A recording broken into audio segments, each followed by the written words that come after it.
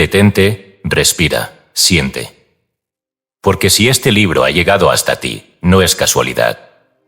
No importa si lo encontraste por azar, si alguien te lo recomendó o si apareció en un momento de duda, de búsqueda o de revelación, has sido llamado. No por mí, ni por una voz externa, sino por esa parte de ti que ya sabe, que ya recuerda, que ya está lista. Este libro no es un texto más. No es una recopilación de frases bonitas, ni un manual de autoayuda, ni una sucesión de ideas motivacionales. Es un mapa oculto, una corriente vibratoria condensada en palabras, un legado vivo que atraviesa siglos de silencio para llegar hasta tu conciencia. Aquí se reúnen enseñanzas que fueron perseguidas, códigos que se velaron, principios que han transformado la vida de quienes osaron mirar más allá del velo. Pero lo más importante es que no fueron escritos para el pasado, sino para ti. Para ahora. Tanto si eres nuevo en el camino de la metafísica, como si ya llevas años recorriendo senderos espirituales, algo en estas páginas te tocará, te confrontará, te encenderá. Porque este no es un libro que se lee con los ojos. Es un libro que se escucha con el alma. Y el alma reconoce la verdad sin necesidad de argumentos. Aquí encontrarás la voz de Hermes, murmurando que el todo es mente y que tú eres su reflejo.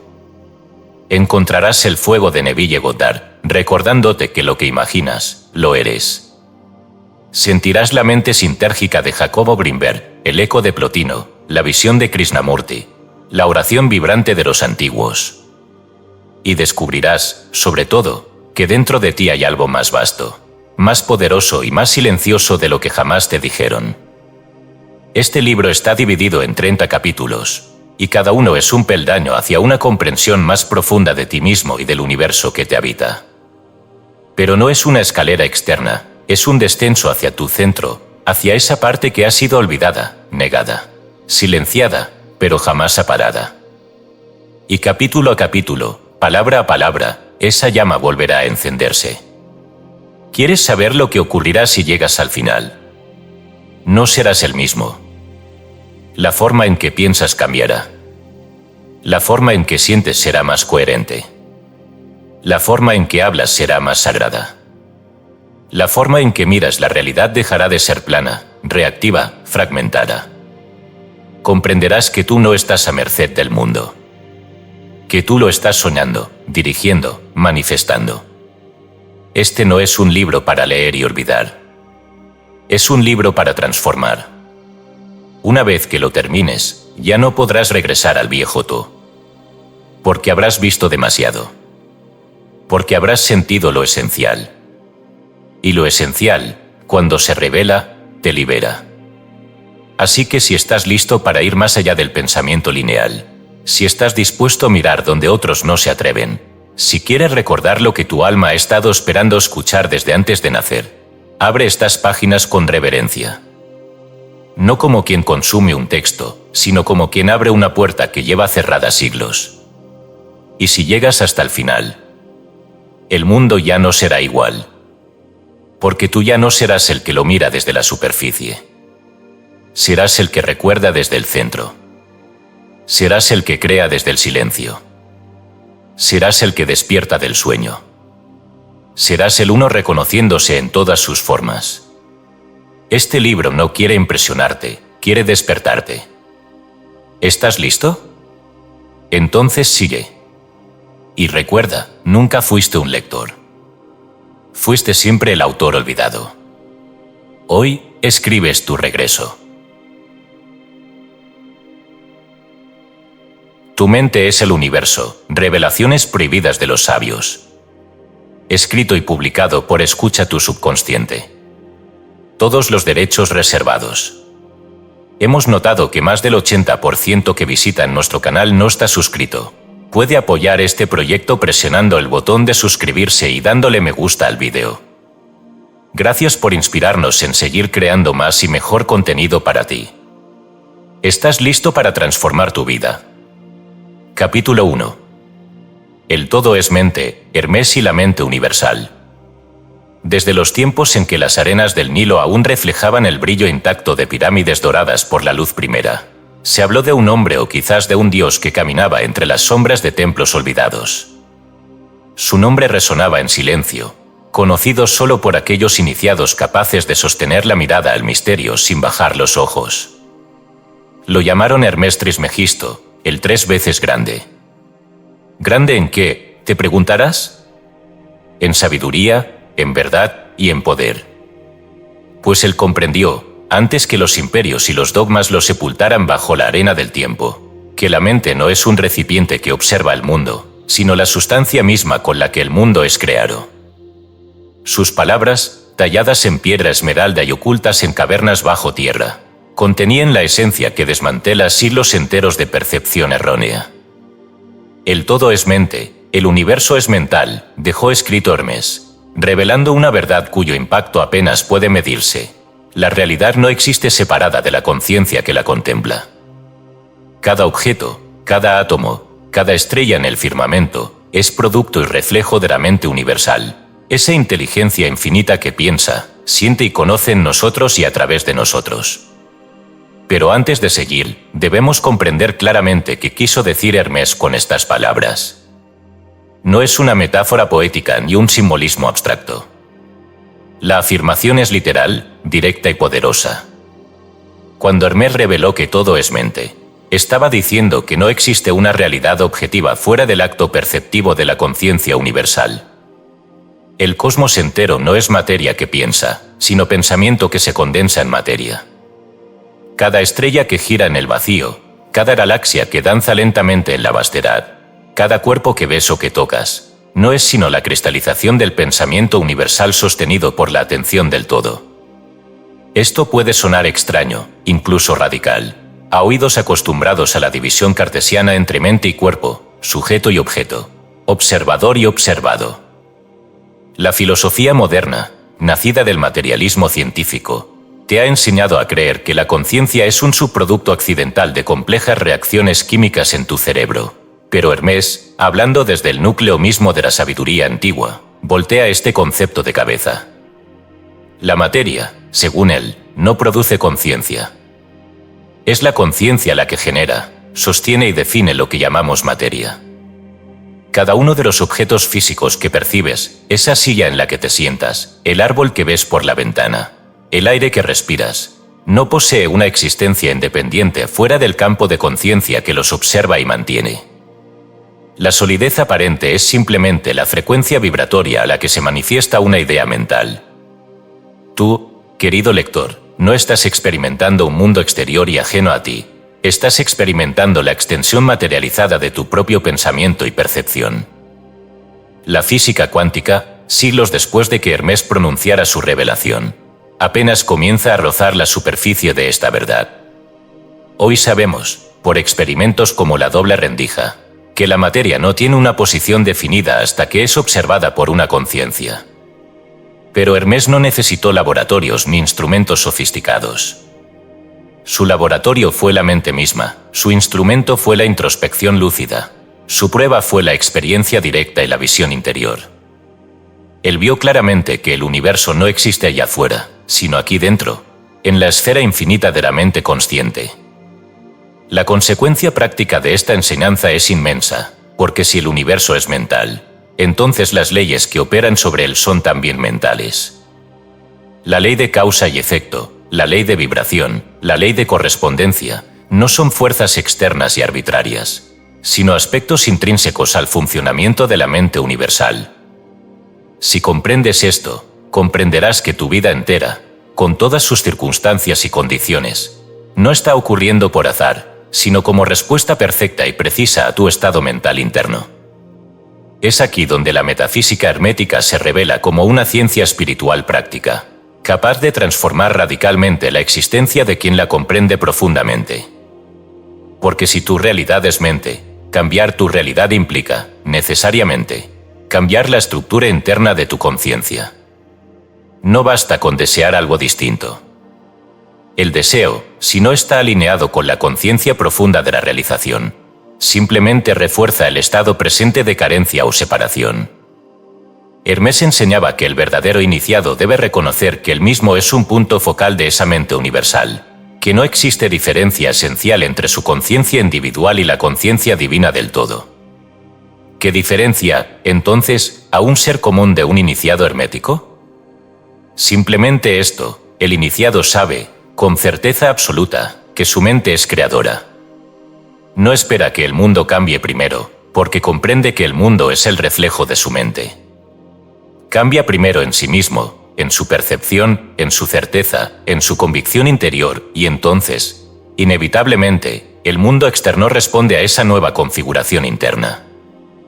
La gran barrera que separa al hombre dormido del hombre despierto, al profano del iniciado, al esclavo mental del maestro espiritual, es la creencia ilusoria de que la realidad existe independientemente de la conciencia. La mayoría de los humanos experimentan su vida como víctimas del azar, sujetos a circunstancias externas que creen fuera de su control. Pero el iniciado hermético reconoce que cada circunstancia es un estado mental cristalizado, que cada evento en su vida es la respuesta exacta a lo que ha aceptado como verdadero en su mente profunda. ¿Te das cuenta del poder que yace oculto en esta comprensión? No es un poder mágico en el sentido infantil del término, es un poder espiritual real y profundo. Un poder que implica responsabilidad absoluta sobre lo que se acepta y sostiene mentalmente como verdad. Este poder no puede delegarse, ni culparse, ni evadirse. Es el poder supremo del reconocimiento, saber que tu conciencia no es efecto, sino causa, no es reflejo, sino luz original. Cada vez que piensas, no estás simplemente imaginando. Estás sembrando semillas en el terreno fértil de la conciencia universal. Cada sentimiento que sostienes es como una onda vibratoria que moldea la sustancia mental invisible y la conduce hacia la manifestación visible. Por eso Hermés insiste en la importancia absoluta del pensamiento consciente, de la vigilancia mental y emocional, del cultivo constante del estado mental que uno quiere experimentar en la realidad exterior. Pero no te confundas, esto no significa que controlarás el universo con tu mente limitada. Tu mente individual, cuando cree estar separada, pierde su poder verdadero.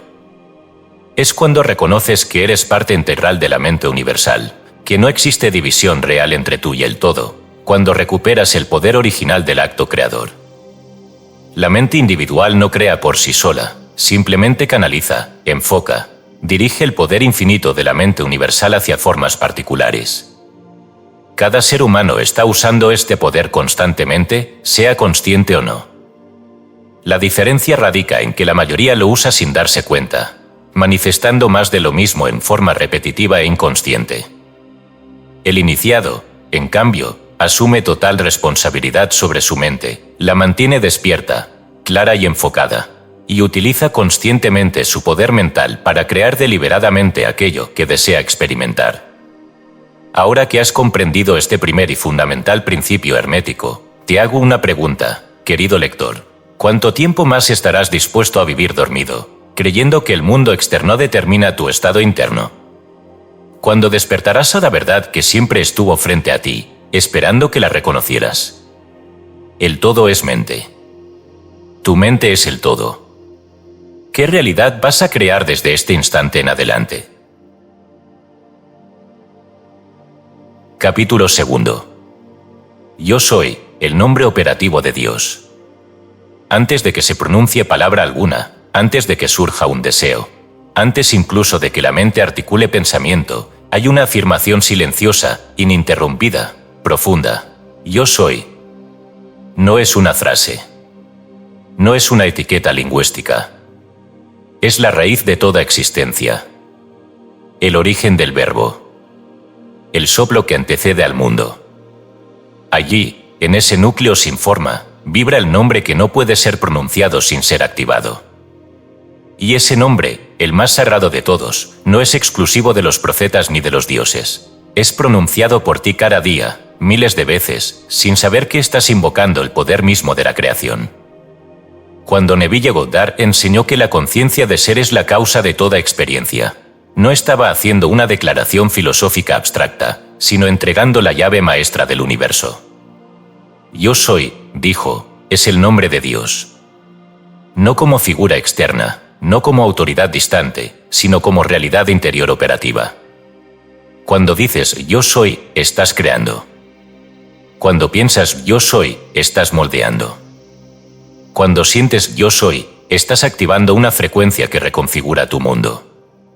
Pero lo haces, casi siempre, sin darte cuenta. Ese es el olvido original, usar el nombre sin saber su poder. Neville, al igual que Hermes, comprendió que la mente es el todo, pero fue más allá al señalar que esta mente universal opera a través de cada individuo mediante la autoconciencia. No basta con saber que todo es mente. Es necesario reconocer que tu mente, tal como la usas ahora, es la sede en la que Dios se convierte en mundo. Tú no eres un cuerpo que tiene conciencia. Eres conciencia que ha asumido la experiencia de un cuerpo. Y esa conciencia tiene una firma, un pulso, una vibración primaria, el yo soy. Es aquí donde se revela el secreto más profundo del acto creador. Nada puede manifestarse en tu vida si antes no ha sido afirmado, sentido o asumido por tu conciencia como parte de tu identidad. No basta con desear ser rico, sano, libre, amado. Si dentro de ti sigues repitiendo yo soy pobre, yo soy enfermo, yo soy víctima, entonces eso es lo que el universo reflejará invariablemente. Porque el universo no responde a tus deseos superficiales, sino a tu estado de ser. Y ese estado se expresa en la manera en que completas la frase, yo soy. Este principio es tan absoluto que se convierte en ley espiritual. Todo lo que sigue a la afirmación yo soy comienza a tomar forma en el campo de lo visible. Porque el universo es vibración, y la vibración más poderosa es la que emite tu identidad. No aquello que piensas de manera transitoria, sino aquello que aceptas como verdadero sobre ti. En ese sentido, toda oración, toda visualización, toda meditación, todo ritual, todo decreto, todo sistema de espiritualidad o de magia tiene un único propósito, alterar el contenido de tu yo soy. ¿Quieres saber qué estás creando? Observa que sigue habitualmente en tu mente después del yo soy. Esa frase, repetida silenciosamente en los pliegues de tu pensamiento, es la semilla desde la cual brotan tus experiencias. Si tu mundo te parece un campo estéril, no culpes a la tierra ni al clima. Revisa la semilla que has estado sembrando. Porque el universo no distingue entre afirmaciones positivas o negativas, entre justas o injustas, entre racionales o absurdas. Solo reconoce vibraciones. Y el yo soy es la vibración raíz desde la cual todas las demás se organizan. Neville insistía, no estás tratando de convertirte en lo que deseas. Ya lo eres. La conciencia no crea transformándose en algo nuevo. Crea asumiendo como real aquello que ya existe como posibilidad en su interior. Si te sientes próspero, ya estás creando prosperidad. Si te sientes sano, ya estás convocando salud. Si te sientes amado, ya estás habitando el espacio vibratorio del amor. Y si te sientes carente, abandonado, temeroso, sin valor, también estás emitiendo esas realidades al campo. La conciencia no espera. La conciencia no negocia. La conciencia manifiesta. Pero ¿cómo cambiar un yo soy arraigado en la duda, el miedo o el trauma? ¿Cómo transitar de un estado de ser inconsciente a uno creador? La respuesta no está en el esfuerzo mental, ni en la repetición mecánica de afirmaciones vacías. Está en el sentimiento. Porque el lenguaje que comprende la conciencia profunda no es el de las palabras, sino el de la vibración emocional sostenida. Neville lo dijo con claridad, el sentimiento es el secreto. No basta con decir yo soy libre. Hay que sentir la libertad como si ya fuera real, como si el mundo ya respondiera a esa vibración. Hay que habitarla, vestirla, respirar desde ella. Este principio no es una técnica. Es una ley. Y opera constantemente, lo sepas o no. Estás usando el nombre de Dios en vano cada vez que dices yo soy inútil, yo soy débil, yo soy insuficiente, sin reconocer que estás configurando tu universo a través de esas declaraciones. La manifestación no empieza cuando haces un ritual o enciendes una vela. Empieza con la forma en que te nombras a ti mismo. Y termina exactamente donde dejas de asumir la verdad de lo que deseas ser. En las antiguas escrituras, cuando Moisés preguntó a Dios su nombre, la respuesta no fue un título, una categoría o un linaje. Fue una declaración pura de ser: yo soy el que soy. No había más que decir. Porque ese nombre contiene en sí todo lo que fue, es y será. Es el nombre sin forma, porque contiene todas las formas. Es el nombre que vibra detrás del Big Bang, detrás del ADN, detrás de cada galaxia, detrás de cada célula. Y tú, cuando lo pronuncias con conciencia, no estás rezando, estás creando. Por eso Neville no proponía sistemas complejos. No te pedía fe ciega ni afiliación a ninguna religión. Te ofrecía algo más radical, el regreso a tu centro creativo original. Te enseñaba a cerrar los ojos, entrar en silencio y habitar mental y emocionalmente el estado deseado. Visualizar no como fantasía, sino como entrenamiento de la identidad. Dormir en el estado. Despertar en él. Rechazar toda evidencia externa que contradijera tu nuevo yo soy. Y mantenerlo, aun cuando el mundo entero pareciera decirte lo contrario. Porque tarde o temprano, el mundo cede ante la identidad sostenida. El mundo, decía Neville, no es algo que cambia y luego te transforma. Es algo que refleja lo que ya has cambiado dentro. El espejo no sonríe hasta que tú sonríes primero. La causa está siempre adentro. El efecto, afuera. Así de simple. Así de ineludible. Y aquí se encuentra el punto de inflexión. Porque una vez que comprendes esto, ya no puedes culpar, justificar ni esperar. Eres tú. Siempre has sido tú. No tu yo superficial. No tu ego condicionado. Sino tu yo esencial. Ese yo soy que vibra antes de toda historia personal, que late bajo cada rol, que trasciende tu nombre y tus heridas. Ese yo que no es forma, sino presencia. No es pensamiento, sino ser. No es deseo, sino realización. Y cuando accedes a ese estado, cuando lo sostienes, cuando lo afirmas con la totalidad de tu energía emocional, el mundo cambia. No porque tú lo hayas forzado, sino porque has vuelto a tu lugar legítimo como creador consciente. Porque has recordado cómo se mueve la realidad. No con esfuerzo. No con ansiedad. No con lucha. Sino con certeza vibratoria. La fórmula es eterna. Yo soy.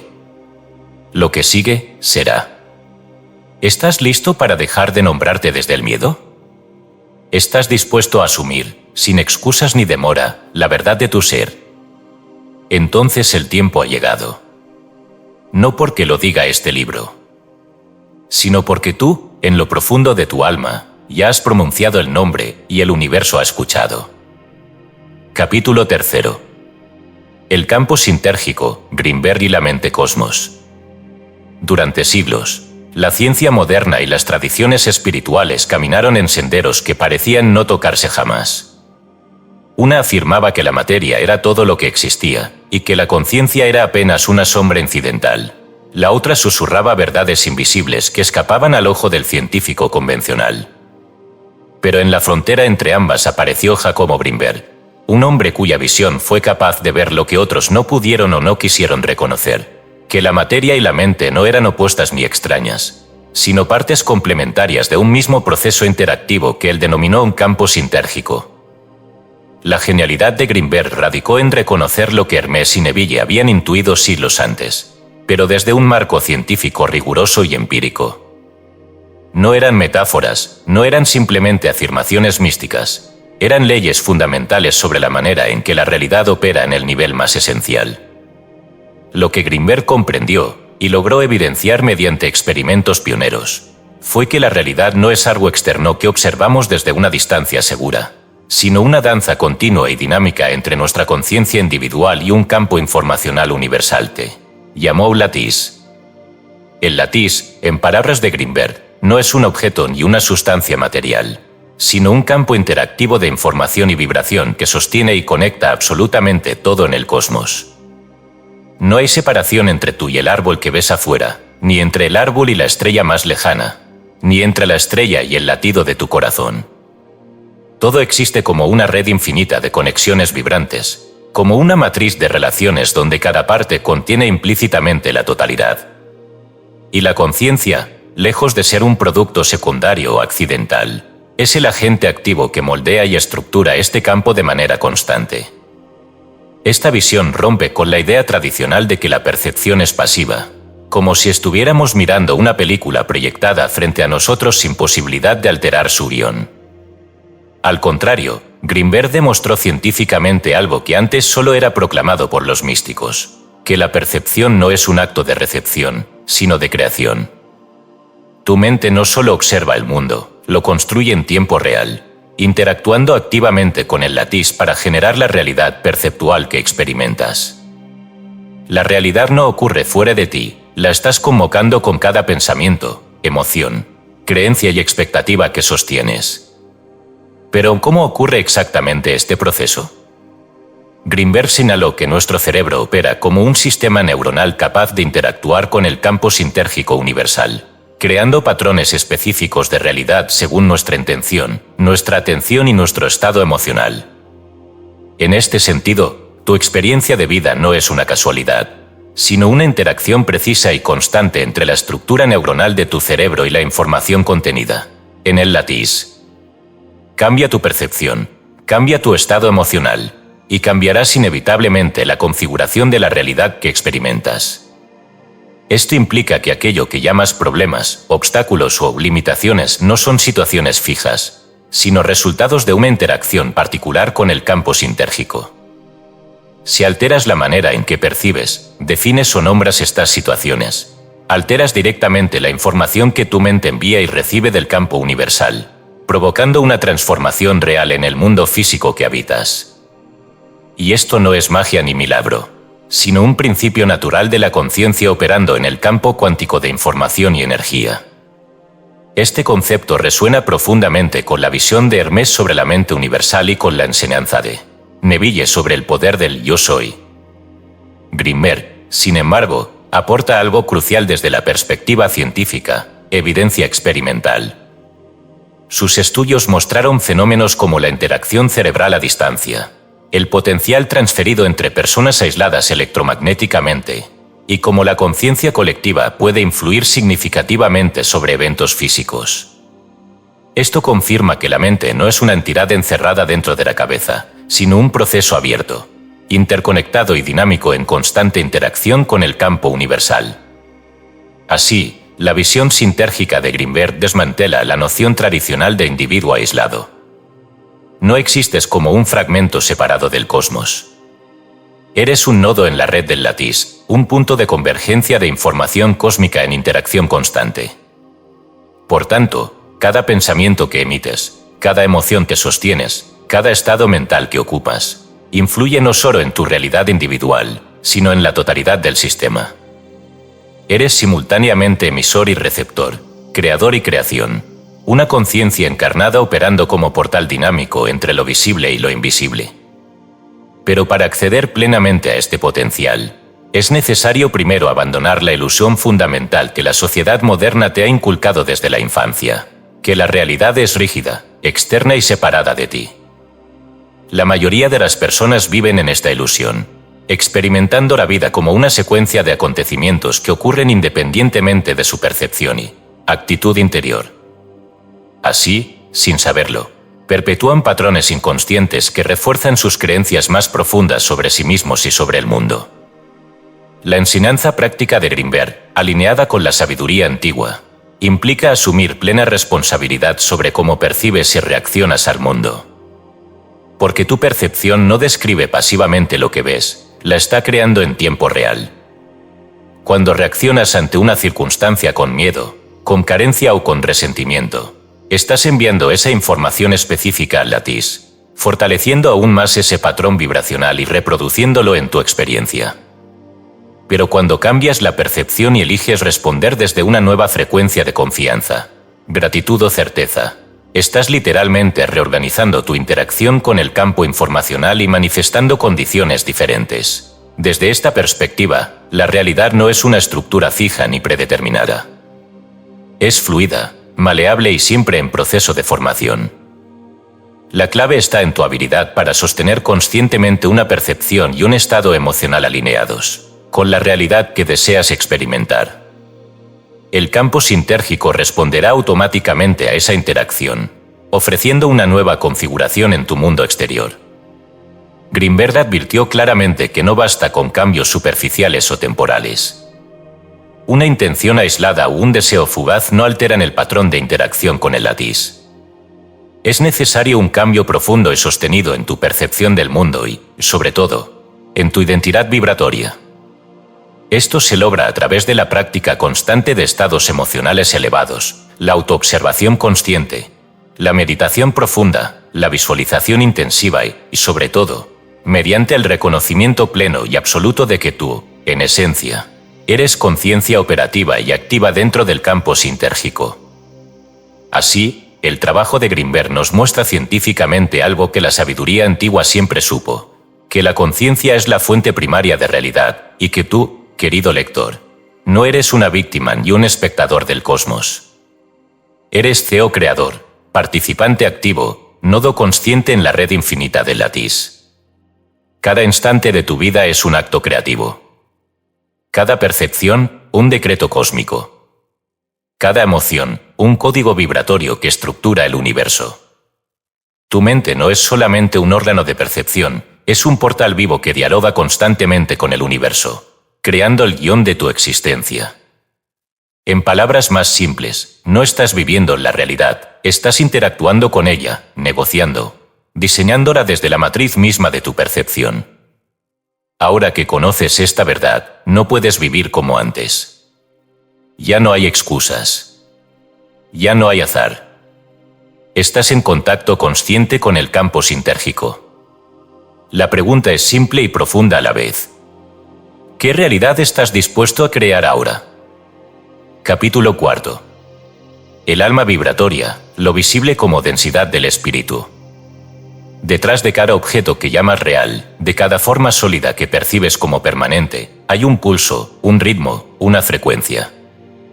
Nada es estático. Nada es inerte. Todo lo que parece materia es, en su raíz más profunda, vibración condensada, espíritu ralentizado, conciencia en pausa para poder experimentarse a sí misma como forma. El alma, antes de ser cuerpo, antes incluso de ser pensamiento, es vibración. Y lo que llamas realidad no es sino una vasta sinfonía de esas vibraciones encontrándose, entrelazándose, descendiendo y ascendiendo en densidad. Plotino, el gran místico neoplatónico, supo intuir esto sin necesidad de ninguna máquina moderna. Para él, el mundo sensible no era más que una sombra del intelecto, y el intelecto una emanación directa del uno. Pero esa sombra no era una negación del ser, sino su expresión más lenta, más densa, más visible. Decía Plotino que todo lo visible es la imagen del invisible, y que la materia no tiene existencia propia, sino que es un eco, una resonancia del alma que se proyecta hacia afuera para poder conocerse. No hay materia en sí. Hay vibración bajando su velocidad hasta volverse perceptible a los sentidos. Las tradiciones orientales corroboran esta verdad con precisión poética. En los Upanishads se afirma que el mundo es tejido por el aliento del Brahman, y en el Tao Te Ching, Lao se declara que lo manifiesto surge de lo inmanifestado, y ambos nacen del misterio. La materia, desde esta perspectiva, no es lo opuesto al espíritu, sino su forma condensada. Lo que ves, tocas y habitas no es un error ni una cárcel, es vibración espiritual coagulado en densidad para permitir la experiencia. Imagina por un instante que todo lo que existe está hecho de luz. Pero no una luz como la de una lámpara o el sol. Una luz invisible, que vibra más allá del espectro perceptible. Esa luz, cuando desciende en frecuencia, se vuelve sonido. Cuando desciende aún más, se convierte en forma. Y cuando se densifica al límite, se vuelve materia. Pero en todos esos niveles, sigue siendo lo mismo, energía consciente modulada por el ritmo. Así como una nota grave y una aguda son, en esencia, vibraciones de distinta frecuencia, así también lo son una montaña y un pensamiento, un árbol y un recuerdo. La diferencia entre ellos es solo el ritmo. El alma, entonces, no está dentro del cuerpo como un prisionero en su celda. El alma es el cuerpo, pero en vibración más alta. Y el cuerpo es el alma, en vibración más baja. No son dos cosas, sino dos grados de densidad en la misma esencia. Lo que llamas espíritu y lo que llamas materia son, en última instancia, extremos de una misma continuidad vibracional. Esta comprensión borra de un solo trazo todas las divisiones artificiales entre lo espiritual y lo físico, entre lo sagrado y lo profano, entre lo eterno y lo temporal. En las tradiciones tántricas del hinduismo y el budismo, se enseña que el universo entero es un mudra de energía, una danza constante entre la conciencia y su manifestación. No hay separación entre el mundo de las formas y el absoluto. Cada gesto, cada objeto, cada sonido es una expresión de la vibración del alma universal. El cuerpo humano es llamado la casa del fuego, y cada órgano, cada hueso, cada célula, es visto como una nota en la sinfonía del ser. Así como una cuerda vibra cuando es pulsada, el alma vibra en distintos planos de existencia, y en cada uno, emite una forma correspondiente. Esta es la base de la alquimia espiritual verdadera. No se trata de convertir plomo en oro físico, sino de transmutar la vibración densa de lo terrenal en la luz del espíritu. El alquimista no trabaja con sustancias externas, trabaja con su percepción, su intención, su estado vibracional.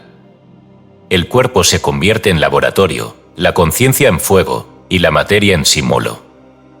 Cada vez que elevas tu pensamiento, que transformas el miedo en confianza, el juicio en compasión, la duda en presencia, estás modificando la vibración de tu campo energético, y por ende, estás cambiando la forma que asume tu mundo. Esto es lo que los sabios antiguos entendían cuando hablaban de ver más allá del velo. El velo no es otra cosa que la percepción limitada que cree que lo visible es lo único real. Pero quien afina su conciencia, quien purifica sus pensamientos, quien enciende el ojo interior, comienza a percibir la vibración detrás de la forma, el pulso detrás del objeto, el espíritu dentro de lo denso. Y entonces el mundo ya no se ve como una prisión, sino como una partitura, donde cada evento, cada encuentro, cada desafío, es una nota en la melodía del alma. Hay un punto en la evolución espiritual donde el buscador ya no desea escapar del mundo, sino penetrarlo con una nueva mirada. Comprende que no necesita huir hacia un cielo abstracto, sino elevar la vibración de lo que ya es. El pan, el vino, el cuerpo, el sexo, el trabajo, el arte, la palabra, todo se convierte en canal para la expresión del espíritu. Y ese cambio ocurre no desde la lógica, sino desde la frecuencia. Cambiar de creencia es útil, cambiar de vibración es transformador. Porque la vibración no miente. Puede recitarse un mantra con la mente, pero si el alma no vibra con él, nada sucede. En cambio, un solo instante de presencia total puede reorganizar por completo el campo vibratorio de un ser humano. Plotino lo sabía.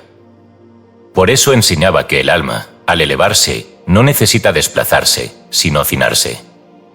La ascensión espiritual no es un viaje en el espacio, sino una sintonización. Así como una radio capta una frecuencia cuando está bien calibrada, el alma accede a niveles más altos de realidad cuando limpia su ruido interno. No se trata de hacer más, sino de vibrar más claro.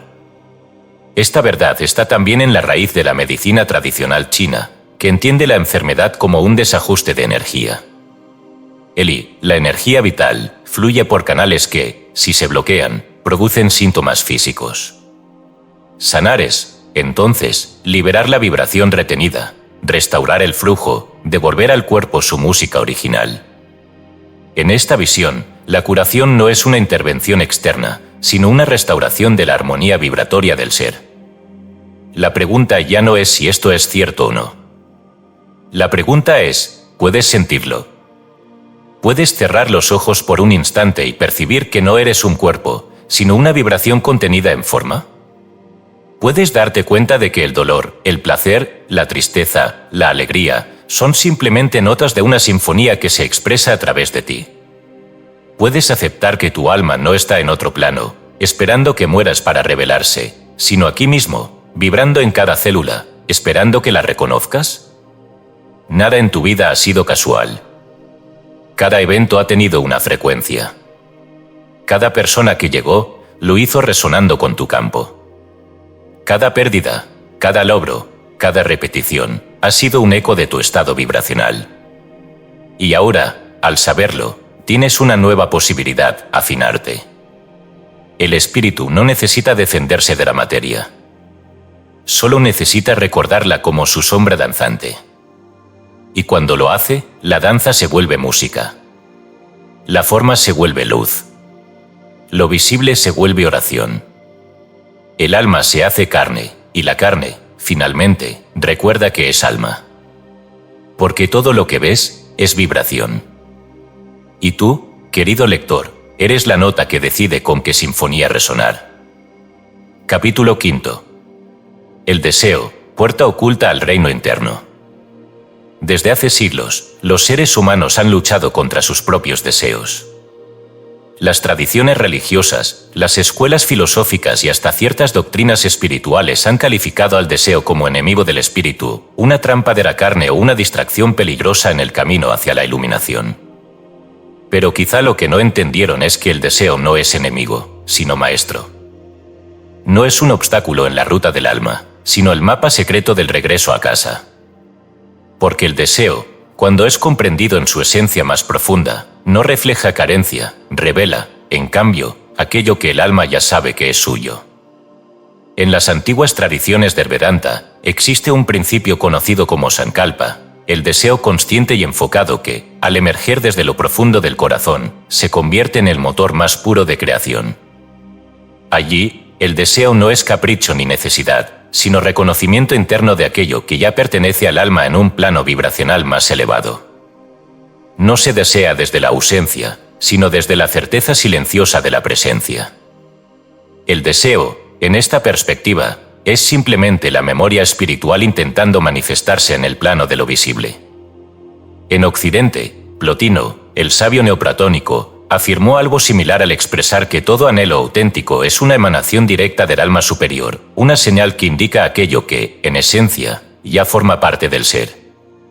Para él, el deseo verdadero nunca podía ser una necesidad del cuerpo, sino un llamado del espíritu hacia sí mismo, una especie de nostalgia divina que guiaba al alma de regreso al uno. De esta manera, Plotino convirtió al deseo en una brújula espiritual, una luz interior que revela el camino hacia la realización completa del ser. ¿Qué ocurriría entonces si dejaras de luchar contra tus deseos y comenzaras a escucharlos atentamente? No con la ansiedad desesperada de quien siente que le falta algo, sino con la serena convicción de quien sabe que está recordando algo que ya existe en su interior. Descubrirías, quizás por primera vez, que lo que tu alma verdaderamente anhela no es posesión, sino reconocimiento, no acumulación, sino expresión auténtica de su verdadera naturaleza.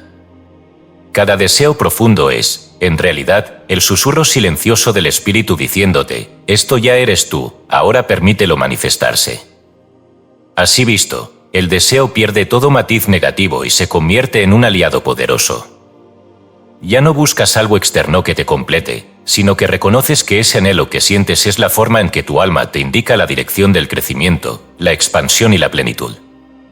No estás pidiendo desde la escasez, sino afirmando desde la totalidad interna. Cada vez que sientes un deseo auténtico, estás tocando un aspecto de tu esencia que espera manifestarse conscientemente en el mundo. El gran maestro sufí, Rumi, expresó bellamente esta verdad al decir: lo que buscas, también te busca a ti. Pero, ¿cómo es posible que aquello que deseas esté buscándote? La respuesta yace precisamente en la naturaleza vibratoria del deseo. No puedes anhelar algo sin que exista, al mismo tiempo, una correspondencia energética en tu interior que ya resuena con aquello que deseas. En otras palabras, el simple hecho de desear algo profundamente es la prueba inequívoca de que esa realidad ya existe en ti, aunque en forma no manifiesta. Tu tarea entonces no es conseguirla afuera, sino reconocerla y permitirle expresarse desde tu centro. Neville Goddard, cuyo entendimiento profundo del deseo transformó radicalmente la espiritualidad moderna, enseñó incansablemente que desear no es ansiar una posibilidad lejana, sino recordar algo que ya está completado en un plano superior de conciencia. Cuando decía: el deseo es la palabra de Dios, hablando en ti, estaba señalando exactamente eso, que no deseas desde la ausencia, sino desde la plenitud. El deseo no es un vacío esperando llenarse, es un potencial espiritual esperando manifestarse en forma concreta. Desde esta perspectiva, el deseo no puede ser egoísta, banal o trivial. Es siempre sagrado, en la medida que refleja honestamente tu esencia interior. Si tu deseo proviene de la honestidad de tu corazón, entonces no puede desviarte, porque su función es precisamente mantenerte alineado con el propósito más profundo de tu alma.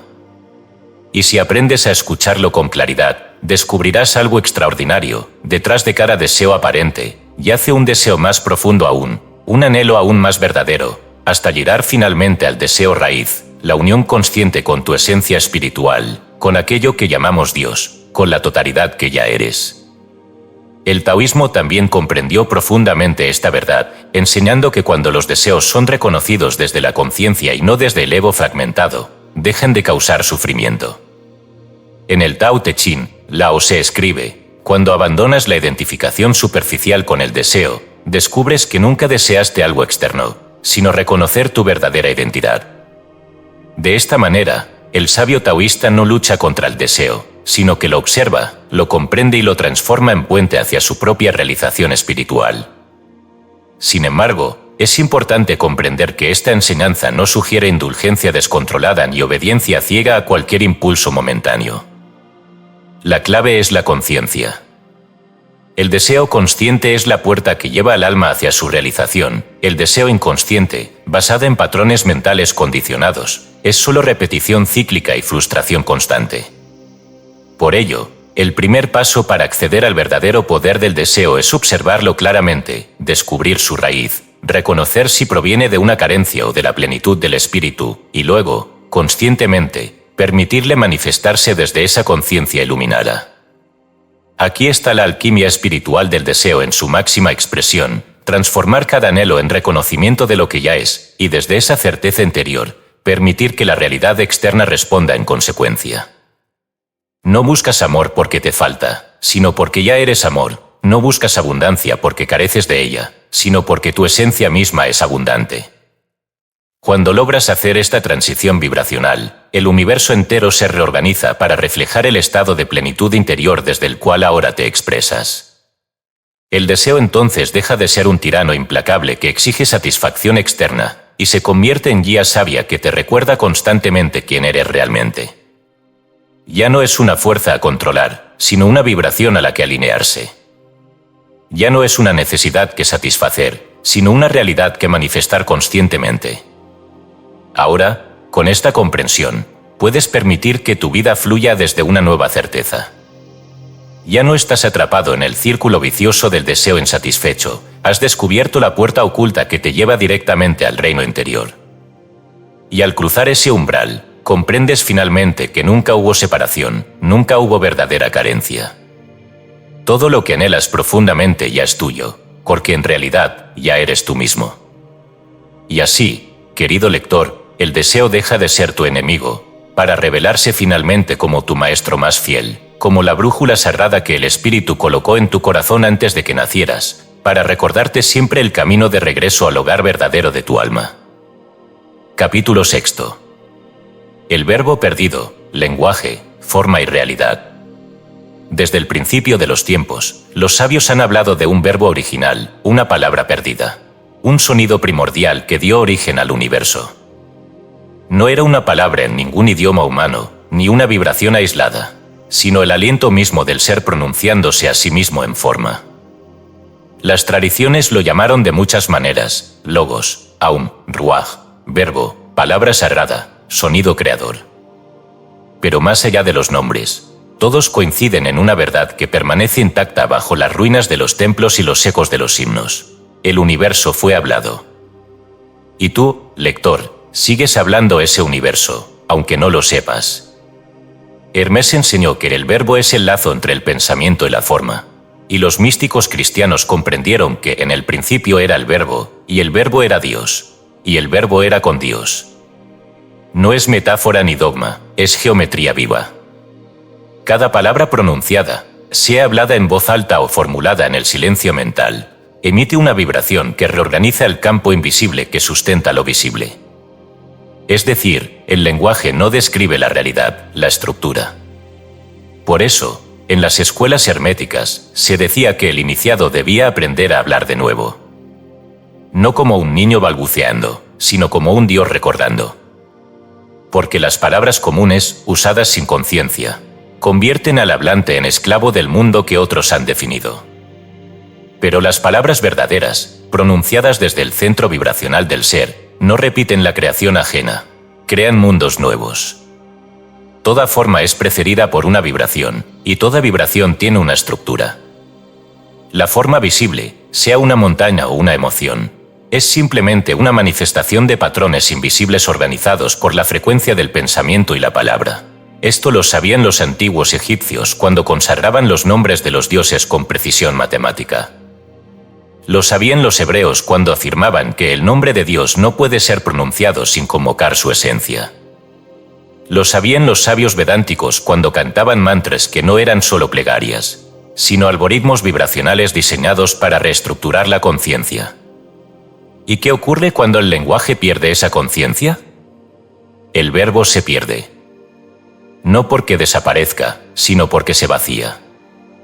Las palabras, repetidas sin alma, se vuelven ruido. Las frases, pronunciadas sin presencia, se tornan cárceles. El ser humano moderno ha sido entrenado para hablar desde la desconexión, para nombrar desde la costumbre, para declarar desde la limitación. Así, sin saberlo, ha convertido el lenguaje en un espejo roto que refleja una realidad fragmentada. Pero el verbo no está muerto. Solo está dormido en tu garganta, esperando que lo pronuncies de nuevo desde el alma. Para ello, es necesario recuperar la dimensión sagrada del lenguaje. Entender que cada palabra es una geometría. Que cada oración es una arquitectura vibracional que moldea el éter. Que cada afirmación que haces sobre ti mismo, sobre el mundo, sobre los demás, es un hechizo silencioso que imprime estructuras en el campo de lo real. Por eso Neville Goddard insistía tanto en vigilar el diálogo interno. Porque no hay palabra inocente. Todo lo que repites en la intimidad de tu mente está diseñando la forma de tu mundo. La cábala hebrea, por ejemplo, no era simplemente una técnica de numerología esotérica. Era una ciencia sagrada que entendía que cada letra, cada nombre, era una frecuencia específica que conectaba mundos. El hebreo no era solo un idioma, era un código. Decir YHWH no era nombrar a Dios, era invocar una vibración que estructuraba la realidad de acuerdo con el patrón divino. Lo mismo ocurría en la tradición sánscrita, donde cada mantra resonaba en los chakras y tenía un efecto preciso sobre la conciencia y el cuerpo energético. Incluso en los mitos más antiguos, esta verdad se insinúa. En la cosmogonía egipcia, Ta crea el mundo no con las manos, sino con el corazón y la lengua. Piensa desde el centro y pronuncia desde la boca. Así, el universo no es fabricado, es hablado. En el Popol Vuh de los mayas, los dioses crean al hombre a través del consejo y la palabra, y solo cuando nombran correctamente a la humanidad, ésta puede permanecer. En cada mito, el patrón se repite, el lenguaje no es un accesorio del arma, es su herramienta más poderosa. Hoy, sin embargo, hemos olvidado. Hablamos sin cuidado.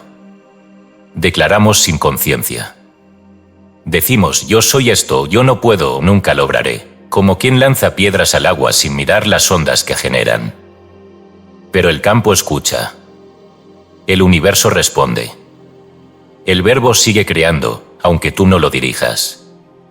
Esa es la gran tragedia y, al mismo tiempo, la gran posibilidad. Estás creando con cada palabra. ¿Te des cuenta o no? Por eso el verdadero iniciado cuida su verbo como un jardinero cuida su tierra. No porque tema castigos divinos, sino porque sabe que su realidad depende de la semilla que siembra con la palabra. Habla poco, pero habla con poder. Nombra con precisión. Afirma solo lo que desea manifestar. Corrige su lenguaje no por moralidad, sino por conciencia vibracional. Y sobre todo, no profana su yo soy con afirmaciones que contradigan su divinidad. El verbo es geometría. Y la geometría es vibración organizada. Cada vez que dices una palabra, estás trazando líneas invisibles en el campo cuántico. Estás ordenando partículas, agrupando frecuencias, dibujando futuros. Esta comprensión no es poética, es operativa. Implica que puedes rediseñar tu vida empezando por rediseñar tu forma de hablar. Puedes invocar la abundancia con una sola palabra verdadera. Puedes abrir portales con una oración sentida. Puedes restaurar tu cuerpo con una frase limpia de duda. Puedes reconfigurar tu destino pronunciando lo no dicho con presencia total. ¿Dónde está entonces el verbo perdido? En cada frase que aún no has dicho con el alma. En cada yo soy que has pronunciado con miedo y que ahora puedes redimir con certeza. En cada palabra cotidiana que puedes volver sagrada simplemente recordando que el lenguaje es la forma más directa de energía consciente manifestada. El logos no fue un acto único del pasado. El verbo sigue vibrando, sigue hablando, sigue creando. Y tú, como microcosmos del todo, sigues hablando a universos sin saberlo. Ha llegado el momento de recordar. Ha llegado el momento de hablar de nuevo. Pero no desde la mente. Desde el centro. Desde el lugar donde cada palabra es oración y cada silencio es templo. Porque si el mundo fue creado con el verbo, el nuevo mundo nacerá con tu voz. Cuando hables, al fin, como un Dios. Capítulo 7. El rostro del observador, autoconciencia y manifestación. Imagina por un instante que llevas toda la vida mirando al mundo a través de una ventana. Todo lo que has visto, tocado, amado o temido ha sido observado desde ese lugar detrás del cristal. Jamás se te ocurrió preguntarte quién observa, ni cuál es la verdadera naturaleza del observador. Solo mirabas, reaccionabas, vivías desde el reflejo que el mundo te ofrecía. Pero un día, por razones que no puedes explicar del todo, giraste la mirada hacia adentro, y en lugar del mundo, encontraste un rostro silencioso que observaba sin parpadear, el rostro del observador. Ese rostro no es tu cara física. No es tu nombre, tu historia o tus emociones. Es la pura presencia que mira, la conciencia que atestigua, el centro desde el cual surge cada acto perceptivo. Pero descubrir ese rostro no es sencillo. El maestro Gurdjieff decía que la mayoría de las personas viven en un estado de sueño continuo, creyendo que son libres cuando en realidad solo repiten patrones inconscientes. Decía también que, para despertar de ese sueño, uno debe desarrollar algo extremadamente escaso en el ser humano ordinario, autoconciencia. La autoconciencia no es simplemente saber quién eres o qué piensas. Es algo mucho más profundo. Es la capacidad constante y lúcida de observarte mientras vives, de ser consciente del proceso mismo de observar, pensar, sentir y actuar. No basta con saber qué estás haciendo, debes verte hacerlo. No basta con reconocer tus pensamientos, debes observar al pensador mismo. Esta capacidad, que parece sutil, es la clave absoluta para la manifestación consciente. Porque no puedes crear deliberadamente tu realidad si no eres consciente, primero, de quien la está creando. Esto que parece sencillo es, en realidad, una de las tareas más difíciles que existen. Vivimos distraídos. Pensamos automáticamente. Sentimos emociones que creemos nuestras, pero que en realidad son respuestas condicionadas. Gurdjieff afirmaba que el ser humano promedio no piensa, es pensado por sus hábitos, por sus emociones no resueltas, por las voces internas heredadas del pasado. Cree que está decidiendo, pero en realidad está siendo decidido por sus programaciones. Para salir de esta prisión invisible, debe aprender a mirarse desde fuera, a observarse como quien observa un objeto externo. Este acto, aparentemente pequeño, tiene un poder revolucionario absoluto. Porque en el momento en que logras verte como observador separado de tu historia personal, empiezas a recuperar el poder sobre ella. Ya no eres víctima de tus circunstancias, sino testigo consciente que puede intervenir, cambiar, reconfigurar. En términos metafísicos, este observador consciente es quien moldea la realidad. Sin su activación, solo reproduces automáticamente las condiciones que aprendiste o heredaste. ¿Por qué ocurre esto? Porque el universo responde siempre a la conciencia dominante en el observador. Si tu conciencia es fragmentada, dispersa o inconsciente, tu mundo lo reflejará inevitablemente. Pero si despiertas al observador consciente dentro de ti, el universo entero empieza a responder a una nueva señal. Es como si por primera vez encendieras una lámpara que antes estuvo apagada. Ahora puedes iluminar el área de tu vida que desees transformar, y esa luz consciente cambia automáticamente la estructura misma de tu realidad. La manifestación deliberada requiere esta conciencia despierta. No es suficiente desear intensamente ni afirmar frases positivas. Es necesario saber, con claridad absoluta, quién está deseando y quién está afirmando. Si lo haces desde la inconsciencia, el universo escucha una señal confusa y devuelve resultados igualmente confusos. Pero si lo haces desde la lucidez del observador consciente, la respuesta cósmica es inmediata y precisa. Esta es la razón por la cual las enseñanzas metafísicas tradicionales, incluyendo las de Neville Goddard o Hermes Trismegisto, insisten en la importancia de la atención consciente. Neville repetía constantemente que la conciencia es la única realidad, precisamente porque sin ella, nada puede ser deliberadamente manifestado. Hermes afirmaba que todo es mente, pero la mente debe estar despierta y consciente para poder crear con precisión. Gurdjieff, por su parte, estableció métodos concretos para despertar este observador interno. Sus técnicas, basadas en la autoobservación rigurosa y en la atención continua sobre uno mismo, tenían un único objetivo: romper el sueño mecánico en el que vive el ser humano promedio. Según él, sin autoobservación no hay autoconciencia, y sin autoconciencia no hay libertad real. Esta libertad no es abstracta, es la capacidad concreta y operativa de modificar tu realidad a partir de tu estado interno. Cuando empiezas a observarte continuamente, descubres patrones repetitivos que no veías antes, reacciones emocionales automáticas, pensamientos compulsivos, creencias limitantes profundamente arraigadas. Descubres también algo aún más poderoso, que tú no eres esos patrones. Eres quien observa esos patrones. Y en esa simple observación, ellos pierden poder sobre ti. Porque el poder del inconsciente radica en tu ignorancia de su existencia. Una vez revelado, puedes elegir conscientemente una respuesta diferente. Así, el proceso de manifestación consciente comienza primero con una mirada hacia adentro. Debes descubrir claramente que estás observando en tu interior, porque eso determina exactamente lo que verás afuera.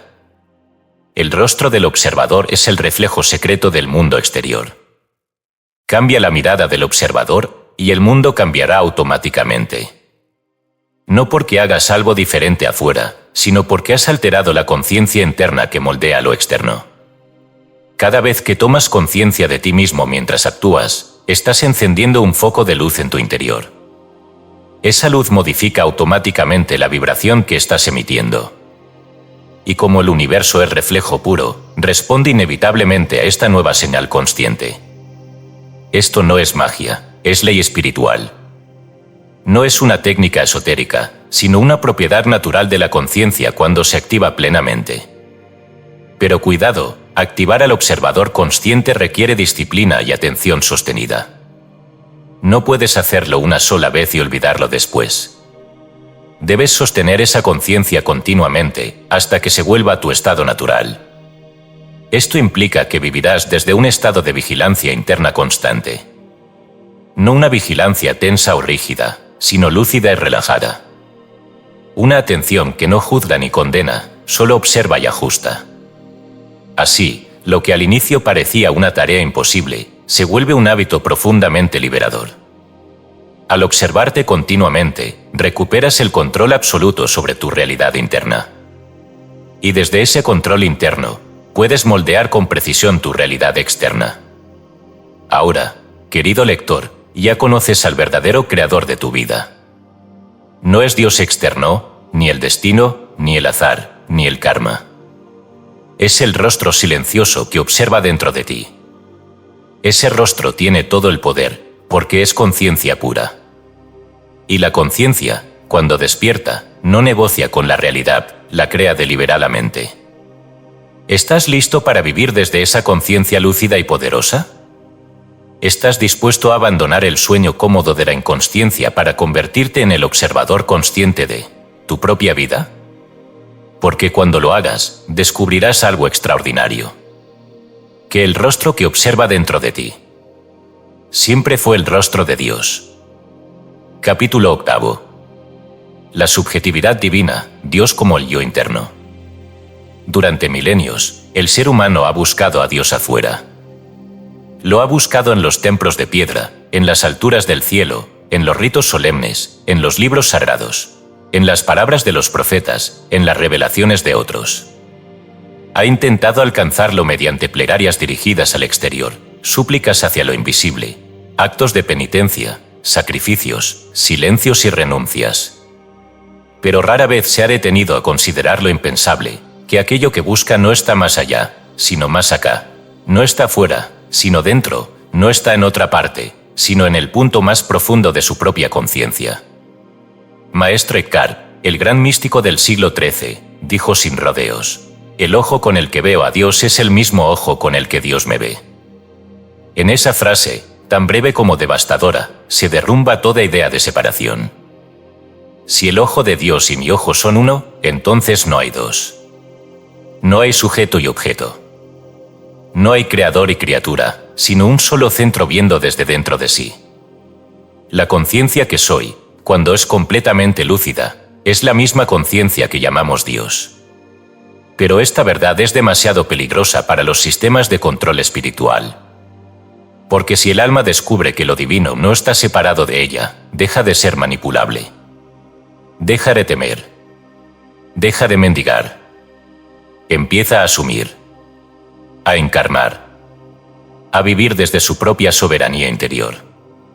Por eso esta enseñanza ha sido perseguida, malinterpretada o escondida detrás de capas simbólicas. Sin embargo, nunca ha dejado de resonar en los corazones de aquellos que, sin necesidad de intermediarios, se han atrevido a entrar en lo más profundo de sí mismos. San Juan de la Cruz, otro gigante del misticismo cristiano, escribió en medio de su noche oscura: entré donde no supe, y quedé no sabiendo, toda ciencia trascendiendo donde entró. En el alma profunda, en la cámara interna donde ya no hay palabras ni imágenes, donde el yo se funde con la presencia. Allí no encontró un Dios separado, sino una vivencia directa, sin intermediación, del ser que lo habita todo. En ese silencio, Dios no se revela como figura externa, sino como el núcleo mismo del ser. No se oye una voz, no se ve una imagen. Solo queda una certeza: yo soy, y eso basta. Este Dios no necesita tronos ni rayos ni castigos. No tiene forma, porque es la raíz de todas las formas. No tiene nombre, porque es el aliento que nombra. No está en el cielo, porque el cielo está en él.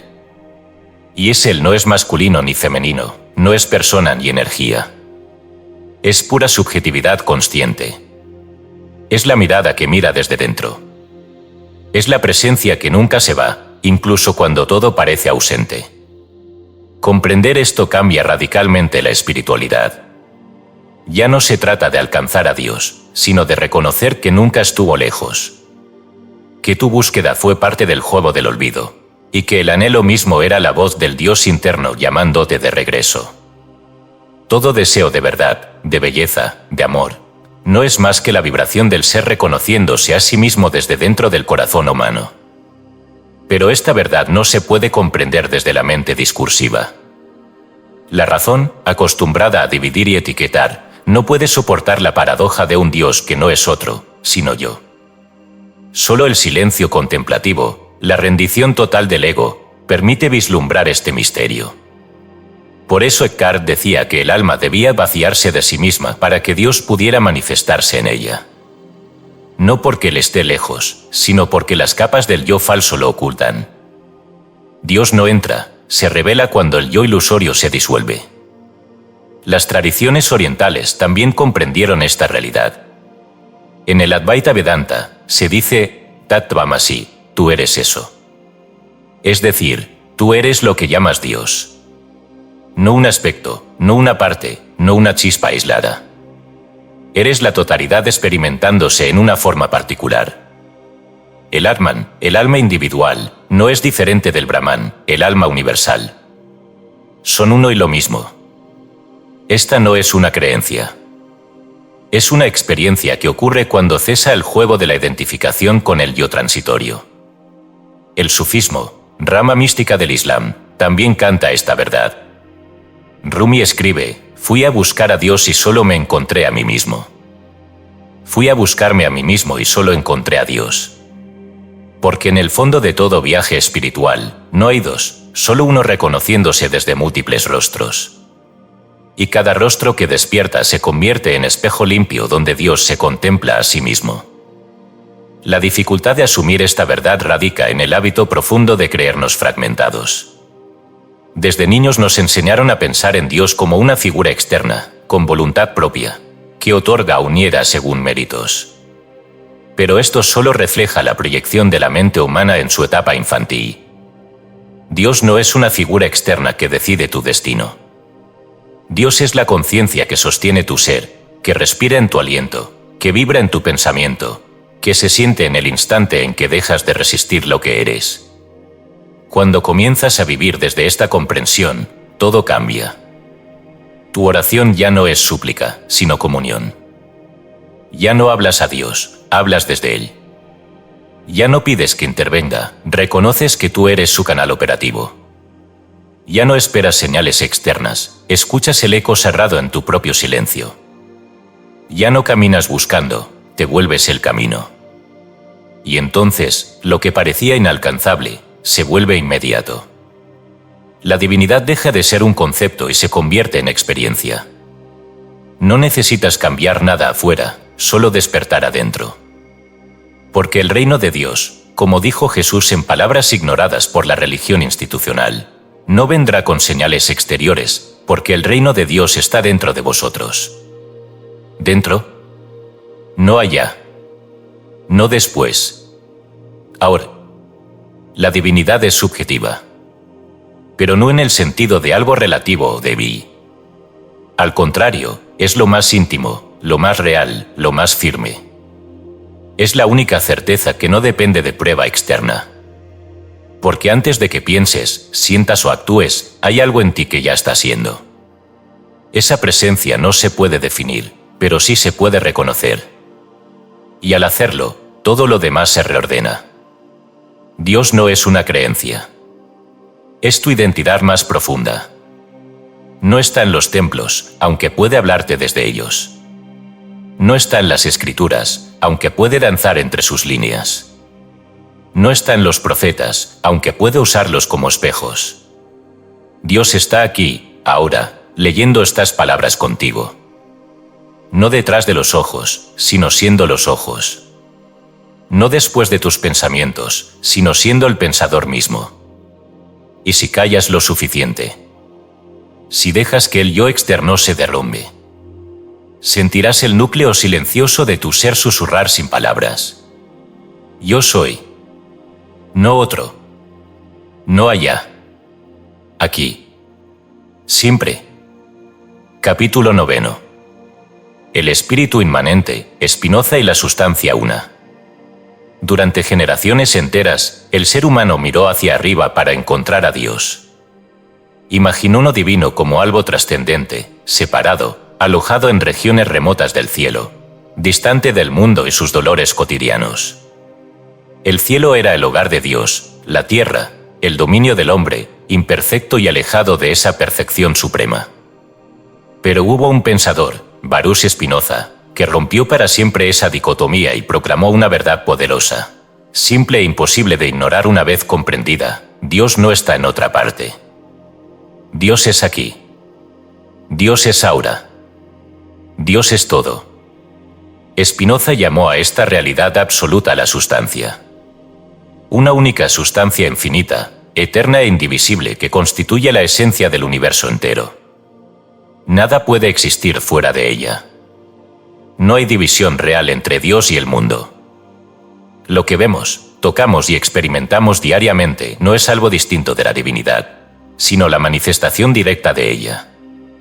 Esta sustancia única tiene infinitos atributos, pero conocemos principalmente dos: el pensamiento y la extensión. Dicho de otro modo, mente y materia, espíritu y forma, son dos expresiones de una misma realidad divina. Así, lo divino no está más allá de la materia, lo divino es la materia misma, y también el pensamiento que la percibe. No hay nada que pueda ser llamado profano, porque cada átomo es expresión directa de la sustancia divina. Esta comprensión radical disuelve toda distinción artificial entre lo sagrado y lo cotidiano. Dios no solo habita en templos, sino en cada objeto que tus ojos pueden percibir. Está en la piedra, en el árbol, en el animal, en el ser humano, en la estrella y en el grano de arena. Está en cada pensamiento que piensas, en cada respiración que tomas, en cada latido del corazón. Dios es la estructura misma de la existencia, la realidad inmediata en la que todos vivimos, nos movemos y tenemos nuestro ser. Spinoza entendía que esta visión podría parecer herética o peligrosa para quienes mantenían la separación entre lo humano y lo divino. De hecho, fue condenado y excluido por expresar esta verdad con claridad absoluta. Pero más allá del juicio humano, su pensamiento sigue resonando como una campana de lucidez espiritual que no puede ser acallada. Porque lo que Spinoza reveló no fue una teoría abstracta, sino una vivencia directa, la conciencia profunda y clara de que no existe otra realidad más allá de Dios mismo, manifestado en infinitas formas. Lo que llamamos universo no es, entonces, un lugar en el que Dios actúa de vez en cuando mediante milagros. El universo es el cuerpo mismo de Dios, la forma visible de su existencia infinita. En este cuerpo universal, todo lo que ocurre es una expresión directa y natural del poder divino. No hay azar ni error. No hay castigo ni recompensa. Solo hay la ley perfecta de la sustancia divina expresándose a sí misma en cada momento. Y cada uno de nosotros es un modo particular, único e irrepetible, en que Dios se expresa. Desde esta perspectiva, la espiritualidad deja de ser un intento por escapar del mundo para alcanzar lo divino, y se convierte en la aceptación plena y consciente del mundo como ya divino. La vida cotidiana no es una prueba ni un castigo, sino la oportunidad constante de reconocer la divinidad en cada aspecto del existir. El acto más simple, comer, caminar, hablar, dormir, trabajar, es tan sagrado como la plegaria más solemne, si se hace desde la conciencia profunda de esta verdad. Spinoza escribió que el mayor bien al que puede aspirar un ser humano es la comprensión de Dios como sustancia universal, porque desde esa comprensión fluye automáticamente la libertad absoluta. Ya no eres esclavo de dogmas externos ni víctima de fuerzas misteriosas. Eres participante consciente en la realidad divina, un modo activo en el que Dios se conoce a sí mismo. No tienes que mendigar ayuda divina desde afuera, porque no hay afuera. La ayuda, la guía, la fuerza, vienen del reconocimiento consciente de tu unidad esencial con la sustancia infinita. La verdadera oración, en este contexto, ya no es súplica sino reconocimiento. No pides desde la separación, afirmas desde la unidad. No suplicas que Dios intervenga, porque Dios ya está actuando plenamente en todo lo que sucede. Tu tarea no es forzar la realidad a cambiar, sino reconocer que cada aspecto de la realidad es expresión directa de la divinidad. Desde esa claridad profunda, el mundo exterior empieza automáticamente a reflejar una armonía superior, no porque haya cambiado mágicamente, sino porque tú has despertado la visión divina dentro de lo cotidiano. En la tradición oriental, especialmente en el hinduismo y en el budismo, se enseña una verdad similar a la de Spinoza. El Brahman no es un Dios externo, sino la sustancia infinita e inmutable que permea todo. Samsara y Nirvana no son dos realidades distintas, sino dos percepciones diferentes de la misma realidad única. Para el iluminado, lo cotidiano es tan sagrado como lo trascendente, porque todo es manifestación del mismo principio eterno. En el taoísmo también aparece esta visión, cuando Lao Tse dice, el Tao es todo lo que existe y todo lo que no existe. El Tao fluye en todo y todo fluye en el Tao. Nada queda fuera de esta realidad absoluta. Cada instante es la expresión perfecta y necesaria del Tao, al igual que para Spinoza. Cada instante es la expresión perfecta y necesaria de la sustancia divina. Esta comprensión, cuando se vive plenamente, produce un estado de calma absoluta. No una calma pasiva o indiferente, sino una calma lúcida que surge de saber profundamente que no hay nada que temer. No hay enemigo externo, porque todo es Dios. No hay lucha contra la realidad, porque la realidad ya es divina. Solo queda el gozo sereno de reconocer la unidad absoluta en cada cosa que experimentas. Así, querido lector, no necesitas huir del mundo para encontrar a Dios.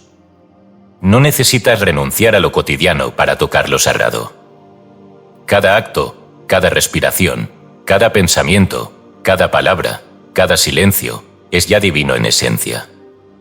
Solo necesitas abrir los ojos del alma y reconocer lo que siempre ha sido verdad, que Dios no es otro, no es externo, no está lejos. Dios es esto. Dios es aquí. Dios es ahora. Y tú eres, inevitablemente, la sustancia divina experimentándose a sí misma en forma única e irrepetible. Desde hoy, cada paso que des puede ser un acto consciente de adoración. Cada palabra que digas puede ser una plegaria auténtica. Cada respiración puede ser comunión absoluta con lo eterno. No porque hagas algo distinto, sino porque recuerdas, finalmente, que jamás estuviste separado de la sustancia única que llamamos Dios. Esa es la revelación de Spinoza. Esa es la verdad que libera completamente. Esa es la espiritualidad que transforma lo cotidiano en sagrado. Porque Dios no está en otro lugar. Dios siempre estuvo aquí, siendo todo lo que ves. Y ahora, al fin, puedes verlo. Capítulo 10. El tiempo como ilusión, presencia, memoria y futuro. Desde la primera infancia nos enseñan que el tiempo avanza en línea recta, que nacemos, crecemos, envejecemos y morimos, que hay un pasado fijo, un presente fugaz y un futuro incierto. Esta idea, aparentemente lógica y compartida por el sentido común, es una de las creencias más profundas y más limitantes que ha adoptado la conciencia humana. Vivimos como prisioneros de un reloj invisible, atrapados entre lo que ya no podemos cambiar y lo que aún no podemos alcanzar. Pero, ¿qué pasaría si esta noción del tiempo no fuera más que una ilusión sostenida por la mente? ¿Qué ocurriría si el tiempo no fuera lineal, sino vibracional? Y si el pasado y el futuro no existieran fuera de ti, sino dentro de ti, como estados de conciencia que puedes modificar. Desde las más antiguas escuelas de sabiduría hasta los más avanzados descubrimientos cuánticos, se ha repetido una verdad inquietante: el tiempo no es una sustancia objetiva. Es una percepción. Una construcción mental sostenida por la conciencia para organizar la experiencia. Y como toda construcción mental, puede ser disuelta, transformada, trascendida.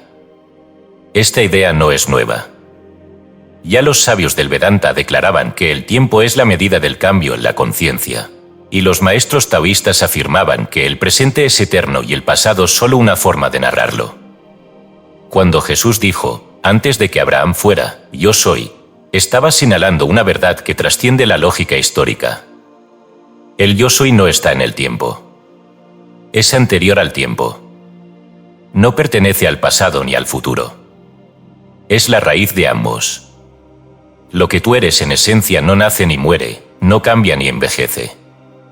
Permanece como una presencia pura que observa el devenir sin ser afectada por él. Esta presencia es tu verdadero ser. Y desde ella, puedes acceder a una libertad que el tiempo no puede ofrecer. El pasado, tal como lo experimentas, no está guardado en alguna caja externa ni en los pliegues de una cronología universal. Está en tu memoria vibracional. Es decir, lo que llamas pasado son patrones energéticos que sigues activando en tu presente. Cada recuerdo no es una imagen fija, sino una frecuencia viva que habita en tu campo emocional y mental. Al recordarlo, lo reactivas. Al sostenerlo, lo refuerzas. Por eso el pasado puede parecer inamovible, porque lo sigues creando una y otra vez desde la misma frecuencia. Pero si el pasado es vibración, entonces puede ser transmutado. Puedes reescribir tu historia no cambiando los hechos externos, sino modificando la interpretación energética que les das. Neville Goddard enseñaba la técnica de la revisión, que consistía en rehacer internamente un recuerdo hasta que su vibración cambiara. No era una fantasía ni un escape, sino una intervención vibracional que afectaba directamente el presente. Porque el pasado que no se revisa sigue dictando la frecuencia del ahora. Y el ahora, a su vez, configura el futuro. Lo mismo ocurre con el futuro. No es una tierra desconocida esperando ser descubierta. Es una posibilidad vibracional esperando ser elegida. El futuro no viene, es convocado. Se presenta no como destino fijo, sino como resonancia. A cada instante, estás emitiendo una señal desde tu estado de ser. Esa señal configura las probabilidades que se presentan ante ti. El futuro que experimentas es, por tanto, el eco natural de la frecuencia que sostienes. No lo atraes, lo generas. Esto significa que no estás condenado por tu pasado ni a merced de un futuro incierto. Estás situado en el único punto donde todo es posible, el ahora. Pero no el ahora como instante efímero entre dos extremos, sino el ahora como dimensión eterna de creación. Este presente no es un punto en la línea del tiempo, es la totalidad vibrando aquí y ahora. Todo lo que fue y todo lo que será se pliega dentro del instante presente, como potencial latente esperando ser observado. Los sabios del Dzogchen tibetano enseñaban que la única práctica espiritual real es reposar en la presencia desnuda del ahora. Porque en esa presencia, la ilusión del tiempo se disuelve. Allí no hay culpa ni ansiedad, ni memoria que atrape ni futuro que amenace. Solo hay conciencia pura, observando desde un lugar anterior a toda narrativa. Y desde ese lugar, el alma puede empezar a crear libremente. ¿Pero qué impide que vivamos así? La identificación con la historia. El hábito de creer que somos la línea que une nacimiento y muerte, que somos la acumulación de eventos y decisiones, traumas y triunfos. Este apego al relato personal es lo que nos ata al tiempo lineal. Creemos que el yo es una secuencia, cuando en realidad es una vibración sostenida por la atención. Cambia tu atención, cambia tu yo. Cambia tu yo, cambia tu línea de tiempo. Aquí radica uno de los secretos más poderosos de la manifestación consciente. No necesitas cambiar el mundo para cambiar tu destino, necesitas cambiar tu estado vibracional ahora. Desde ese cambio interno, el pasado se reconfigura, pierde su poder limitante y el futuro se reordena, se abre como posibilidad luminosa. Porque el tiempo no es una cárcel. Es una herramienta que puedes aprender a doblar, a moldear, a utilizar. Esto no es una metáfora. Es una operación espiritual. Cuando decides habitar el presente con totalidad, cortas los hilos del tiempo psicológico. No te defines por lo que pasó ni te proyectas en lo que puede pasar. Te alineas con el campo puro del ser y desde ahí, lo que llamas milagro ocurre como consecuencia natural. El milagro no es lo que rompe las leyes del mundo. Es lo que ocurre cuando dejas de estar sujeto al calendario del miedo y comienzas a vibrar desde la eternidad. Esa eternidad no está lejos. No está después. Está aquí. En este mismo instante en que lees estas palabras, si cierras los ojos y sientes el latido profundo del ser, puedes tocar un punto donde no hay tiempo. Un lugar sin nombre donde simplemente eres. Ese lugar es la puerta. El umbral. El hogar. El tiempo como lo conoces es útil para organizar la experiencia.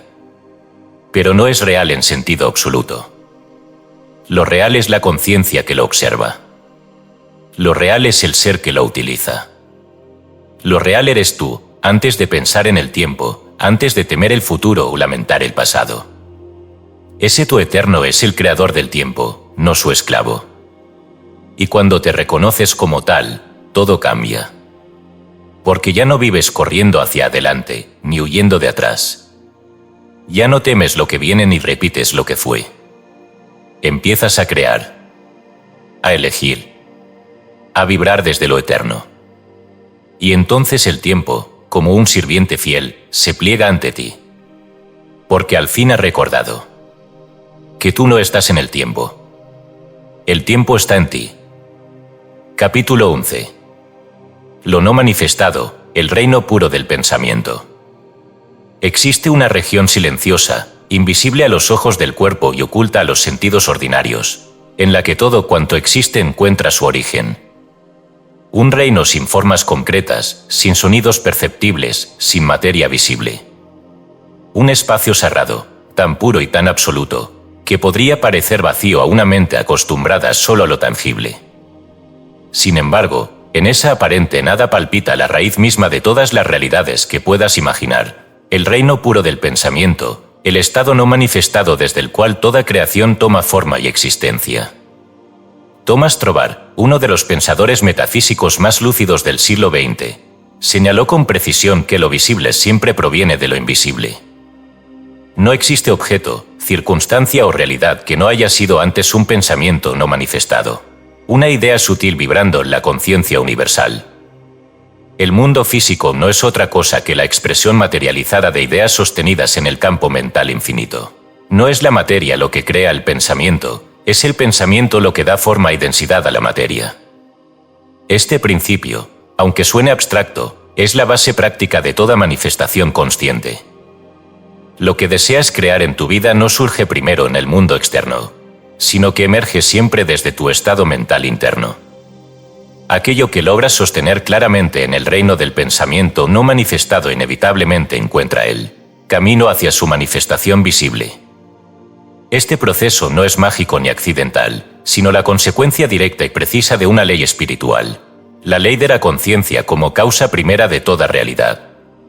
Cuando Trovar afirmaba que el pensamiento es la única causa real, estaba revelando un secreto que los grandes maestros herméticos ya conocían profundamente. Hermès Trismegisto decía exactamente lo mismo al afirmar: el universo es mental. Neville Goddard lo reiteraba en cada una de sus enseñanzas: la conciencia es la única realidad. Todos ellos sabían que la causa verdadera no puede encontrarse en la materia, ni en las circunstancias externas, sino siempre en el estado mental que las precede y configura.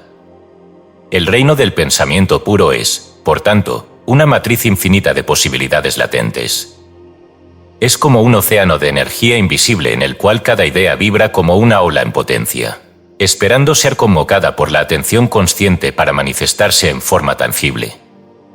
Tu atención, tu enfoque mental sostenido, es lo que activa este campo vibracional, haciendo que aquello en lo que te concentras comience a descender desde el plano del pensamiento puro hacia la realidad física concreta. Pero para aprovechar plenamente esta ley espiritual, es imprescindible reconocer que tu mente individual no está separada de la mente universal. Eres, en esencia, un punto de conciencia dentro de un campo mental infinito y compartido. Tu pensamiento, por tanto, no es un acto privado e insignificante. Es una intervención directa en el tejido mismo del universo. Cada idea que sostienes, cada imagen que visualizas, cada creencia profunda que aceptas, está configurando directamente la estructura vibracional que se manifestará en tu experiencia de vida. Por eso Trovar insistía en la importancia de sostener un pensamiento claro y preciso. No basta con tener ideas vagas o deseos superficiales.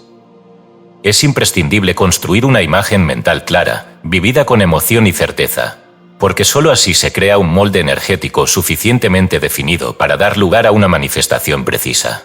Lo no manifestado es, en términos metafísicos, un campo receptivo y obediente que responde a la intensidad y claridad de tu visión interior. Si tu imagen mental es confusa o contradictoria, así será también la realidad que manifiestes. Este principio metafísico es apoyado por la ciencia moderna desde la física cuántica, que reconoce que la observación consciente afecta directamente al comportamiento de la materia a nivel subatómico. Aunque Trovar lo expresó en lenguaje metafísico y espiritual, la ciencia actual lo confirma desde sus propias investigaciones. El observador, a través del pensamiento consciente y enfocado, influye directamente en la realidad observada. Entonces, ¿cómo puedes aplicar este conocimiento para crear deliberadamente tu realidad?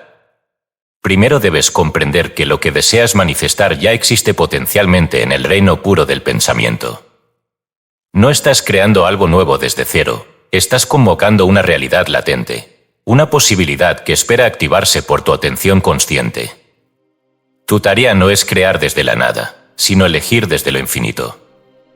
Debes seleccionar claramente la imagen mental que deseas materializar y sostenerla con emoción y certeza absoluta. La dificultad principal radica en que la mayoría de las personas viven atrapadas en la evidencia de sus sentidos físicos, creyendo que solo lo visible es real. Pero si logras comprender profundamente que lo visible es siempre el resultado y nunca la causa, entonces podrás empezar a vivir desde el reino de la causa verdadera. Ya no estarás esperando que las circunstancias externas cambien primero. Entenderás que el verdadero cambio empieza siempre en el estado mental interno desde el cual percibes y creas. Aquí es donde se revela el poder absoluto de la imaginación creativa. Neville Goddard enseñaba que la imaginación es Dios en acción. Esto significa que cuando visualizas conscientemente, no estás simplemente sonando despierto. Estás activando directamente la energía creativa de Dios en el plano mental puro. Estás interviniendo deliberadamente en la matriz misma del universo, imprimiendo una nueva imagen que inevitablemente se manifestará en la realidad física. Este proceso requiere que abandones toda identificación con la vieja realidad, con aquello que ya no deseas seguir experimentando. Tienes que vivir mentalmente desde el estado de deseo cumplido. Sentir con certeza absoluta que lo que imaginas ya es real en el reino mental. Esto no es autoengaño ni negación, sino comprensión profunda de que toda realidad visible es siempre precedida por una realidad invisible, vibracional y mental. Así que, querido lector, no busques afuera lo que solo puedes encontrar dentro. No esperes cambios externos sin haber cambiado primero tu estado interno. Recuerda siempre que la realidad física es un espejo fiel y obediente del reino mental que sostienes. Si logras sostener conscientemente la visión clara y emocionalmente sentida de lo que deseas manifestar, inevitablemente la realidad externa reflejará esa imagen interna. Lo no manifestado es tu reino verdadero, el lugar donde tu poder real reside. No eres víctima del mundo externo, sino creador consciente desde el reino interno del pensamiento puro. El pensamiento, sostenido con claridad y certeza, es tu verdadera fuerza creadora. Y este poder es absoluto, porque proviene directamente de tu conexión con la conciencia universal. Ahora, más que nunca, puedes asumir plenamente esta verdad.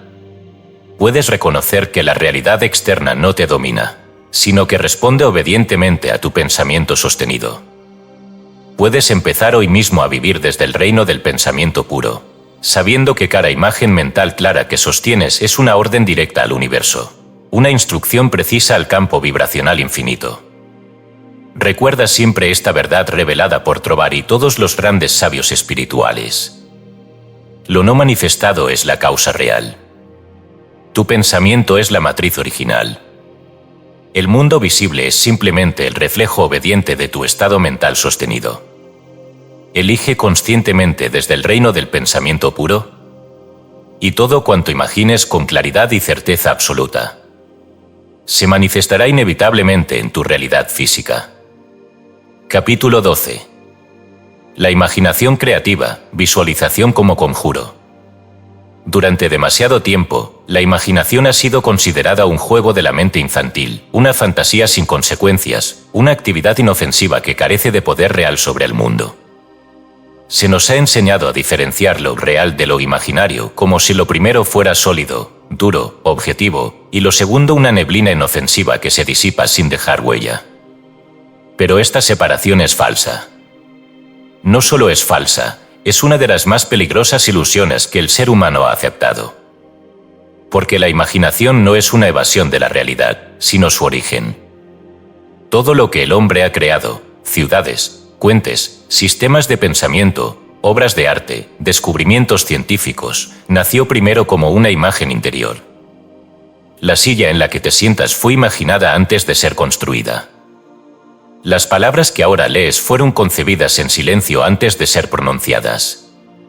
Cada objeto, cada evento, cada estructura de tu vida fue una imagen en la mente de alguien antes de convertirse en forma visible. La imaginación es el útero vibracional donde se gesta todo lo que llegará a manifestarse. Es el conjuro silencioso mediante el cual el espíritu da forma al mundo. Neville Goddard, tal vez uno de los más audaces maestros de la creación consciente, fue rotundo en esto: la imaginación lo es todo. No como metáfora, sino como afirmación literal de una ley universal. Visualizar, para Neville, no era una técnica superficial, sino una actividad divina. Cuando un ser humano imagina con intensidad emocional y absoluta certeza, está invocando una nueva realidad en el plano vibracional que tarde o temprano debe manifestarse. No porque lo merezca. No porque haya hecho algo correcto. Sino porque ha ejercido su poder más sagrado, el de sentir como real aquello que aún no se ve. Esta es la clave. No basta con imaginar desde la carencia, como quien desea que algo o alguien venga a salvarlo. No basta con cerrar los ojos y construir castillos mentales que se derrumban apenas termina la visualización. La imaginación creativa, la que verdaderamente transforma, exige un estado de fusión emocional con la imagen deseada. Exige que entres en la escena no como observador, sino como protagonista. Que sientas la textura, el sonido, el aroma de tu nueva realidad con tal intensidad que tu sistema nervioso no distinga si es interna o externa. Porque para el universo no hay diferencia. La visualización no es simplemente un ejercicio de enfoque, es un acto ritual.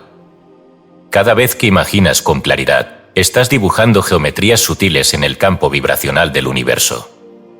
Cada emoción que sientes mientras imaginas actúa como tinta energética que imprime esas geometrías con fuerza en la sustancia del espíritu. Y cada vez que repites esa visualización, estás reforzando el molde que servirá de guía para que la energía se condense en forma visible. Esto no es poesía. Es operación vibracional. El universo no responde a lo que deseas, sino a lo que asumes como verdadero. Puedes desear una vida distinta durante años sin mover un ápice de tu realidad, si en el fondo sigues vibrando desde la escasez, el miedo o la duda. Pero si logras sostener internamente, con emoción viva y sostenida, la experiencia de una realidad ya cumplida, el mundo externo se reordenará necesariamente para reflejar esa nueva frecuencia. Aquí es donde la imaginación se convierte en acto mágico. No en el sentido infantil del término, sino en el sentido más antiguo y poderoso, magia como manipulación consciente de los planos sutiles mediante la voluntad, el pensamiento y el sentimiento. Cada visualización sentida con certeza es un conjuro vibracional que ordena la materia en conformidad con la imagen sostenida. El mago verdadero no impone su voluntad desde la fuerza, sino desde la sintonía. Vibra con la realidad deseada hasta que el universo, incapaz de resistirse a la ley de resonancia, la manifiesta como forma. Pero este conjuro requiere compromiso. No basta con imaginar una vez y luego volver al estado anterior de duda o queja. La imaginación creativa exige continuidad emocional, alineación vibracional, fidelidad absoluta al estado deseado. Significa vivir, pensar, hablar, actuar desde ese nuevo lugar, aun cuando el mundo exterior siga mostrando señales contrarias. Significa mantener la visión aun cuando todo alrededor grite que es imposible. Porque el universo no responde a la evidencia presente, sino al estado vibracional dominante que sostienes en tu interior. ¿Cómo se practica esta imaginación creativa en la vida diaria? Primero, debes escoger con claridad la escena que representa el cumplimiento perfecto de tu deseo.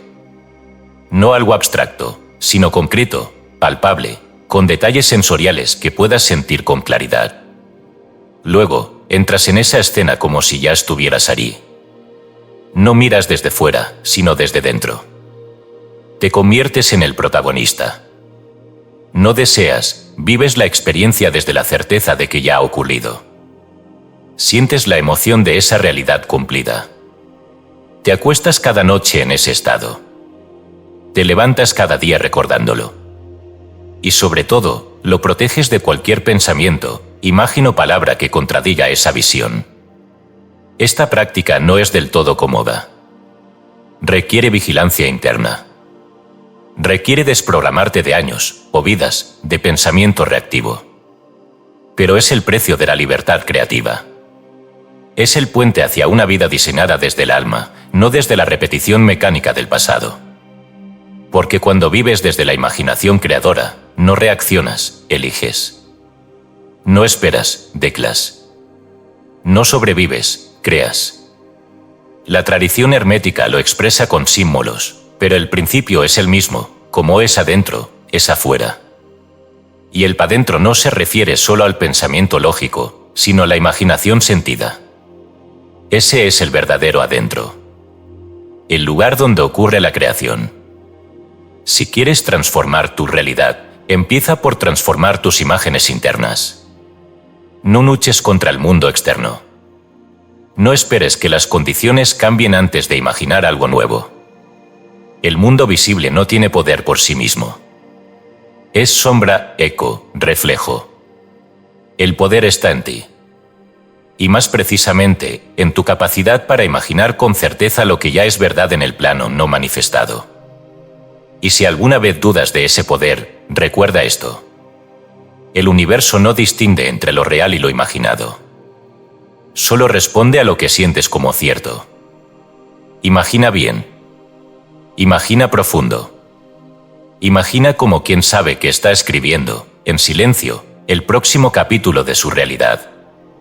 Porque así es. Y así será. Capítulo 13. La mente original, el logos cósmico.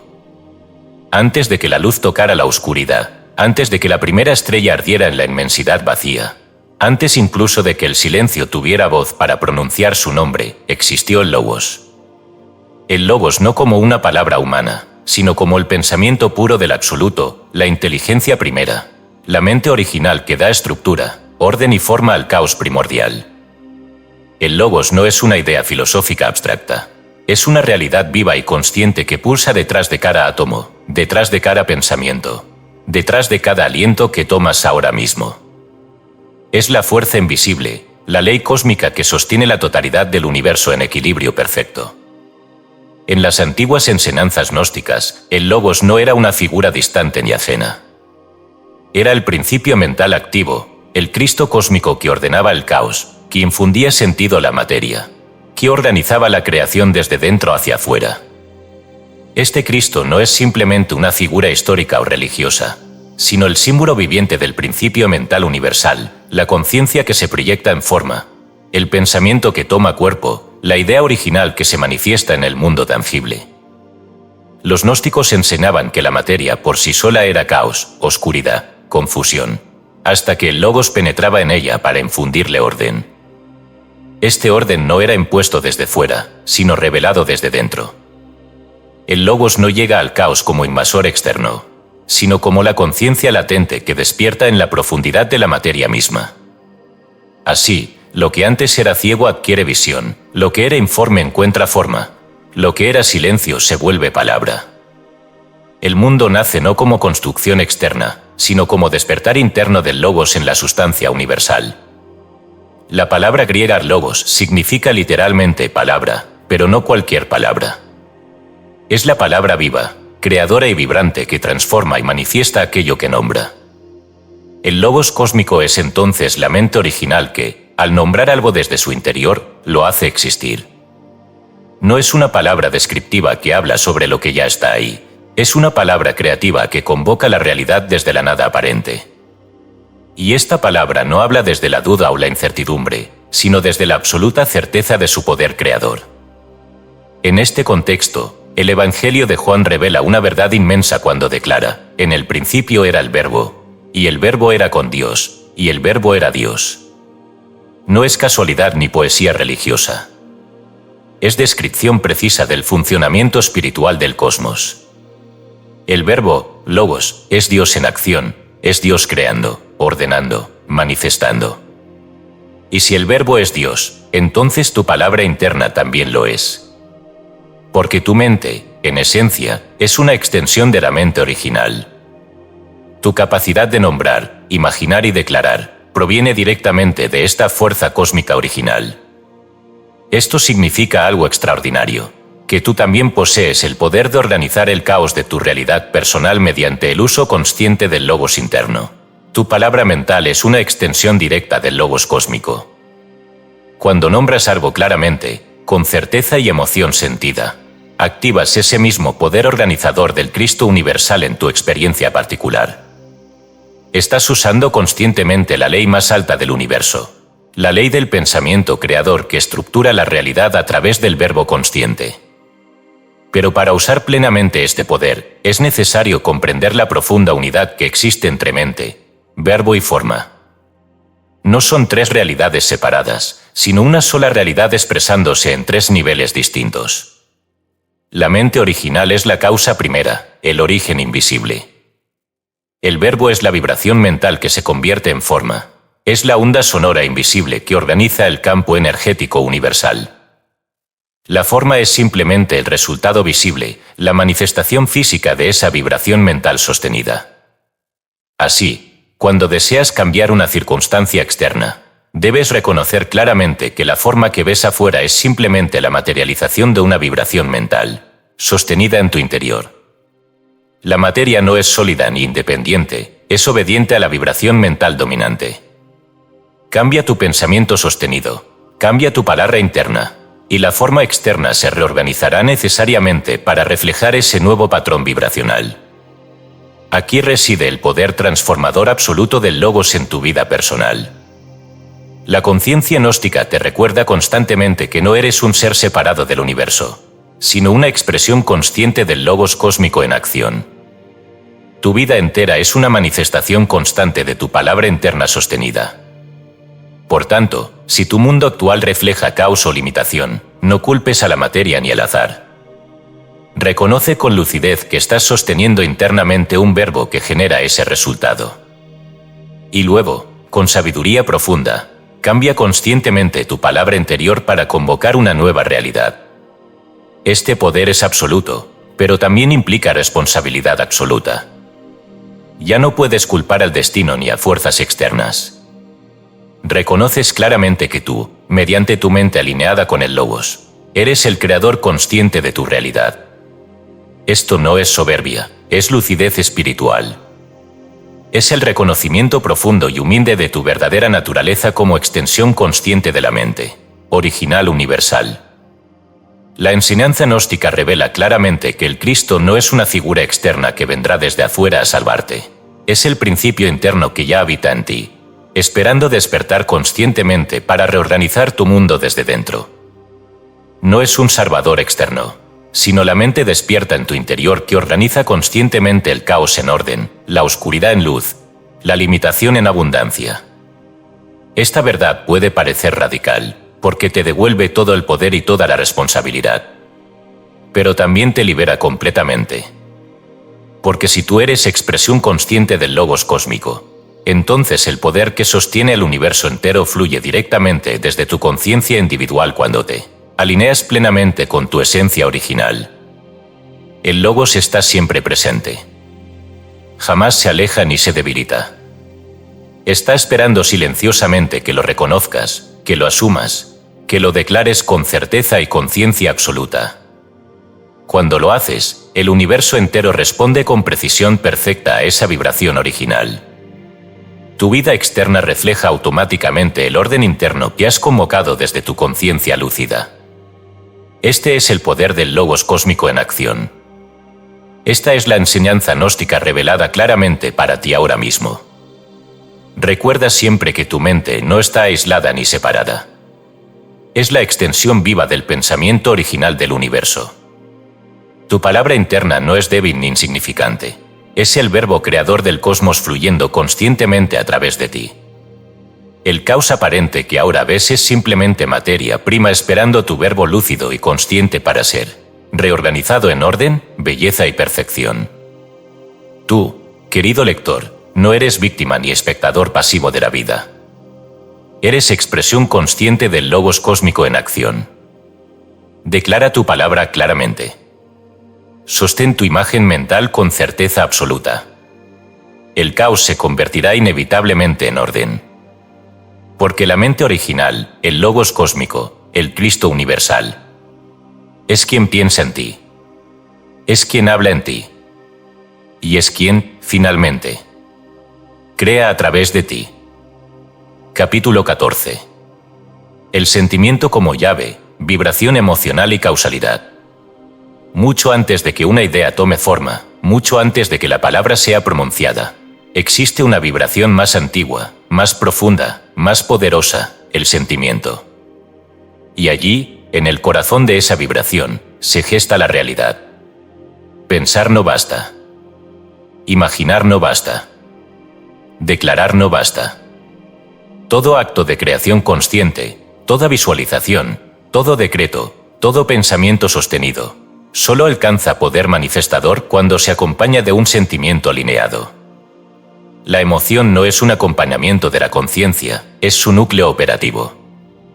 Neville Goddard, incansable en su enseñanza sobre la creación deliberada, dijo sin rodeos: el sentimiento es el secreto.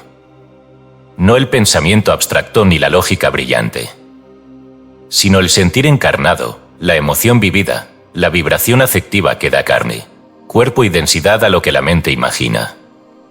El pensamiento es la semilla, sí, pero sin el calor vibracional del sentimiento, esa semilla no germina. Es el sentimiento el que activa el campo, el que impregna el molde mental con la energía suficiente para precipitarlo en forma tangible. Sentir es crear. Esto nos conduce a una verdad tan obvia como radical. Solo experimentas en tu vida aquello que emocionalmente crees posible. No lo que afirmas, no lo que deseas, no lo que visualizas una vez al día sin emoción, sino lo que verdaderamente sientes como cierto. El universo no responde al pensamiento lógico, sino a la vibración emocional que sostienes en tu campo. La realidad externa es un reflejo fiel, no de lo que piensas superficialmente, sino de lo que sientes como verdad profunda. Pero, ¿qué es un sentimiento, sino una vibración emocional específica que recorre tu cuerpo, tu mente y tu campo energético al unísono? No se trata de estados pasajeros ni reacciones momentáneas. Se trata de frecuencias sostenidas que configuran tu mundo. Cada emoción que eliges vivir conscientemente se convierte en un catalizador vibracional. Y como todo el universo responde a la ley de resonancia, esas frecuencias que emites inevitablemente atraen, organizan y condensan formas equivalentes en tu experiencia. Por eso, lo que sientes en lo profundo es, en realidad, un acto de programación vibracional. Si sientes constantemente miedo, preocupación o carencia, estás sintonizando tu campo energético con realidades que reflejarán esas emociones. No como castigo, sino como correspondencia. Y si sientes amor, gratitud, certeza y gozo, estás creando un campo electromagnético coherente con esas realidades. Así, la emoción es causa, no efecto. No esperas sentirte bien después de que el mundo cambie. Cambias el mundo porque ya has comenzado a sentirte distinto. Este principio es también central en las tradiciones más antiguas. En el Egipto ancestral, se hablaba del peso del corazón como medida del alma. El corazón debía ser liviano, vibrante, afinado. En la medicina china, cada órgano es asociado a una emoción, y la salud vibracional depende del equilibrio emocional. En las enseñanzas sufíes, el corazón es el órgano de percepción espiritual por excelencia. Solo quien siente con pureza puede ver la verdad. El corazón no es una metáfora romántica. Es una realidad vibratoria. Es la sede del campo emocional. Y quien aprende a dominar su emoción, domina su realidad. Pero aquí surge una pregunta esencial: ¿cómo cambiar el sentimiento cuando lo que vives parece contradictorio? ¿Cómo sentir certeza en medio del caos? ¿Cómo sentir abundancia en la escasez? ¿Cómo sentir amor si has vivido el rechazo? La respuesta no es fácil, pero es clara: el sentimiento no surge del mundo exterior, sino de la decisión interior. No necesitas que el mundo cambie para sentirte distinto. Necesitas decidir sentir distinto para que el mundo cambie. Y esto no se logra con fuerza bruta, ni con represión, ni con negación emocional. Se logra con alquimia vibracional. El verdadero alquimista no convierte plomo en oro con fuego físico, sino que transmuta frecuencias internas con presencia consciente. Aprende a observar su emoción, no como algo que lo domina, sino como una energía que puede redirigir. Aprende a respirar a través del miedo, a escuchar el mensaje de la tristeza, a transformarlo todo en fuerza creativa. No niega la emoción, la eleva. Esta elevación se realiza mediante técnicas de enfoque, visualización emocional y anclaje vibratorio. No se trata de suprimir lo que sientes, sino de elegir sentir desde una realidad más elevada. Cuando visualizas una escena deseada, lo más importante no es la nitidez de la imagen, sino la intensidad del sentimiento que esa escena provoca en ti. Si logras sentir como si ya estuvieras allí, si logras emocionar a tu cuerpo con una realidad aún no manifestada, el universo no tiene opción, responderá a esa vibración como si ya fuera cierta. Aquí aparece una de las prácticas más poderosas de manifestación, el estado del deseo cumplido. No se trata de desear. Se trata de sentir que ya ha ocurrido. De vivir mental y emocionalmente desde el fin. Cuando lo haces, tu sistema nervioso cambia. Tus ondas cerebrales cambian. Tu frecuencia electromagnética cambia. Y el campo cuántico responde a ese nuevo patrón. No estás esperando que algo pase, estás viviendo desde la realidad deseada. Estás habitando la frecuencia del milagro. Este es el secreto de los grandes iniciados. No usaban la mente para pedir, sino el corazón para declarar. No proyectaban hacia afuera, se alineaban desde adentro. Su vibración era tan coherente, tan pura, tan sostenida, que el mundo simplemente se organizaba para reflejarla. Y tú puedes hacer lo mismo. No necesitas más técnicas. Necesitas más presencia, más sentimiento, más decisión de sentir desde donde ya quieres estar. Recuerda esto. El universo no distingue entre lo que ya ocurrió y lo que sientes como real. Tu emoción es el lenguaje que el universo entiende. No lo que piensas, sino lo que vibra en tu pecho. Por eso, cada vez que visualices, siente. Cada vez que afirmes, siente. Cada vez que camines, respira como quien ya está viviendo la vida elegida. Porque el sentimiento es la llave. Y cuando sintonizas tu emoción con tu visión, la puerta se abre. Y lo que era deseo se convierte en forma. No porque lo hayas merecido, sino porque ya lo sentiste. Y sentir, cuando es vibración sostenida, es el acto supremo de creación. Capítulo 15. El mito del karma, causa y efecto en el campo mental. Durante siglos, la idea del karma ha dominado las interpretaciones espirituales sobre el destino humano. Una ley aparentemente sencilla, lo que haces vuelve a ti, se ha transformado, con el paso del tiempo, en una especie de juez implacable que castiga o premia según acciones pasadas. Generaciones enteras han vivido bajo la sombra del karma, creyendo que cada circunstancia dolorosa, cada limitación, cada repetición desafortunada es el justo retorno de una deuda antigua, contraída en esta vida o en vidas anteriores. Así, el karma se ha convertido en una prisión psicológica, en una creencia poderosa que mantiene al ser humano atado a ciclos interminables de culpa, expiación y sufrimiento. Pero ¿qué ocurriría si la visión tradicional del karma fuera incompleta? ¿Y si el karma no fuera una ley externa de castigo y recompensa, sino una realidad interna, un patrón vibratorio que tú mismo sostienes y que puede cambiarse en cualquier momento mediante la conciencia lúcida? ¿Y si no existiera tal cosa como una deuda kármica objetiva, sino solamente frecuencias sostenidas que generan experiencias afines? Entonces, el karma dejaría de ser una condena para convertirse en una oportunidad. Dejaría de ser castigo para transformarse en autoconciencia. Dejaría de ser un obstáculo para ser el espejo fiel de tu vibración interna actual. En la visión tradicional, el karma sugiere que cada alma debe pagar por sus errores pasados mediante experiencias dolorosas en esta o futuras vidas. Sin embargo, desde la perspectiva vibracional, el alma no paga, reorganiza. El universo no lleva cuentas morales de tus actos para castigarte posteriormente. Lo que realmente ocurre es que cada acción, pensamiento y emoción genera una frecuencia específica en tu campo vibracional. Esa frecuencia, sostenida en el tiempo, atrae inevitablemente circunstancias que reflejan exactamente esa vibración. No es juicio divino. Es resonancia energética. Esto implica que tu realidad actual no es un castigo ni una recompensa, es un reflejo. La vida que experimentas hoy es simplemente el espejo de las frecuencias dominantes que has sostenido consciente o inconscientemente en tu campo mental y emocional. No estás parando una deuda cósmica, estás habitando la consecuencia vibracional de tus patrones internos. Y lo extraordinario de esta comprensión es que, si modificas conscientemente tu estado vibracional, automáticamente cambias lo que llamas karma. Aquí yace el verdadero poder de esta enseñanza.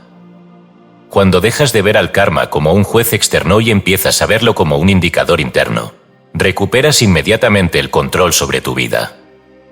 Ya no esperas pasivamente la liberación de una deuda antigua. Comienzas activamente a transformar la frecuencia que genera tu realidad presente.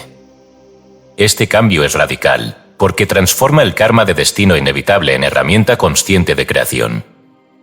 Así, el karma no es más que un estado mental sostenido en el tiempo. Es una vibración recurrente que mantiene en tu experiencia circunstancias, relaciones o eventos similares. Si vives en carencia, no es porque estés siendo castigado, sino porque tu vibración interna sigue resonando con la frecuencia de escasez. Si repites relaciones conflictivas, no es por castigo kármico, sino porque sigues sosteniendo internamente el patrón emocional que las atrae. La buena noticia es que este patrón puede cambiarse en cualquier momento mediante la conciencia clara y la decisión emocional profunda. El Buda enseñó que somos lo que pensamos, todo lo que somos surge con nuestros pensamientos. Esta frase revela una verdad inmensa respecto al karma. No hay ley externa que administre justicia universal, hay ley interna de resonancia vibracional. Tus pensamientos recurrentes y tus emociones profundas son la causa real de lo que experimentas externamente. Por eso, transformar tu realidad implica primero transformar profundamente tu frecuencia vibracional interna. Aquí surge entonces una pregunta esencial: ¿cómo se cambia esa frecuencia sostenida? Primero, reconociéndola claramente sin juicio ni culpa. No importa cuánto tiempo hayas mantenido un patrón limitante, puedes cambiarlo desde ahora mismo. El poder siempre está en el presente consciente. Segundo, es necesario sostener nuevas frecuencias deliberadamente. No basta con desear un cambio, debes sentirlo profundamente, repetidamente, hasta que se vuelva tu estado natural dominante. Tercero, debes mantener esa nueva frecuencia incluso cuando las circunstancias externas aún no la reflejen claramente. El universo siempre responde, pero lo hace según tu coherencia vibracional sostenida. En este sentido, cada circunstancia difícil o repetitiva no es un castigo, sino una oportunidad perfecta para identificar claramente tu patrón vibracional dominante y cambiarlo. Aquello que llamas karma es, en realidad, una invitación constante al despertar consciente. Es el universo diciéndote claramente: observa lo que atraes. Cambia lo que vibras. Transfórmate desde dentro hacia afuera. Por esta razón, las tradiciones más antiguas nunca enseñaron el karma como castigo eterno, sino como consecuencia lógica del estado interno sostenido. En la enseñanza hermética, esta verdad se refleja en la ley de correspondencia: como es adentro, es afuera. En la enseñanza de Neville Goddard, se expresa claramente como: la realidad externa refleja fielmente tu estado emocional interno sostenido. En todas estas tradiciones, el karma es visto como espejo perfecto, no como juez externo. Por lo tanto, la única liberación real del karma es la transformación consciente de la vibración interna que lo genera. Esta transformación no depende del tiempo ni de la expiación, sino únicamente de la claridad consciente y la elección deliberada de nuevas frecuencias emocionales y mentales. Cuando cambias radicalmente tu vibración interna, cambias automáticamente lo que experimentas como realidad externa. Entonces, el karma no es castigo ni deuda, es consecuencia vibracional. No es juez externo, sino indicador interno. No es algo que deba pagarse, sino algo que debe comprenderse y transformarse. Esta es la visión que libera plenamente al alma. Esta es la verdad que devuelve al ser humano el control absoluto sobre su vida. Esta es la revelación que transforma completamente el destino. Ya no estás atado al karma como prisión. ahora lo usas como herramienta consciente para diseñar tu realidad desde adentro hacia afuera. Porque comprendes profundamente que lo que llamas destino es simplemente la frecuencia sostenida que has elegido sostener. Cambia tu vibración sostenida. Cambia tu karma automáticamente. Y recuerda siempre esta verdad profunda. El alma no paga deudas cósmicas. El alma reorganiza frecuencias internas. Y al reorganizar conscientemente tus frecuencias, transformas por completo tu experiencia externa. Porque el universo responde, inevitablemente, a la vibración más profunda y verdadera, que eliges sostener en cada instante. Capítulo 16. El alma y el recuerdo, reencarnación del conocimiento. Nadie aprende. Nadie realmente adquiere algo que no haya sido suyo desde siempre. El proceso que llamamos aprender es, en el fondo, un acto de reencuentro, una ceremonia interior en la que lo eterno se despabila y comienza a recordarse a sí mismo. Porque el alma no es un recipiente vacío que debe llenarse con información externa. El alma es un templo cerrado por capas de olvido. La verdadera sabiduría no entra, despierta. No se incorpora desde fuera, sino que se desvela desde dentro, como una lámpara que ya estaba encendida, oculta bajo velos de barro y sueño. Platón lo entendió con claridad milenaria y formuló lo que llamó la doctrina de la reminiscencia, la idea de que todo conocimiento verdadero es recuerdo. Para él, cada alma, antes de encarnar, contempló las ideas eternas, los arquetipos puros de todo lo que existe. Al descender al mundo material, esas visiones fueron cubiertas por el velo del cuerpo, del lenguaje, del tiempo. Y lo que hoy llamamos aprendizaje no es más que la lenta remoción de ese velo. Nadie enseña nada al alma, solo le ayuda a recordar lo que ya sabía. Esta verdad, tan radical como luminosa, transforma por completo la relación con el conocimiento. Ya no se trata de acumular datos, de memorizar hechos, de adquirir habilidades externas. Se trata de entrar en resonancia con lo eterno que ya vibra en lo profundo del ser. De reconocer que cada revelación no es un descubrimiento, sino un reencuentro. Que cuando algo toca el alma con fuerza, una frase, una mirada, una lectura, un símbolo, no lo hace por novedad, sino porque resuena con una verdad que ya estaba allí. En este contexto, la reencarnación no es simplemente el tránsito del alma por diferentes cuerpos, sino también el tránsito del conocimiento por diferentes estados de olvido y despertar. El alma no solo reencarna en cuerpos, reencarna en comprensiones. Cada vida, cada existencia, no solo es una nueva experiencia, sino una oportunidad para recordar lo que el alma ya sabe, lo que ha sabido siempre, lo que no puede ser aprendido porque jamás fue ignorado realmente. ¿Y qué es lo que el alma recuerda? No fórmulas ni reglas. Lo que el alma recuerda son verdades esenciales, que es eterna, que es creadora, que es libre, que está unida al todo, que su esencia es luz y conciencia. Recuerda el lenguaje de los símbolos, la geometría sagrada, la vibración de los nombres divinos. Recuerda cómo amar sin condición, cómo habitar el presente sin resistencia, cómo sanar con la intención pura. Recuerda lo que significa ser uno con Dios, no como teoría, sino como experiencia viva. Las escuelas iniciáticas antiguas, pitagóricas, egipcias, órficas, védicas, no enseñaban en el sentido moderno del término. No informaban, despertaban. Sus rituales, cantos, geometrías y pruebas estaban diseñados para activar memorias latentes en el alma, para remover los velos del olvido, para provocar ese estremecimiento inconfundible que ocurre cuando una verdad olvidada vuelve a tocar el corazón. Por eso el verdadero conocimiento no se transmite, se evoca. Y por eso, cuando algo es verdaderamente comprendido, el alma no dice ahora lo sé, sino siempre lo supe. Este principio también fue central en las enseñanzas de los místicos cristianos. San Agustín, en sus Confesiones, reconoce que Dios habita en lo más íntimo del alma y que conocer a Dios es, en última instancia, conocerse a uno mismo en profundidad. Plotino afirmaba que la iluminación consistía en volver al uno del que partimos, y que toda la vida espiritual era una anamnesis, un recuerdo de nuestro origen divino. Jesús, en los evangelios gnósticos, no enseña doctrinas nuevas, sino que dice: el reino está dentro de vosotros, y llama a los discípulos a recordar quiénes son. Pero, ¿por qué olvidamos? ¿Por qué el alma, siendo eterna, parece extraviarse en cada vida, sumergirse en la ignorancia, repetir errores, padecer la ilusión de la separación? La respuesta está en el velo de la densidad. Al encarnar en un cuerpo, el alma desciende a una frecuencia vibratoria más baja, donde el tiempo, la materia y la identidad separada actúan como filtros. Este velo no es castigo, sino condición del juego sagrado de la existencia. El alma elige olvidar para poder recordar con conciencia, para poder redescubrir lo que ya sabía, pero ahora desde el asombro, desde la experiencia, desde la libertad de elegir volver a casa.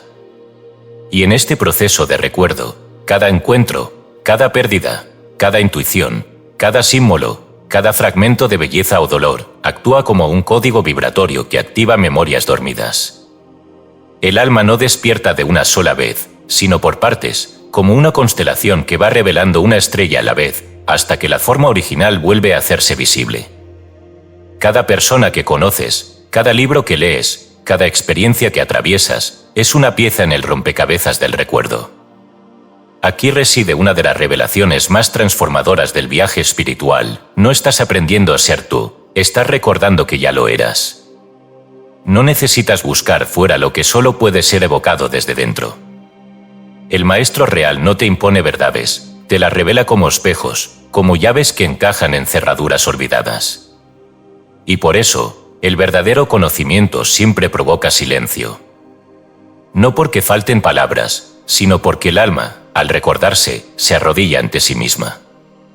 De allí que el proceso espiritual sea, en última instancia, un viaje hacia el interior, hacia lo profundo, hacia lo que siempre ha sido. No se trata de acumular méritos ni de mejorar versiones de uno mismo, sino de desenterrar lo inmortal, de quitar las capas que ocultan el diamante del ser. El alma no busca convertirse en algo más, busca recordar que ya es todo. ¿Y tú, que lees estas palabras, ya has comenzado a recordar? De otra manera, no estarías aquí. Cada página que te estremece, cada frase que resuena, cada idea que enciende algo en ti, es señal clara de que tu alma está despertando de su largo sueño. No para volverse nueva, sino para reconocerse eterna. Así que no te preguntes qué debes aprender. Pregúntate: ¿qué ya sé, pero he olvidado? ¿Qué me ha susurrado la vida, en sueños, símbolos o repeticiones, que aún no me atrevo a aceptar como verdad antigua? ¿Qué memorias están listas para volver, si me atrevo a cerrar los ojos y escuchar desde el alma? El alma es inmortal, sí, pero no por duración, sino porque lleva consigo la sabiduría que no se enseña, que no se aprende, que no se puede perder, solo se duerme. Y ahora, por fin, está comenzando a despertar. Capítulo 17. La geometría del espíritu, simbología, forma y matriz. Nada en el universo ocurre por azar. Cada línea trazada por la naturaleza, cada forma que toma la materia, cada estructura visible, desde la órbita de un planeta hasta el giro perfecto de una flor, sigue patrones invisibles, principios arquetípicos, leyes ocultas en el tejido mismo de la realidad. Estas leyes, que los antiguos llamaron geometría sagrada, no son simplemente principios matemáticos o estéticos, son el lenguaje con que el espíritu organiza, manifiesta y sostiene todo cuanto existe. La geometría sagrada no es una invención humana, es un descubrimiento del alma cuando contempla el orden implícito en el caos aparente.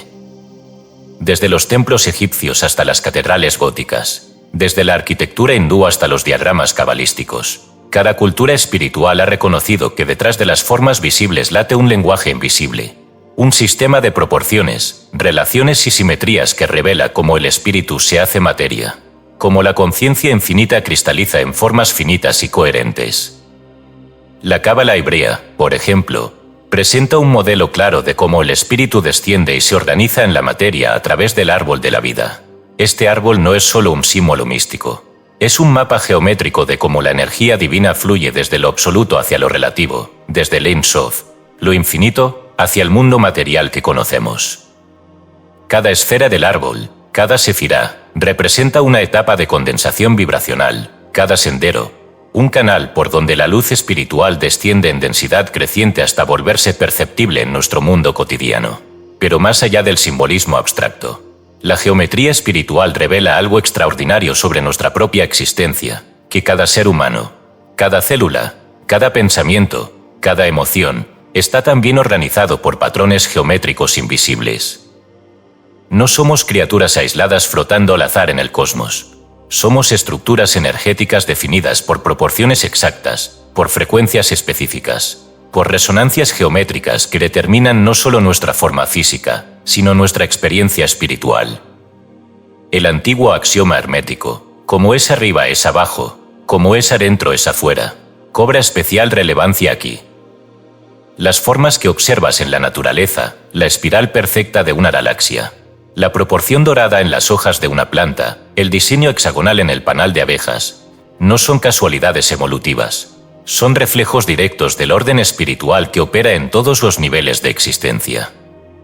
Al reconocer estos patrones, comienzas a ver que el universo es un libro abierto, escrito en el lenguaje silencioso de la geometría divina. Pitágoras, quien afirmaba que el todo es número, entendía profundamente esta verdad. Para él, los números no eran meras abstracciones matemáticas, sino entidades espirituales vivas. Cada número tenía una vibración particular, una energía específica que influía directamente en la realidad física. La famosa tetractis pitagórica, una pirámide triangular formada por puntos, representaba precisamente cómo lo absoluto, la unidad, se manifiesta progresivamente en formas materiales concretas. Así, la geometría no era solo un lenguaje descriptivo, sino un instrumento de creación espiritual consciente. Del mismo modo, Platón consideraba que los sólidos geométricos regulares, los famosos sólidos platónicos, eran formas ideales en el mundo espiritual que daban lugar a las formas físicas en el mundo sensible.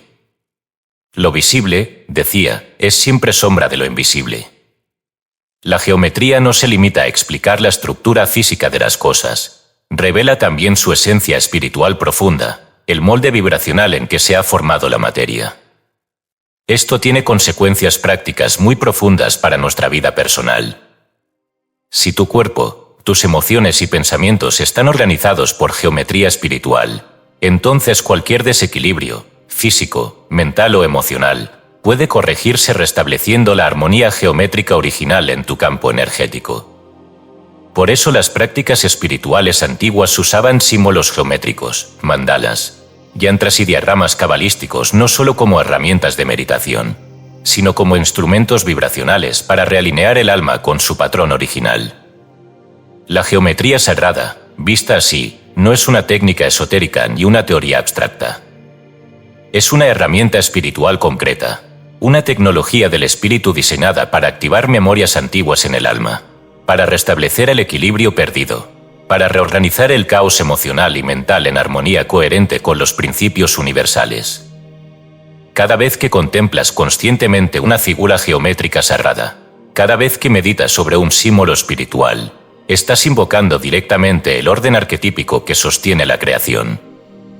La ciencia moderna ha comenzado lentamente a redescubrir esta verdad espiritual antigua a través de la física cuántica y la teoría fractal. La fractalidad demuestra claramente que las mismas estructuras geométricas aparecen en todos los niveles del universo, desde lo microscópico hasta lo macrocósmico. Una célula, un árbol, un río, una galaxia, comparten patrones geométricos similares, revelando que existe una misma inteligencia organizadora detrás de todo. Esta inteligencia, que los antiguos llamaron espíritu o logos, es la mente cósmica que estructura y ordena la realidad en formas precisas y bellas. Aquí reside el verdadero poder transformador de esta enseñanza. Cuando reconoces que tú también eres geometría espiritual, entiendes que tienes acceso consciente a esa misma inteligencia organizadora. Puedes restablecer tu equilibrio interno. Puedes alinear tu vida con patrones superiores de orden, belleza y coherencia. No estás separado del orden cósmico, eres una manifestación directa del mismo. Por lo tanto, Tu vida puede volverse reflejo consciente de ese orden espiritual si decides vivir desde la lucidez, desde la armonía interior, desde la vibración alineada con el patrón original del alma. La próxima vez que observes una flor abriéndose, una estrella girando en el cielo nocturno, un símbolo espiritual que despierte algo en ti, recuerda que no estás mirando hacia afuera, estás mirando hacia adentro. Lo visible es espejo de lo invisible. La geometría que ves afuera está también adentro, en lo profundo de tu propio ser. Y cada vez que eliges vivir en coherencia con ese orden interno, estás activando conscientemente tu potencial espiritual más alto. Porque el espíritu no es caos ni azar. Es orden sagrado, inteligencia divina manifestada en formas perfectas. La geometría no es solo matemática, es lenguaje espiritual vivo. Y tú, querido lector, no eres solo cuerpo, eres geometría sagrada, vibrando eternamente en resonancia con la matriz original del universo. Recuerda siempre: cada forma es reflejo de lo eterno. Cada estructura visible es sombra de lo invisible. Y cuando tu vida se alinea conscientemente con la geometría divina, el universo entero se abre para ti, revelándote su orden oculto, su belleza profunda y la presencia silenciosa del espíritu. En cada átomo, en cada pensamiento, en cada latido que pulsa dentro de ti. Capítulo 18. La soledad iniciática, el retiro del espíritu elevado. Hay una soledad que destruye y hay una soledad que revela. Una es vacío, otra es umbral. Una nace de la desconexión, la otra es la antesala de la fusión con el todo. En casi todas las tradiciones espirituales auténticas, el momento de mayor revelación ocurre no en la multitud, no en el ritual colectivo, no en la consagración pública, sino en el silencio abismal de la soledad iniciática. Allí, donde el alma ya no puede aferrarse a máscaras, ni buscar consuelo en el ruido de los otros, comienza el verdadero camino. El retiro del espíritu elevado no es huida del mundo, es su conquista desde otro plano. Es un movimiento hacia adentro tan profundo, que toda identidad externa se vuelve ruido y todo estímulo externo se vuelve sombra. En esa interioridad sin ornamentos, sin estímulos, sin compañía, el alma se encuentra con su reflejo más crudo y más real. No con lo que desea ser, sino con lo que es. Y es precisamente ahí, en ese espejo sin distorsión, donde comienza el trabajo verdadero. La soledad, en este sentido, no es un castigo. Es una iniciación. Una exigencia sagrada. El alma que ha comenzado a recordar su origen no puede mantenerse permanentemente expuesta al mundo sin perder su orientación vibracional. Necesita retirarse. No por debilidad, sino por sabiduría. No porque rechace a los demás, sino porque ha comprendido que la verdad no se grita, se escucha. Y solo se escucha en el centro del silencio más puro. Los grandes iniciados de todas las épocas comprendieron esto. Moisés subió solo al monte. Elías escuchó la voz de Dios no en el terremoto, ni en el fuego, sino en el susurro del silencio. Jesús se retiró al desierto. Buda se sentó solo bajo el árbol hasta que la iluminación lo atravesó. Rumi escribió sus versos más profundos después de la desaparición de Shams. Gurdjieff enseñó que el verdadero trabajo comienza cuando el hombre aprende a estar consigo mismo sin anestesia. La soledad iniciática es esa etapa del camino en la que todo lo que sostenía tu identidad se desvanece. Ya no eres lo que haces, lo que opinan, lo que creías. Quedas desnudo ante ti mismo y descubres que el ruido del mundo era, en gran parte, un eco del ruido interno. Al silenciar lo externo, se amplifica lo profundo. Y en ese silencio, el alma comienza a recordar. Pero ese recuerdo no es siempre placentero. Al inicio, la soledad revela heridas. La ausencia de estímulos deja espacio a las memorias olvidadas, a los duelos postergados, a las voces internas que evitaste escuchar. Por eso muchos temen a la soledad y la disimulan con distracciones. Pero el iniciado verdadero no huye de esos espectros, los enfrenta, los contempla, los abraza. porque sabe que detrás del dolor inicial está la verdad que lo hará libre. En la Cábala, la etapa del desierto es esencial en el viaje del alma. Se llama Mibar, que significa tanto desierto como hablar. Porque es precisamente en el desierto del silencio donde la palabra cerrada puede escucharse. No la palabra de otros, no el discurso aprendido, sino el verbo interno, la voz del yo soy, que solo se pronuncia en el santuario del alma purificada por la soledad. Este retiro no siempre es físico. No todos deben irse a la montaña o a un monasterio. La soledad iniciática es, sobre todo, una disposición interior. Puedes habitar una ciudad ruidosa y estar completamente solo en el espíritu. Puedes estar rodeado de personas y, sin embargo, retirado vibracionalmente hacia un lugar profundo donde el mundo ya no te define. Esa es la soledad que transforma, no la ausencia de otros, sino la presencia total de uno mismo. Este estado es el laboratorio del alma. Es allí donde se destilan las emociones, donde se observa la mente sin máscaras, donde se siente la vibración del cuerpo como templo. Es allí donde el alma prueba su fuerza, su integridad, su voluntad de recordar. No hay guía externa en esta etapa. No hay estructura. Solo estás tú y Dios, sin intermediarios, sin credos, sin promesas. Y esa desnudez es, paradójicamente, el lugar donde todo comienza a florecer. En la soledad iniciática, el alma descubre que el amor no necesita objeto, que la presencia no requiere testigos, que la divinidad no habita en altares, sino en el núcleo silencioso de su propio ser. Y cuando eso se comprende, ya nada vuelve a ser igual. Porque se ha tocado la fuente. Se ha habitado el centro. Se ha recordado el nombre. Muchos huyen de esta etapa. La confunden con vacío, con abandono, con tristeza. Pero quienes se atreven a cruzar el umbral descubren que la soledad no era una cárcel, sino una puerta. No era la ausencia del mundo, sino la presencia de lo eterno. Y esa presencia, una vez reconocida, no puede olvidarse jamás. Entonces, la soledad se vuelve compañía. El silencio se vuelve verbo. El desierto florece. Y el alma, que antes buscaba desesperadamente afuera, ahora descansa en su propia luz. No necesita demostrar. No necesita convencer. No necesita huir. Ha encontrado su refugio. Ha recordado su origen. Y desde allí, desde ese centro inviolable, puede volver al mundo, pero ya no como alguien que necesita, sino como alguien que irradia. Recuerda esto. La soledad no te quita nada. Te devuelve todo lo que habías olvidado. No te aísla, te consagra.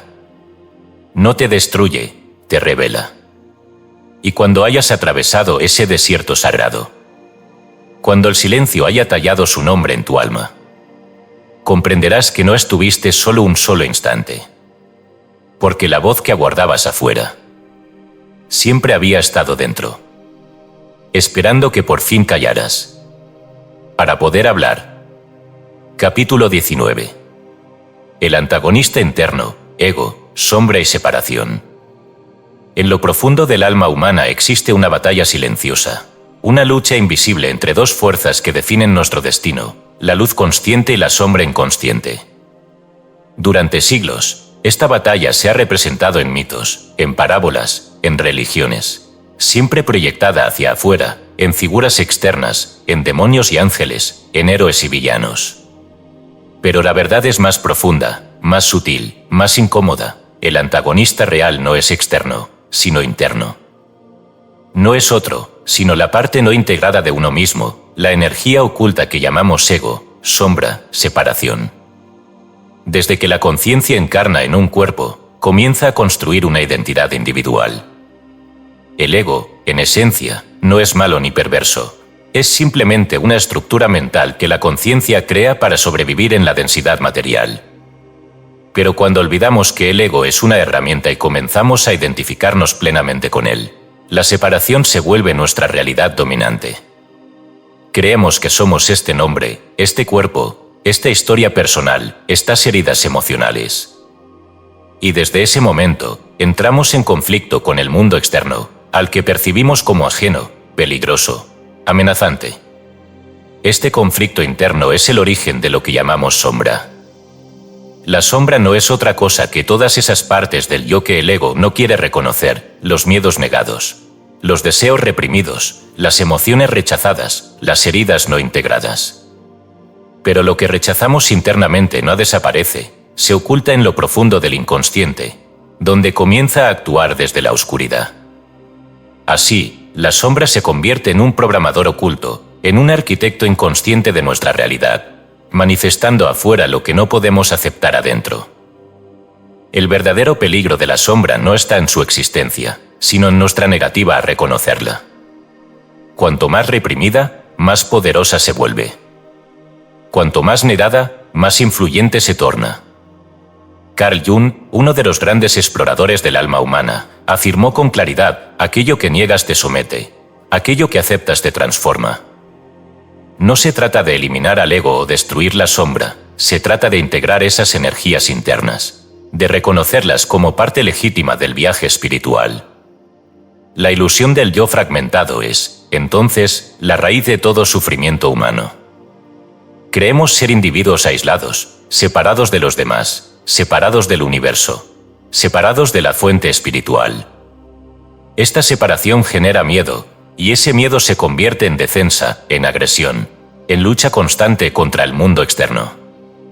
Pero si miramos profundamente hacia adentro, descubrimos que la separación es solo una ilusión mental, una percepción errónea sostenida por el ego fragmentado. Todas las tradiciones espirituales profundas han hablado de esta realidad. En el budismo, el ego es visto como ilusión, como construcción mental que debe trascenderse mediante la atención consciente y la meditación profunda. En el hinduismo, la separación es maya, la gran ilusión cósmica que oculta la unidad esencial del ser. En la enseñanza cristiana auténtica, Jesús habló claramente de la necesidad de morir al yo ilusorio para renacer en el yo verdadero. En todas estas tradiciones, el mensaje es el mismo: la separación no es real, el ego es transitorio.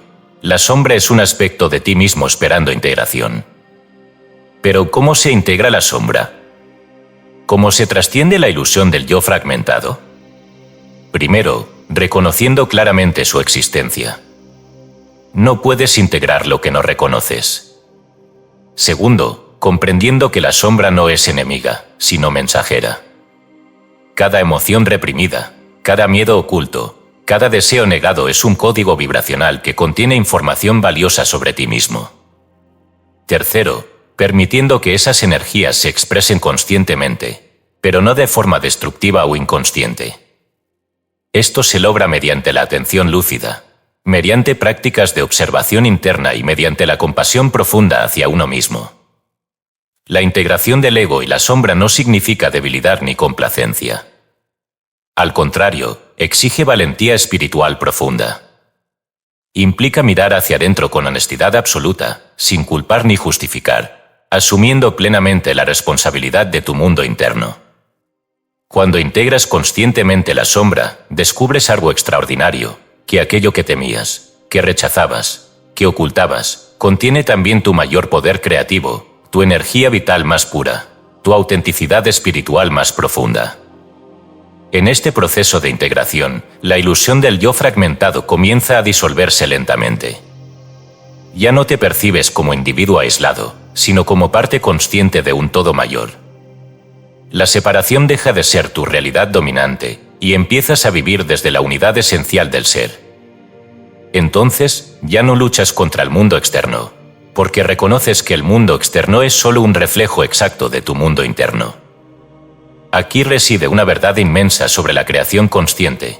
El mundo externo nunca ha sido tu enemigo ni tu obstáculo, siempre ha sido tu espejo fiel, mostrando exactamente las partes internas que aún no has integrado. Por eso la verdadera batalla espiritual nunca es contra lo externo, sino contra la ilusión de separación que sostiene tu ego fragmentado. Cuando logras trascender esta ilusión, cuando integras conscientemente tu sombra, el ego deja de ser antagonista y se vuelve servidor consciente del alma. Ya no luchas contra partes internas de ti mismo, las reconoces, las aceptas, las transformas en poder espiritual lúcido. Entonces, la vida deja de ser conflicto y se convierte en creación deliberada, en expresión consciente del yo integrado.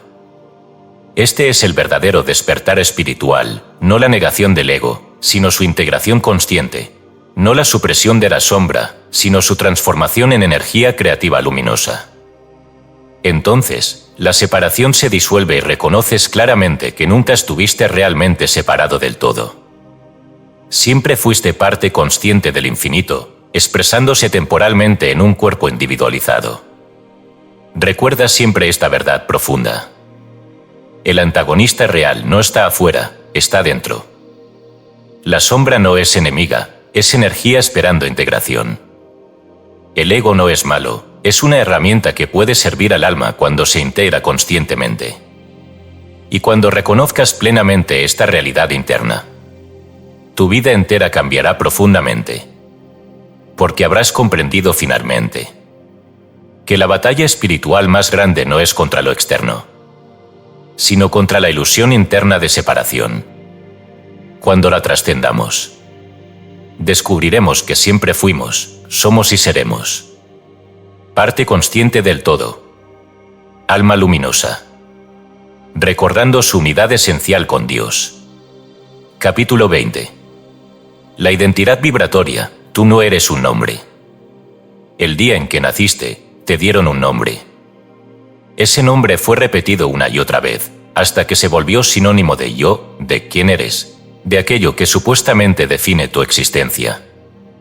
Pero ese nombre, por muy bello o simbólico que sea, no es más que una etiqueta temporal adherida al cuerpo que habitas. No te pertenece.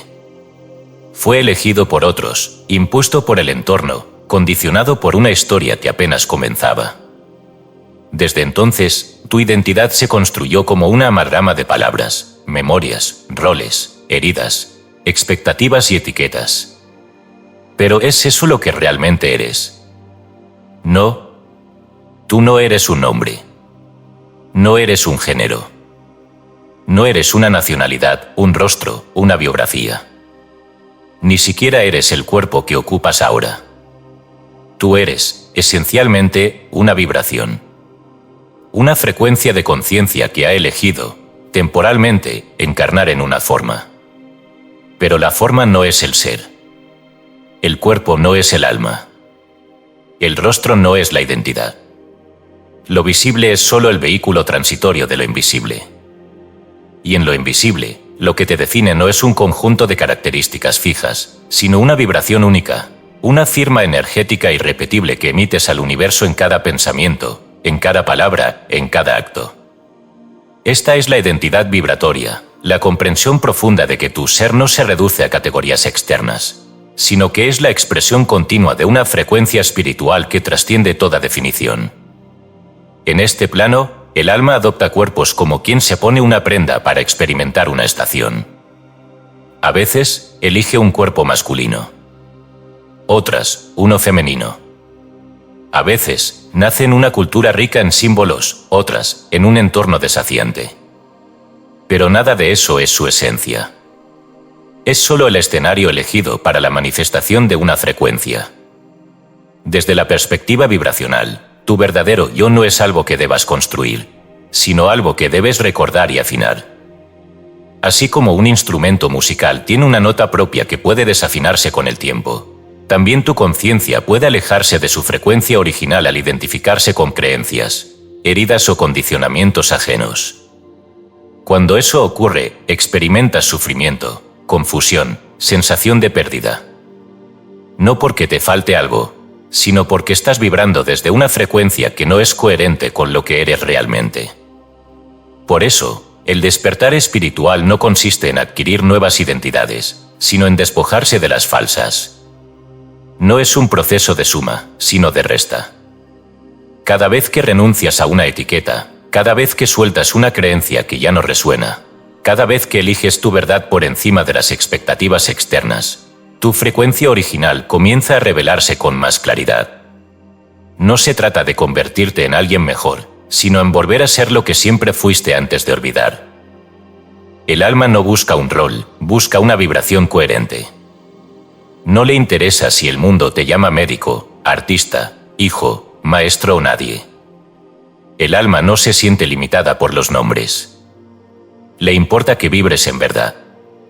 Que lo que piensas, sientes y haces esté alineado. Que tu música interna resuene con la melodía que trajo tu conciencia a esta encarnación. De allí que muchas veces, lo que llamamos crisis existencial no es más que una disonancia vibracional. Un momento en el que las etiquetas que llevabas ya no coinciden con lo que tu alma está lista para expresar. El empleo ya no vibra contigo. La relación ya no resuena. El nombre que repetías ya no te contiene. Y entonces llega el vacío, no como castigo, sino como portal. El portal hacia la identidad vibratoria.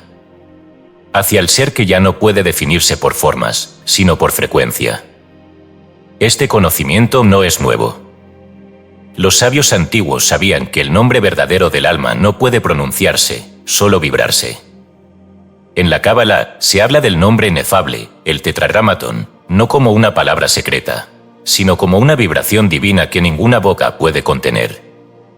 En el sufismo, se dice que cada alma tiene un nombre secreto que solo Dios conoce, y que ese nombre no es un sonido, sino una resonancia. En las tradiciones orientales, se afirma que la identidad real del ser es Satchitananda, existencia, conciencia, dicha. Ninguna de estas definiciones tiene forma, pero todas vibran en lo eterno. Esta comprensión también transforma radicalmente tu forma de relacionarte con los demás. Ya no ves personas como etiquetas ambulantes, sino como frecuencias vivientes. Ya no nos reduces a lo que dicen ser, sino que los sientes en lo que vibran. Algunas personas te caen bien sin motivo, su frecuencia resuena con la tuya. Otras te repelen, aunque parezcan inofensivas, su vibración entra en conflicto con tu campo. El alma no se guía por las apariencias, sino por la resonancia vibracional. Cuando empiezas a vivir desde la identidad vibratoria, todo cambia. Ya no te defines por lo que haces, sino por lo que emites. Ya no buscas pertenecer, sino resonar. Ya no te identificas con una historia, sino con una frecuencia. Y esa frecuencia no necesita defensa, ni justificación, ni explicación. Simplemente es. Como una nota pura. Como un color que no pide permiso para ser visto. Como una luz que no se disculpa por brillar. Entonces descubres, con claridad inmensa, que la única tarea real que tienes en esta vida es sintonizarte contigo mismo. Afinar tu ser hasta que todo lo que pienses, digas y hagas vibre en coherencia con tu esencia. No necesitas cambiar de cuerpo, de país, de oficio. Necesitas recordar quién eres más allá de todo eso. Necesitas dejar que tu frecuencia interior guíe tu camino, como una brújula silenciosa que siempre apunta hacia lo verdadero. Y cuando lo haces, algo mágico sucede. La vida empieza a organizarse a tu alrededor. Las circunstancias cambian. Las personas correctas aparecen. Los caminos se abren. No porque estés forzando nada, sino porque estás vibrando en coherencia con tu diseño original. Has dejado de ser un personaje y has comenzado a ser una vibración consciente. Recuerda esto siempre. Tú no eres un nombre. Eres una frecuencia. Y cuando esa frecuencia se expresa plenamente, todo el universo responde con precisión absoluta. Porque en ese instante, ya no estás fingiendo ser. Estás siendo. Capítulo 21. El miedo como arquitecto, la realidad reforzada por duda. De todas las fuerzas internas que moldean la realidad, hay una en particular cuya influencia supera casi cualquier otra. No es el deseo, no es la imaginación, no es la voluntad ni siquiera la creencia consciente. Es algo más profundo, más primitivo, más poderoso en su capacidad de manifestar circunstancias concretas, el miedo. Sin embargo, el miedo no es una fuerza externa que llega a invadir nuestra experiencia desde afuera. Es una energía interna, una frecuencia sostenida, una forma particular de oración invertida que convoca, refuerza y manifiesta exactamente aquello que tememos. El miedo, visto desde la perspectiva vibracional, no es simplemente una reacción psicológica frente al peligro real o imaginario. Es algo mucho más significativo, es una matriz energética, una estructura invisible que tiene la capacidad de organizar nuestra realidad con precisión matemática. El miedo es un arquitecto. Pero no cualquier arquitecto, es uno que construye, de manera inconsciente, precisamente aquello que más queremos evitar. ¿Por qué ocurre esto? Porque el miedo, al igual que la fe, es una forma intensa de certeza. Pero mientras que la fe afirma lo deseado, el miedo afirma exactamente lo opuesto, lo no deseado. La mente, al experimentar miedo, concentra toda su atención y energía en la imagen mental del peor resultado posible. Y el universo, obediente a las leyes vibracionales que lo gobiernan, responde a esa frecuencia concentrada, manifestando en forma física y tangible precisamente aquello que se teme. En este sentido, el miedo es literalmente una oración invertida. No importa que verbalmente afirmes algo positivo, si emocionalmente estás vibrando desde el miedo, la realidad responderá con exactitud matemática a esa vibración dominante. Por eso, quien teme constantemente la carencia, inevitablemente la experimenta. Quien teme el rechazo, lo atrae una y otra vez. Quien teme el fracaso, lo convoca inconscientemente. No es castigo divino, ni karma externo, es resonancia vibracional.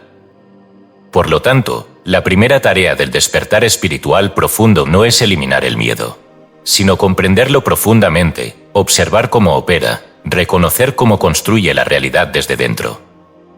El miedo no puede superarse mediante la negación ni la represión. Debe observarse con lucidez absoluta, debe comprenderse en su función energética.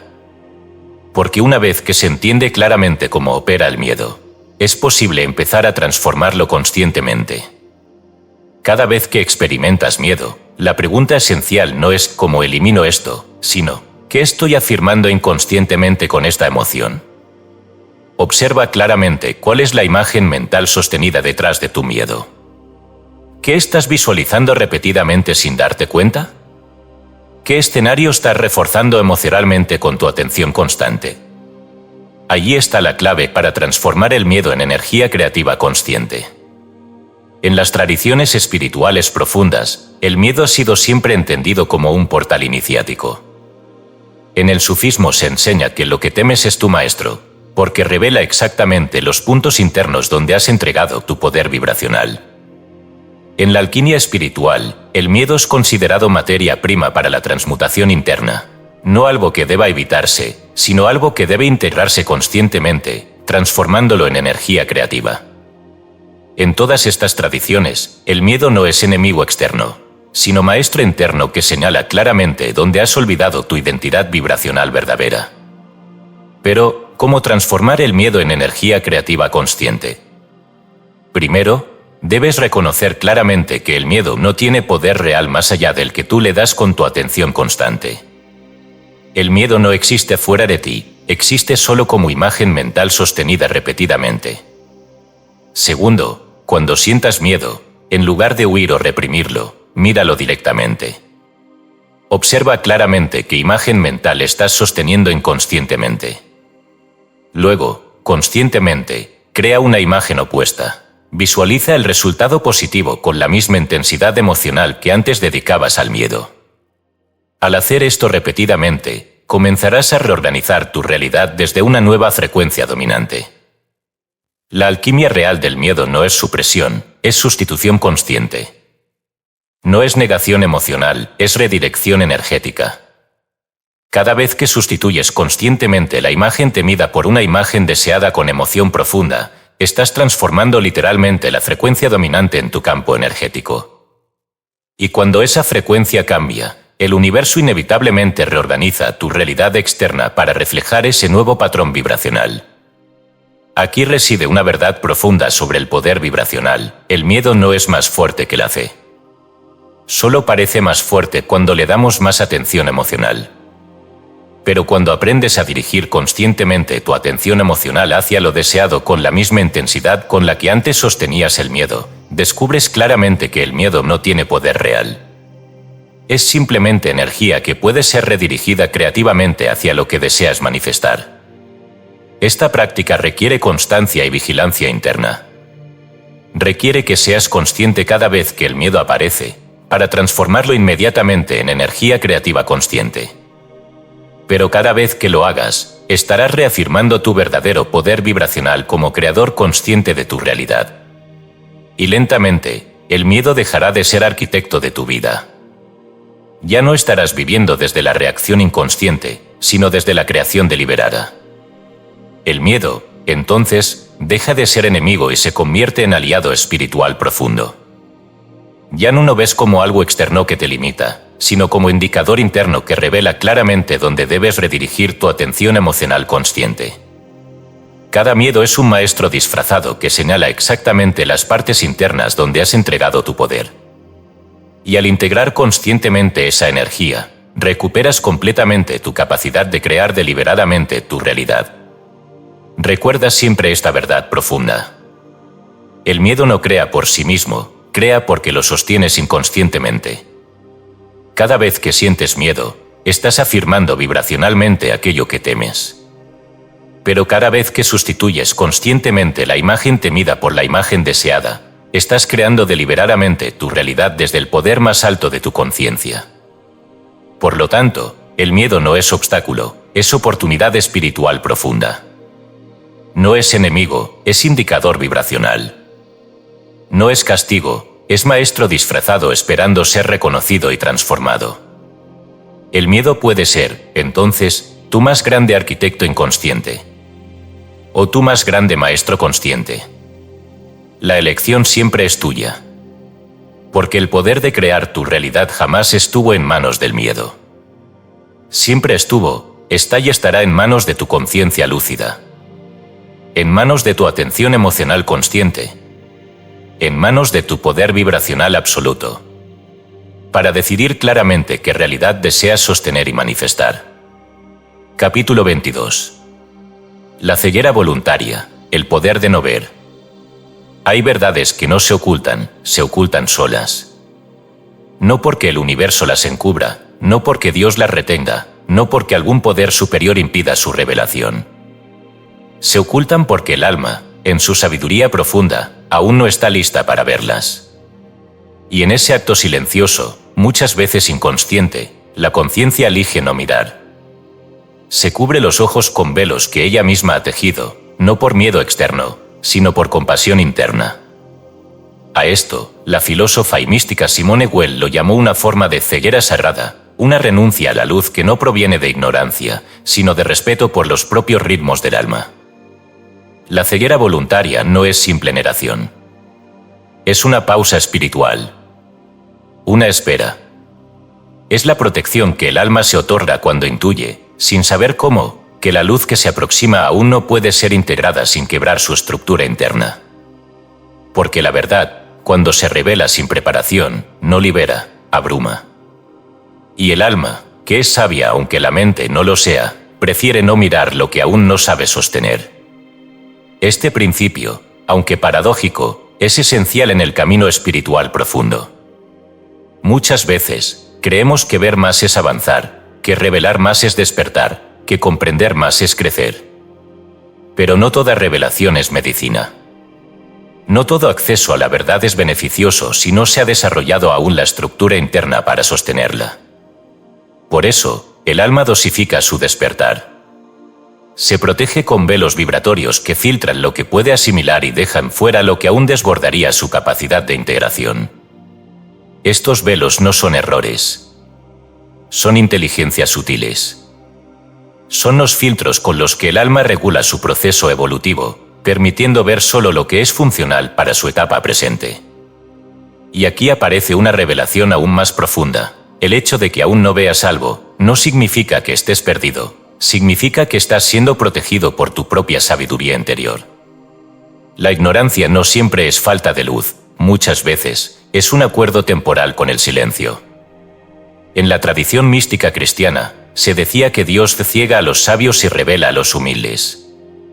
Esta no es una condena a la razón, sino una metáfora vibracional. Los sabios que se ciegan son aquellos que pretenden forzar el acceso a lo sagrado desde el intelecto, sin haber desarrollado primero la humildad vibratoria para sostener la verdad vivida. Mientras que los humildes, los que aceptan no saber, los que permiten el ritmo del alma, reciben las revelaciones en el momento exacto, en la medida exacta, en la vibración adecuada.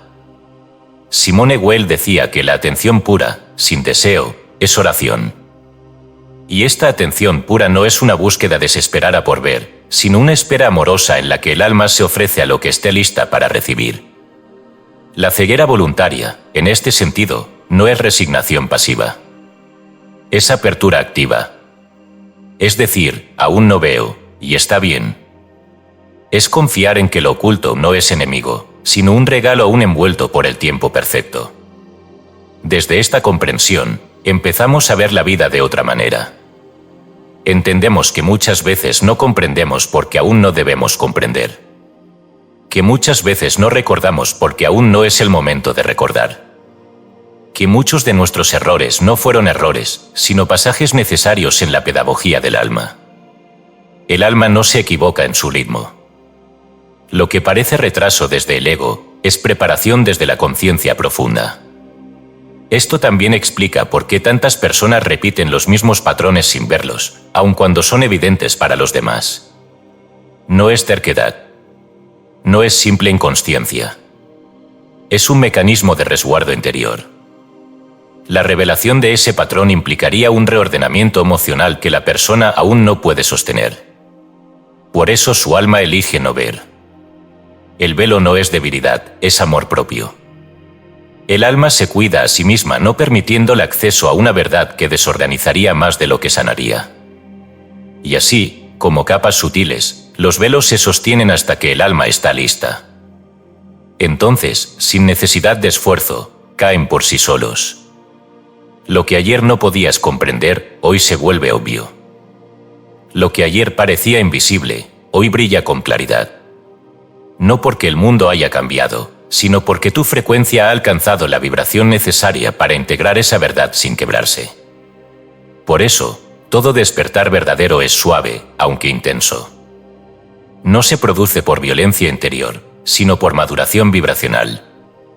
Cuando el alma está lista, la verdad se revela sin trauma, como quien abre los ojos por primera vez y no necesita explicaciones, solo reconocimiento. La verdad no se enseña. Se recuerda. Y ese recuerdo solo ocurre cuando el alma ha recuperado la coherencia necesaria para sostenerlo. Entonces comprendes que los velos no eran cadenas, sino mantos protectores. Que el no ver fue, en realidad, un ver más profundo, un ver el ritmo interno, un ver la necesidad de pausa, un ver la sabiduría de no forzar. Y así, la ceguera voluntaria se convierte en virtud espiritual. No como defensa neurótica, sino como expresión de amor maduro por el proceso sagrado del alma. No hay prisa. No hay presión. No hay retrasos. Todo lo que debas ver, lo verás. Todo lo que debas recordar, volverá. Todo lo que esté destinado a revelarse, se revelará en el instante perfecto en que tu corazón pueda sostenerlo sin romperse. Y en ese momento, el velo caerá. No por obligación, sino por amor. Recuerda siempre esta verdad. La luz no fuerza. La verdad no atropella. La revelación no exige. La conciencia no grita. Solo espera. A que tú estés listo. A que tu alma madure. A que tu vibración se alinee con lo que está destinado a recordarse. Y entonces, sin esfuerzo, verás. Capítulo 23. El corazón como portal, emoción, voluntad y memoria. Existe en el cuerpo humano un órgano cuyo poder trasciende ampliamente su función física, un órgano que no es solo músculo, que no es simplemente bomba biológica que impulsa sangre por el cuerpo, sino que constituye, en sí mismo, un verdadero centro vibracional. Ese órgano es el corazón, no entendido en sentido romántico, superficial o sentimental, sino como un núcleo energético, una puerta dimensional, un lugar donde se entrelazan emoción, voluntad y memoria en una danza constante y poderosa que determina nuestra realidad. El corazón no es metáfora, es portal. No es símbolo poético, sino estructura vibratoria real. Desde las tradiciones espirituales más antiguas hasta la ciencia moderna más avanzada, se confirma una y otra vez que el corazón humano posee una inteligencia propia, una capacidad de percepción y creación de realidad muy superior a la que hemos aceptado comúnmente. El corazón, literalmente, tiene un campo electromagnético mucho más poderoso que el cerebro. Este campo se extiende varios metros alrededor del cuerpo físico, interactuando continuamente con el entorno y los campos energéticos de otros seres vivos. Pero este poder no es solo cuantitativo, sino profundamente cualitativo. El corazón es, en realidad, un centro de inteligencia emocional profunda. Las emociones no son reacciones superficiales, sino energías concretas que generan formas vibracionales específicas. Cuando sentimos amor, gratitud, alegría, generosidad o compasión, nuestro corazón emite frecuencias coherentes, simétricas y armoniosas. Cuando sentimos miedo, ansiedad, frustración o tristeza profunda, la coherencia vibracional del corazón disminuye drásticamente, creando patrones energéticos caóticos y fragmentados. Este campo electromagnético no es pasivo. Es activamente creativo. Aquello que sentimos profundamente con el corazón no solo se refleja en nuestra realidad externa, sino que literalmente la organiza desde adentro hacia afuera. El corazón no responde al mundo externo, lo construye. No es víctima emocional, sino arquitecto vibracional. La realidad que experimentamos cotidianamente es siempre consecuencia directa de las frecuencias dominantes sostenidas en nuestro centro cardíaco. Por esta razón, las tradiciones espirituales profundas de todos los tiempos han enfatizado siempre la importancia de cultivar estados emocionales coherentes y elevados. No como simple moralidad o ética, sino como ley vibracional precisa. Jesús habló de la necesidad de tener un corazón puro. El budismo enfatiza la compasión como el estado vibracional más elevado que el corazón puede emitir. La tradición védica enseña que Anahata, el chakra del corazón, es el verdadero punto de acceso al conocimiento universal y a la conciencia divina. Pero además, el corazón es también el centro donde se almacena la memoria emocional profunda del alma. No solo recuerda eventos pasados, recuerda frecuencias emocionales sostenidas. Cada emoción intensa deja una impronta energética clara en el campo electromagnético del corazón, impronta que puede permanecer activa durante años, décadas e incluso vidas. Por eso muchas veces experimentamos emociones aparentemente irracionales o desproporcionadas ante situaciones presentes. El corazón no está reaccionando solo al presente, está recordando frecuencias emocionales no integradas del pasado. Esto implica que cualquier proceso de sanación emocional profunda debe comenzar por el corazón. No basta con entender racionalmente el pasado ni analizar psicológicamente las heridas. Es necesario ingresar al campo electromagnético cardíaco y liberar directamente las frecuencias emocionales no integradas allí almacenadas. Esto se logra mediante prácticas conscientes de meditación cardíaca profunda, respiración coherente, visualización emocional lúcida y, sobre todo, presencia vibracional total en el corazón mismo. Cuando accedes conscientemente al corazón, comienzas a transformar directamente tu realidad externa desde adentro. El corazón es el verdadero punto de contacto entre lo espiritual y lo material, entre la intención mental y la manifestación física. No basta con pensar claramente lo que deseas, debes sentirlo profundamente con el corazón. Cuando mente y corazón vibran en coherencia absoluta, la manifestación es inmediata, precisa y poderosa. Pero esto no se logra con esfuerzo mental, sino con apertura emocional consciente. El corazón no responde a la fuerza, sino al amor. No se abre por presión externa, sino por decisión interna profunda. La verdadera voluntad espiritual no es un acto de fuerza mental, sino un acto de coherencia emocional sostenida. Cuando deseas algo desde el corazón con coherencia absoluta, tu campo electromagnético automáticamente comienza a atraer y manifestar esa realidad en el plano físico. La ciencia actual, especialmente el Instituto EARMAT, ha demostrado experimentalmente esta realidad. El corazón posee inteligencia, memoria y capacidad creadora propias. Cada latido cardíaco genera una señal electromagnética coherente o incoherente, según nuestro estado emocional dominante. Esta señal interactúa directamente con nuestro cerebro, órganos y entorno, influyendo profundamente en nuestra percepción, decisiones y experiencias cotidianas. Literalmente, vivimos desde la coherencia o incoherencia emocional sostenida en nuestro corazón. Por eso, cultivar estados emocionales elevados como gratitud profunda, amor incondicional, alegría auténtica y compasión lúcida no es simplemente moralidad espiritual, sino inteligencia energética concreta. Es literalmente sintonizar tu centro cardíaco con las frecuencias creativas más altas del universo, permitiendo que la realidad externa refleje automáticamente ese orden vibracional interno. Cuando comprendes plenamente esto, comienzas a vivir de otra manera. Ya no reaccionas emocionalmente al mundo externo, sino que eliges conscientemente desde tu corazón la frecuencia emocional dominante que deseas sostener. Sabes claramente que la realidad externa no tiene poder real sobre ti, sino que es simplemente reflejo exacto de la coherencia o incoherencia emocional sostenida en tu centro vibracional cardíaco. Entonces el corazón deja de ser símbolo romántico superficial y se revela claramente como portal espiritual profundo. Cada latido se convierte en oración consciente. Cada emoción sentida con coherencia absoluta se convierte en instrucción directa al universo. Cada instante vivido desde el corazón se vuelve creación deliberada de tu realidad externa. Y lentamente, tu vida se transforma radicalmente.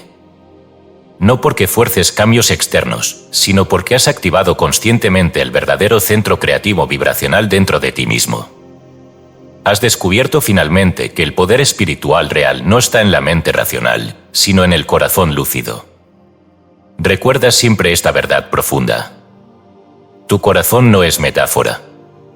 Es vibración concreta. No es símbolo poético. Es portal espiritual profundo. No es simple músculo físico. Es centro electromagnético creativo.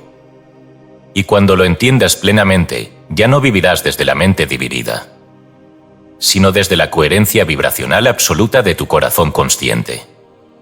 Porque el corazón no responde al mundo. Lo crea. Y cuando vives desde esa claridad, cada latido se vuelve acto deliberado de creación consciente. Cada emoción, oración. Cada intención, manifestación. Cada recuerdo, enseñanza profunda. Porque el corazón siempre fue, es y será el verdadero portal espiritual, desde el cual tu alma manifiesta cada instante de su existencia. Capítulo Xid. Los planos del ser, más allá del cuerpo, más allá de la mente. Mucho antes de que la ciencia moderna intentara comprender al ser humano desde la biología, la neurología o la psicología, ya los sabios del alma hablaban de una realidad mucho más vasta, más compleja y más sutil. El ser no es un cuerpo, ni una mente, ni una emoción, sino un conjunto de cuerpos concéntricos, interpenetrados, ascendentes en vibración, que conforman una arquitectura espiritual invisible. Esta comprensión, sostenida durante milenios en tradiciones como la teosofía, el sufismo y el Vedanta, revela que el ser humano no es una unidad simple, sino una sinfonía de planos de conciencia, cada uno con su lenguaje, su ley y su propósito. La teosofía, sistema espiritual moderno que bebe del ocultismo oriental y occidental, nos habla con precisión de 7 cuerpos o principios: físico, etérico, astral, mental, causal, búdico y átmico. No como capas separadas, sino como estados de existencia que coexisten en el ahora, cada uno vibrando en una frecuencia distinta, cada uno manifestando una parte del alma total. El cuerpo físico es solo el más denso, el más visible, el más lento en vibración. Pero no es más real que los otros, simplemente es más perceptible a los sentidos limitados. El cuerpo etérico, o doble energético, es el molde vibracional del cuerpo físico. Es el puente entre lo invisible y lo tangible. Allí circulan las energías vitales, los meridianos, los centros sutiles, las impresiones antes de llegar al cuerpo denso. Luego está el cuerpo astral, sede de las emociones, los deseos, las pasiones. Es el plano en el que soñamos, en el que experimentamos símbolos, imágenes, impulsos que la mente lógica no puede explicar. más allá está el cuerpo mental, donde habitan las ideas, los arquetipos, los patrones de pensamiento que configuran nuestra realidad. Pero incluso este cuerpo es transitorio. El cuerpo causal, o manás superior, es la estructura vibracional que contiene la memoria del alma, su esencia individualizada, su historia transvida. En él residen los patrones kármicos, las semillas de nuestras decisiones más profundas, las motivaciones que trascienden una sola vida. Por encima de él, el cuerpo búdico representa la conciencia del amor incondicional, la intuición sagrada, la unidad con la vida. Y en la cúspide, el cuerpo átmico, la chispa pura, la emanación directa del ser absoluto, sin forma, sin nombre, sin cualidad, pero absolutamente real. El sufismo, aunque con otra terminología, enseña lo mismo. En sus prácticas internas, el sufí atraviesa maqamat, estaciones del alma, y awal, estados espirituales, que lo llevan desde la conciencia del yo inferior hasta la fusión con el amado divino. Desde el nafs básico, el alma instintiva, hasta la nafs mutmainna, el alma en paz, el viajero espiritual transita por planos que no son geográficos, sino vibracionales. Cada plano, un espejo distinto donde se contempla lo real. Cada etapa, una limpieza del velo que impide la unión con el uno. El Vedanta Advaita, por su parte, describe 5 envolturas o cosas, que envuelven al Atman, el ser puro, como capas de una cebolla espiritual, Annamaya cosa, la envoltura del alimento, el cuerpo físico, Pranamaya, la energía vital, Manomaya, la mente y emociones, Vijnanamaya, la inteligencia superior, y Anandamaya cosa, la dicha pura. Estas no son ficciones filosóficas, sino mapas de navegación interior que describen con precisión la experiencia mística. Cada cosa es una puerta que, al ser trascendida, nos acerca más al centro inmutable del ser. ¿Y por qué importa conocer esta arquitectura sutil? Porque mientras el ser humano se identifique solo con su cuerpo físico, su historia emocional o su narrativa mental vivirá limitado por lo transitorio. Sufrirá por lo que envejece, dolerá por lo que pierde, temerá por lo que no controla. Pero cuando empieza a reconocerse como conciencia que habita múltiples planos simultáneamente, comienza el verdadero despertar. Ya no se ve como víctima de las circunstancias, sino como conciencia que se expresa en diferentes niveles de vibración. Cada plano del ser tiene su lenguaje. El cuerpo físico se comunica a través del dolor, el placer, la tensión, el movimiento. El cuerpo etérico habla con energías, flujos, bloqueos. El cuerpo astral se expresa con imágenes, sueños, reacciones emocionales. El cuerpo mental con pensamientos, ideas, asociaciones lógicas. El cuerpo causal con intuiciones profundas, con resonancias inexplicables, con llamados que la lógica no entiende. Escuchar estos lenguajes es comenzar a habitar todos tus cuerpos de manera consciente. Es dejar de fragmentarse. Es comenzar a vivir integrado. Y más allá de la integración, hay un paso aún más profundo, el desapego. Comprender que todos los cuerpos son vehículos, pero no son tú. Que todos los planos son expresiones del ser, pero no lo definen. Que incluso el plano más alto es todavía manifestación, pero que tú en tu esencia más profunda, eres lo inmanifestado, el testigo eterno que observa todos los planos sin confundirse con ninguno. Este reconocimiento no anula el cuerpo, ni desprecia la mente, ni rechaza la emoción. Al contrario, los honra profundamente. Porque los comprende como expresiones sagradas del uno que se experimenta a sí mismo en infinitas formas. El cuerpo ya no es cárcel, sino templo. La mente ya no es obstáculo, sino herramienta. La emoción ya no es debilidad, sino brújula vibracional. Cuando habitas todos los planos con conciencia, el alma se vuelve sinfonía viva de lo eterno. Y entonces el ser humano deja de ser un individuo atrapado en la carne, para convertirse en un ser multidimensional, plenamente consciente de sí, capaz de manifestar desde todos los planos y de regresar, cuando lo desee, al centro puro de su ser, allí donde ya no hay cuerpo ni mente ni emoción, solo vibración sin forma, presencia pura, silencio absoluto. Recuerda siempre esta verdad. Tú no eres un cuerpo, ni una mente, ni una emoción. Tú eres conciencia que los habita. Tú eres presencia que los trasciende. Tú eres espíritu que los unifica. Y cuando reconozcas eso plenamente, vivirás desde todos los planos con sabiduría. Crearás desde todos los cuerpos con coherencia. Y recordarás finalmente que más allá de todo lo que cambia, tú eres aquello que siempre has sido. Será y es ahora mismo. El ser eterno manifestándose en vibración. Capítulo 25. El rito cotidiano, magia espiritual en la vida simple. No se requiere de incienso ni de campanas, de templos dorados ni de fórmulas antiguas para tocar lo sagrado. El alma no necesita escenarios teatrales para recordar a Dios. El verdadero rito no ocurre sobre altares externos, sino en el espacio invisible entre la conciencia y la acción. Lo que hemos llamado vida diaria, con sus repeticiones, sus pequeños gestos, sus silencios entre palabras, no es la antesala de lo sagrado, sino su expresión más inmediata. El universo no tiene momentos profanos, todo instante es rito, si se lo habita con presencia. Esta verdad, tan simple como olvidada, ha sido la enseñanza central de los más grandes místicos. En el Zen, se dice que el lavar los platos puede ser iluminación.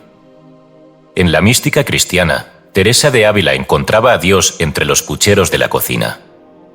En el sufismo, cada paso en el mercado podía ser tan sagrado como una oración si se daba con el recuerdo del amado. Lo que hace sagrado un acto no es su forma externa, sino la conciencia con la que se ejecuta. Cuando la conciencia está presente, todo se convierte en liturgia. Cada palabra que pronuncias tiene vibración, tiene forma, tiene consecuencia. Cada gesto que repites, aunque sea pequeño, aunque sea invisible, es una inscripción vibratoria en el tejido del mundo. Cada pensamiento que sostienes, cada intención que cargas con emoción, cada mirada que sostienes unos segundos más de lo habitual, cada respiración consciente, cada sorbo de agua ofrecido con gratitud, todo es ritual. Todo es altar. Todo es campo sagrado. Y tú, si lo recuerdas, eres sacerdote del instante. El rito cotidiano comienza en el despertar. No importa si estás en una cabaña en el bosque o en un apartamento en la ciudad. El simple acto de abrir los ojos puede ser una oración. No con palabras, sino con presencia. Respirar antes de levantarte, agradecer silenciosamente por habitar otro día, sentir el peso del cuerpo, el latido del corazón, el milagro del aliento. Eso ya es invocación. Eso ya es alquimia. La conciencia convierte lo común en extraordinario. Cuando caminas, caminas sobre tierra consagrada. No importa si es cemento o pasto húmedo, cada paso puede ser un recordatorio de tu encarnación, de tu presencia viva en el aquí y ahora. Tus pasos, si son conscientes, son sílabas de una plegaria sin palabras. Cada cosa que haces puede ser una ofrenda. Cocinar, si lo haces con amor, alimenta más que cuerpos, alimenta almas. Barrer el suelo, si lo haces como quien limpia un templo, purifica más que polvo, limpia las vibraciones del espacio. El rito no se aprende. Se recuerda. No se imita. Se encarna. No se memoriza. Se siente. La vida entera, cuando es habitada desde el alma, es un acto ceremonial constante. Los antiguos lo sabían, la cabaña era templo, la palabra era decreto, el cuerpo era altar, la mirada era bendición, el pan partido era comunión. El rito no era algo añadido a la vida, era la vida misma. Hoy hemos fragmentado esa sabiduría, relegando lo sagrado, lo extraordinario. Pero el alma lo sabe, lo más divino se esconde en lo más simple. Esto no significa que debamos convertirnos en monjes o vivir en aislamiento. Significa que debemos regresar a la conciencia del instante. Significa que podemos transformar nuestras rutinas en liturgia. Que podemos volver a recordar que lo sagrado no se encuentra solo en lo grandioso, sino, y sobre todo, en lo imperceptible. En la forma en que saludas. en el modo en que escuchas, en la atención que das al otro, en cómo comes, en cómo cierras los ojos, en cómo amas, en cómo respiras. Y cuando vives así, el mundo cambia. Ya no estás corriendo de rito en rito buscando a Dios. Descubres que Dios te esperaba en la taza de té, en la caricia a tu hijo, en el silencio que interrumpió tu frase, en el viento que golpeó la ventana, en la forma exacta en que doblaste una prenda. Cada cosa, si es tocada por la conciencia, se convierte en acto sagrado. Cada cosa es lito, si se la mira desde el alma. Este entendimiento transforma radicalmente la espiritualidad. Ya no necesitas esperar el momento perfecto, el día especial, la ocasión mística. El momento perfecto es este. El altar es este cuerpo. El templo es este espacio. El instante cerrado no viene después, ya está aquí. Basta con que lo reconozcas. Basta con que te detengas. Basta con que estés. Y entonces, de pronto, sin necesidad de pronunciar una sola palabra, sin haber encendido una vela, sin música de fondo ni postura especial, algo dentro de ti se abre. Y sientes que todo es presencia. Que todo está vivo. Que todo es uno. Porque has recordado el secreto, que el rito más poderoso es vivir con conciencia cada pequeño gesto. Que el universo no responde a la forma, sino a la vibración. Que lo simple, cuando es tocado por el alma, se vuelve sagrado. Recuerda siempre esto. La vida no está separada de lo divino. La vida es el templo. El instante es el altar. Y tú, con tu presencia, eres el sacerdote. Eres el conjuro. Eres el rito. Y cuando lo vivas así, descubrirás que cada cosa, por más pequeña que sea, es un acto mágico de comunión con lo eterno. Capítulo 26. El silencio que crea, la palabra no dicha. Entre cada palabra que pronuncias hay un espacio. Entre cada respiración, una pausa. Entre cada pensamiento, un intervalo. Y en ese intervalo, en ese espacio sutil donde no hay forma, no hay sonido, no hay movimiento, habita una de las fuerzas más poderosas y menos comprendidas del universo, el silencio. No como ausencia de ruido, no como vacío sin contenido, sino como presencia vibratoria pura, como matriz no manifestada de donde todo surge y a donde todo retorna. El silencio no es vacío, es pleno de potencia. Es el útero de la creación, el fondo vibratorio desde el cual la palabra se alza como olas sobre el mar. Es anterior al verbo, más antiguo que cualquier sonido, más originario que cualquier idea. Y sin embargo, es en él, y solo en él, donde nace la palabra verdadera. Porque toda palabra que no brota del silencio está vacía de poder. Es ruido, es eco, es superficie. Pero la palabra que se engendra en el silencio es semilla viva, vibra, penetra, transforma. Las grandes escrituras sagradas sabían esto. En el Génesis se dice que la tierra estaba desordenada y vacía, y las tinieblas estaban sobre la faz del abismo. Es decir, había silencio. No solo ausencia de forma, ausencia de voz. Y entonces, Dios dijo. Pero antes de que dijera, hubo un espacio vibratorio que contuvo la intención pura. El verbo fue creativo, sí, pero solo porque brotó desde ese abismo anterior al sonido. Desde el silencio que ya era presencia consciente. En la tradición vedántica, este principio se expresa en el AUM, el sonido primordial. Pero pocos recuerdan que más allá de sus tres fonemas, A, U, M, hay un cuarto elemento, el silencio que los contiene y los trasciende. Ese silencio no es la ausencia del mantra, sino su fuente. Sin ese cuarto aspecto, Turiya, el mantra carece de raíz. El AUM vibra porque reposa sobre el silencio eterno, sobre esa dimensión no hablada donde toda posibilidad existe en forma latente. El sufismo también lo revela, el verdadero zikr, la invocación constante del nombre divino, no es solo repetición verbal. Llega un punto en que el ciclo trasciende el sonido y se convierte en silencio consciente. La lengua calla, pero el corazón sigue nombrando. Y ese nombrar sin voz es más penetrante que cualquier canto. El silencio se vuelve entonces no ausencia de oración, sino la oración más pura. Desde la física cuántica también se nos sugiere este misterio. El campo de punto cero, aquella dimensión de aparente vacío cuántico, no está vacío en absoluto. Contiene la vibración más sutil, el potencial absoluto de toda forma. No hay partículas sin ese campo invisible. No hay manifestación sin ese fondo silencioso. En otras palabras, el universo no descansa sobre el ruido, sino sobre un silencio denso, vibrante, fértil. Así también ocurre en el alma humana. No todo lo que creas se manifiesta por lo que dices. Mucho más a menudo, tu realidad se estructura por lo que no dices, por lo que emites sin palabra, por lo que sostienes en el corazón con tal intensidad que el verbo se vuelve innecesario. Hay silencios que son órdenes. Hay silencios que son gritos que el universo escucha con más claridad que cualquier frase. Y hay estados de conciencia que, sostenidos en profundo recogimiento interior, reorganizan la materia sin necesidad de decretar nada. El verdadero maestro no habla sin raíz. Calla mucho más de lo que dice. Y cuando dice algo, es porque ha descendido antes al silencio que sostiene sus palabras.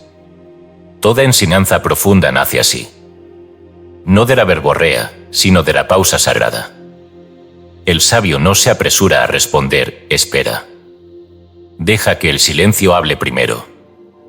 Porque sabe que el silencio bien sostenido crea más que el lenguaje desordenado. Tú también puedes vivir desde ese poder. No necesitas declarar todo lo que intuyes. No necesitas explicar, justificar, defender cada visión interna. Basta con que la sientas, la ames, la sostengas en el espacio vibracional de tu silencio. Y desde ahí, si llega el momento de hablar, tus palabras no serán tuyas, serán ecos del silencio creador.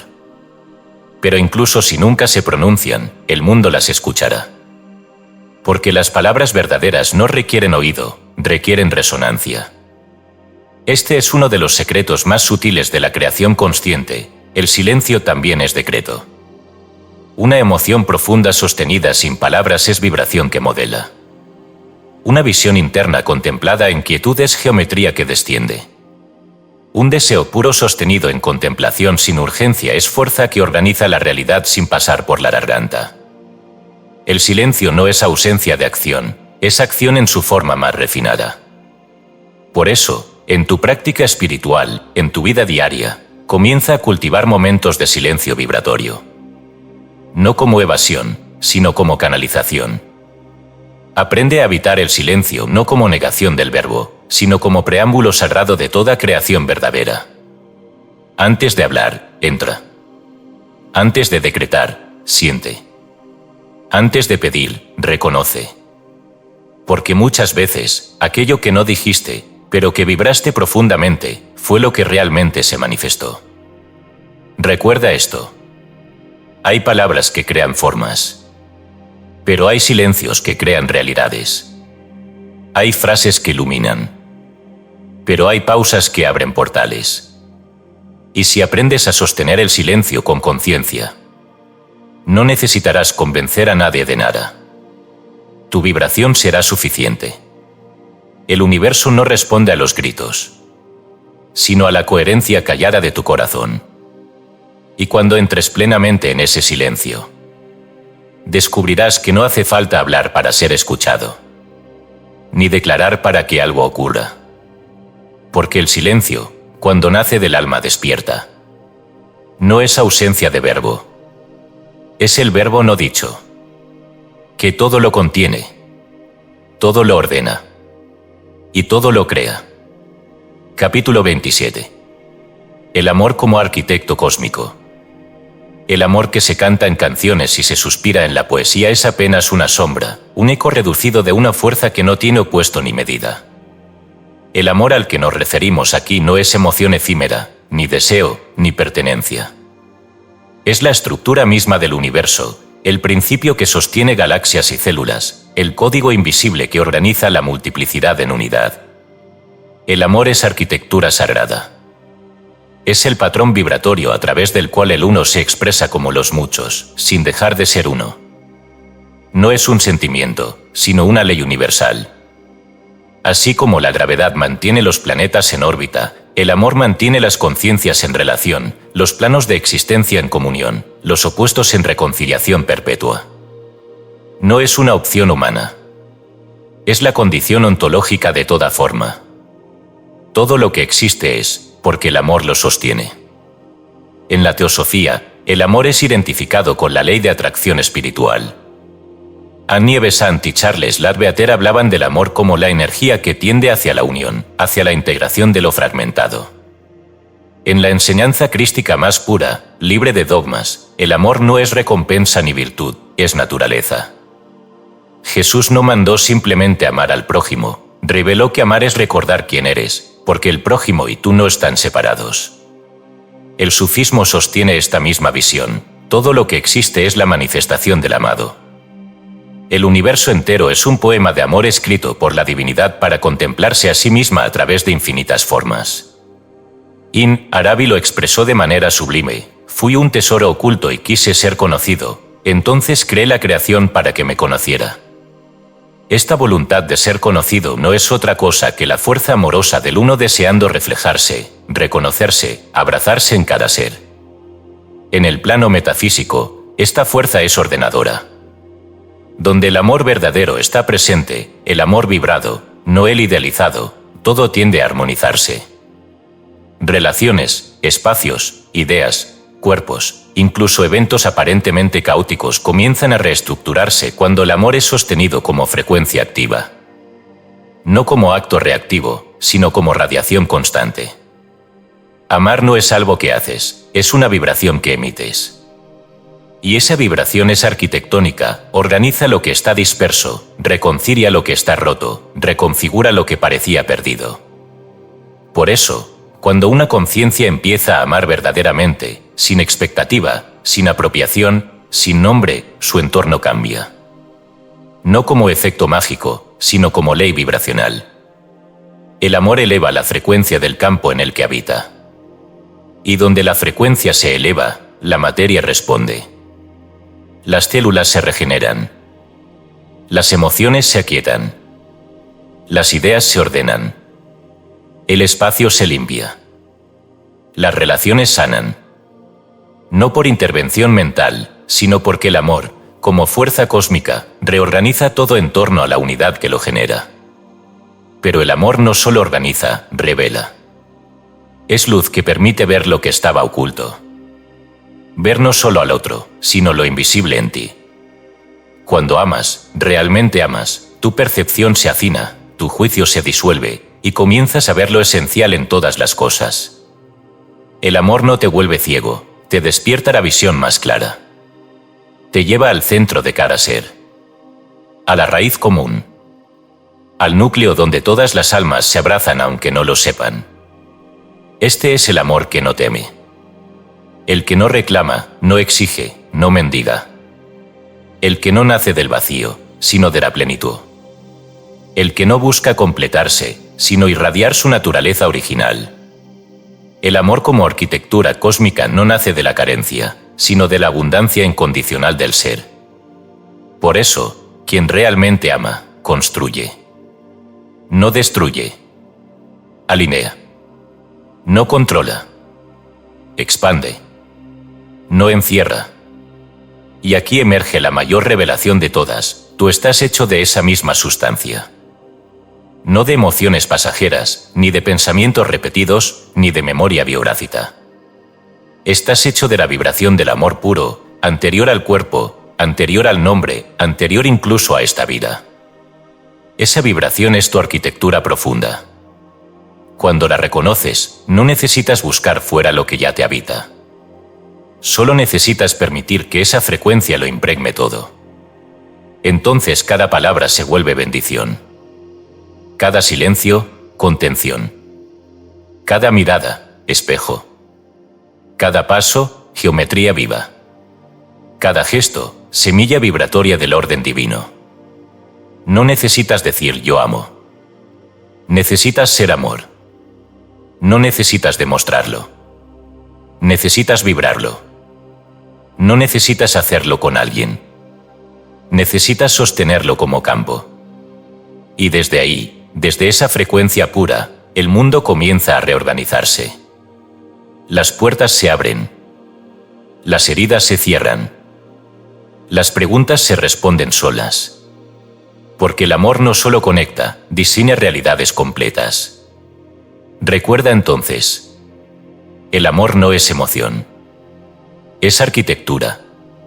Es el plano vibracional desde el cual el uno se manifiesta como muchos. Es la fuerza que nos separa. La geometría que une. El código que organiza sin imponer. El ritmo que sostiene sin poseer. Y cuando ames de esa manera, sin objeto, sin límites, sin esfuerzo, todo en ti volverá al orden original. Porque habrás recordado que el amor no es algo que llega a tu vida. Es la vibración que la crea. Capítulo 28. El recuerdo como redención. No hay pecado más grande que el olvido. No el olvido de fechas ni de nombres, sino el olvido esencial, el de quién eres, el de lo que siempre fuiste antes de encarnar esta máscara, antes de heredar una historia, antes de aprender a pensar como humano. Porque el alma no se pierde por lo que hace, sino por lo que olvida. Y no se redime por lo que corrige, sino por lo que recuerda. La redención no es moral, es vibracional. Y el recuerdo no ocurre en la mente, sino en el campo sutil donde el alma vuelve a reconocerse en su origen. Recordar no es un proceso intelectual. No se trata de hacer memoria en el sentido común. El recuerdo verdadero no es lineal, no responde al tiempo cronológico, no puede forzarse. Es una vibración que se activa, una frecuencia que, cuando es evocada, reorganiza todo el campo de conciencia de quien la sostiene. El alma no necesita aprender nada nuevo. Solo necesita recordar lo que ya sabía antes de nacer. Esa es su redención, volver al punto vibratorio donde era totalidad. Este principio ha sido sostenido por las tradiciones más antiguas. Platón lo llamó anamnesis, la doctrina del recuerdo. Enseñaba que todo aprendizaje verdadero es en realidad una reminiscencia del alma que, antes de encarnar, contempló las ideas eternas. El aprendizaje es simplemente el proceso de permitir que esas verdades, enterradas bajo el polvo del tiempo, resurjan cuando la vibración adecuada las toca. El sufismo, por su parte, enseña que cada alma fue creada en el principio en estado de pura cercanía con Dios. En ese estado primordial, el alma escuchó la voz del Creador diciendo, ¿acaso no soy yo vuestro Señor? Y respondió, sí, lo atestiguamos. Ese momento es llamado Lastu, y aunque fue fuera del tiempo, cada alma lo lleva inscrito en su centro. Recordarlo no es una metáfora, es el acto místico que restaura la conexión original. En la Cábala, se dice que el alma antes de nacer es instruida en todos los misterios, y que al encarnar, un ángel la toca sobre el labio superior y le impone el silencio, olvida. Pero no olvida por castigo, sino por propósito. Porque solo en el olvido puede haber elección. Solo desde la oscuridad puede haber decisión auténtica de volver a la luz. El alma no fue abandonada, fue velada. Y su redención consiste en remover el velo desde dentro, no por revelación externa, sino por resonancia vibratoria con lo eterno que aún vive en su interior. Lo prohibido, entonces, no es lo impuro, es lo olvidado. No lo que se esconde por maldad, sino lo que se pierde por desconexión. El alma no se corrompe cuando yerra, se corrompe cuando deja de recordarse. Y por eso, cada despertar no es descubrimiento, es retorno. No es iluminación repentina, es reconocimiento profundo. Como quien, al ver una imagen, no dice esto es nuevo, sino esto siempre estuvo aquí, y ahora lo sé. Este recuerdo ocurre en capas. Primero como intuición, un estremecimiento sin causa, una certeza que no pasa por la mente. Luego como reconocimiento, un símbolo, una palabra, una sincronicidad que activa una vibración que creías perdida. Finalmente, como encarnación, el recuerdo desciende al cuerpo, lo ordena, lo habita, lo convierte en canal. Entonces ya no hablas de lo sagrado, te conviertes en su emisario. Ya no persigues tu propósito, lo eres. Y con cada recuerdo que regresa, algo se purifica. No porque elimines lo impuro, sino porque lo olvidas por innecesario. No porque corrijas el pasado, sino porque dejas de identificarte con él. El alma no necesita expiar, necesita recordar su inocencia original. Y esa inocencia no es ignorancia, sino sabiduría sin herida. Es el estado en el que sabías quién eras, sin necesidad de defensa, de lucha, de esfuerzo. Por eso, todo trabajo espiritual verdadero es un arte del recuerdo. Cada oración, cada símbolo, cada silencio, cada meditación no es un añadido al alma, es una llave que abre la puerta del archivo sagrado que siempre estuvo allí. Tú no vienes aquí a construirte, vienes a desenterrarte. Y cada vez que algo en ti vibra con verdad, con belleza, con amor real, es porque una capa de olvido ha caído. Has sido redimido, no por mérito, sino por memoria. La redención no es una meta futura, ni una promesa distante. Es un estado que ocurre cada vez que el alma se vuelve a mirar en el espejo del uno y se reconoce. No como ego, no como individuo, sino como expresión exacta del todo. Y ese acto, mínimo, silencioso, invisible al mundo, es el momento más glorioso de toda existencia. Porque allí, sin que nadie lo note, Dios se recuerda a sí mismo en ti. Recuerda esto. No estás perdido, estás velado. No estás roto, estás olvidado. No necesitas buscar, necesitas recordar. Y recordar no es pensar. Es vibrar. Es resonar con lo eterno. Es permitir que la música que ya eres vuelva a sonar en plenitud. Porque cuando recuerdas quién eres, el mundo se ordena. El miedo se disuelve. La culpa desaparece. Y todo cobra sentido. No por lógica, sino por frecuencia. No por conocimiento, sino por comunión. El alma se redime cuando se recuerda. Y ese recuerdo no necesita explicación, porque es la verdad que siempre fue. Capítulo 29. La mente del mundo, la realidad compartida. Imagina por un momento que tus pensamientos no son enteramente tuyos. Que las emociones que atraviesas no brotan solamente de tu historia personal. Que los sueños que visitas en la noche, las ideas que aparecen de pronto, incluso los gestos automáticos del cuerpo, están conectados a algo más vasto, más antiguo y más profundo.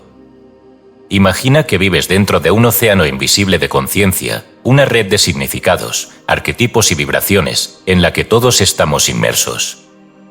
Esa red es la mente del mundo, y nadie crea fuera de ella. Tu individualidad no desaparece en esta visión, pero se ve claramente como un nodo dentro de una trama mayor. Carl Gustav Jung lo llamó el inconsciente colectivo, un campo psíquico compartido por toda la humanidad, donde habitan símbolos universales, memorias arquetípicas, traumas no resueltos y verdades profundas. No se trata de metáfora, sino de estructura. No pensamos solos. No sentimos aislados. Participamos de un campo común, y toda creación personal es, en cierto nivel, una creación con esta mente extendida. Jiddu Krishnamurti lo comprendía desde otro ángulo. Para él, no hay división real entre el yo y la humanidad. El sufrimiento individual es reflejo del sufrimiento de todos, la fragmentación personal es reflejo de la mente humana fragmentada. Por eso, decía que cambiar uno mismo es cambiar el mundo, y que la observación lúcida del pensamiento propio afecta al campo entero. La mente humana es una sola, decía, dividida por la ilusión del ego, pero profundamente interconectada en su raíz. La física cuántica ha comenzado a rozar esta verdad ancestral con términos distintos. Se habla de campos de información, de no localidad, de coherencia cuántica, de entrelazamiento. Todo indica que los pensamientos, emociones y estados vibratorios no están contenidos en un cráneo ni confinados al sistema nervioso, sino que se extienden, se entrelazan, se influencian mutuamente. Eres más poroso de lo que crees. Y el mundo que ves es una construcción colectiva, no solo de acciones visibles, sino de ondas invisibles que todos emitimos, todos recibimos, todos reforzamos. Esto implica algo profundo: nadie crea solo. Cada imagen mental que sostienes contribuye al campo colectivo. Cada emoción que eliges sostener alimenta o purifica la mente del mundo. Cada vez que transformas conscientemente una emoción densa en una vibración elevada, no solo sanas tu historia, limpias una hebra del tejido humano. Cada acto de atención interna tiene resonancia externa. Cada transformación individual es una cirugía en la conciencia compartida. De allí la responsabilidad sagrada de sostener estados elevados. No como obligación moral, sino como acto de amor vibracional. Cuando eliges el perdón, no solo liberas a una persona, abres un cauce en el campo colectivo donde otros también pueden transitar hacia la liberación. Cuando practicas el silencio lúcido, no solo aquietas tu mente, ayudas a disminuir el ruido del mundo. Cuando meditas, contemplas, agradeces, comprendes, estás interviniendo activamente en el diseño invisible de la realidad compartida. Pero esta realidad también tiene su espejo oscuro. Cuando miles, millones, sostienen miedo, culpa, odio, violencia emocional, se refuerzan nudos energéticos que atrapan, que cierran, que generan repeticiones dolorosas. Así nacen las guerras, las crisis, los ciclos que parecen inevitables. No son castigos divinos, son estructuras vibracionales sostenidas por una mente compartida desconectada de su origen. Y por eso mismo, pueden ser disueltas. No desde el enfrentamiento, sino desde la reintegración consciente. Cada tradición mística lo ha expresado con sus propios símbolos. El budismo habla de la interdependencia: nada existe por sí solo, todo se crea o crea. El cristianismo habla del cuerpo místico de Cristo: todos somos miembros de un solo organismo espiritual. La Cábala enseña que cada alma es una chispa de un alma colectiva más grande, Neset Israel. Y el hinduismo afirma que todos los seres son formas pasajeras del uno manifestado, Tat Tvam Asi, tú eres eso. Entonces, ¿qué significa crear en este campo común? Significa que cada imagen mental que sostienes es una pincelada en el mural de la humanidad. Que cada pensamiento que limpias, cada herida que sanas, cada emoción que transformas, no muere en ti, sino que asciende al campo colectivo como una frecuencia nueva. Eres creador, no solo de tu destino, sino del clima vibracional del mundo. No lo haces solo. Lo hacemos juntos. Siempre. Y por eso, incluso los más pequeños gestos de conciencia son poderosos. Porque resuenan más allá del individuo. Son ondas que viajan. Son puentes que se tienden. Son claves que otros, incluso sin saber por qué, pueden sentir, tomar, usar. Lo invisible también se hereda. Lo invisible también se comparte. Lo invisible también se salva. Recuerda esto. Tú piensas en el mundo. Tú sientes en el mundo. Tú decides en el mundo. Y el mundo no está afuera. Es la gran mente compartida que todos habitamos. La red viva que todos alimentamos. La conciencia única que todos modulamos con cada acto interior. Entonces, cuando dudes del valor de tu trabajo interno, cuando creas que tu transformación es pequeña, cuando pienses que tu sanación es insignificante, recuerda: nadie sana solo. Nadie vibra solo. Nadie crea solo. Cada paso que das hacia tu luz enciende también el camino para otros. Y cada pensamiento alineado con el uno es una semilla silenciosa, plantada en el corazón del mundo. Capítulo 30. La no dualidad como destino, ser, conocer, fundirse. Todo este viaje ha sido una espiral. Un ascenso que parecía progreso, pero que en verdad era retorno. No íbamos hacia adelante, sino hacia el centro. No aprendíamos, sino que recordábamos. No nos transformábamos en algo nuevo, sino que lentamente nos despojábamos de todo lo que no éramos. Y ahora, al final, que es también el principio, se revela la verdad silenciosa que lo sostiene todo, no hay dos. Jamás los hubo. Solo el uno, que se contempló a sí mismo desde todos los ángulos posibles. La separación es el sueño. La unidad es el despertar. No hay alma y Dios. No hay observador y observado.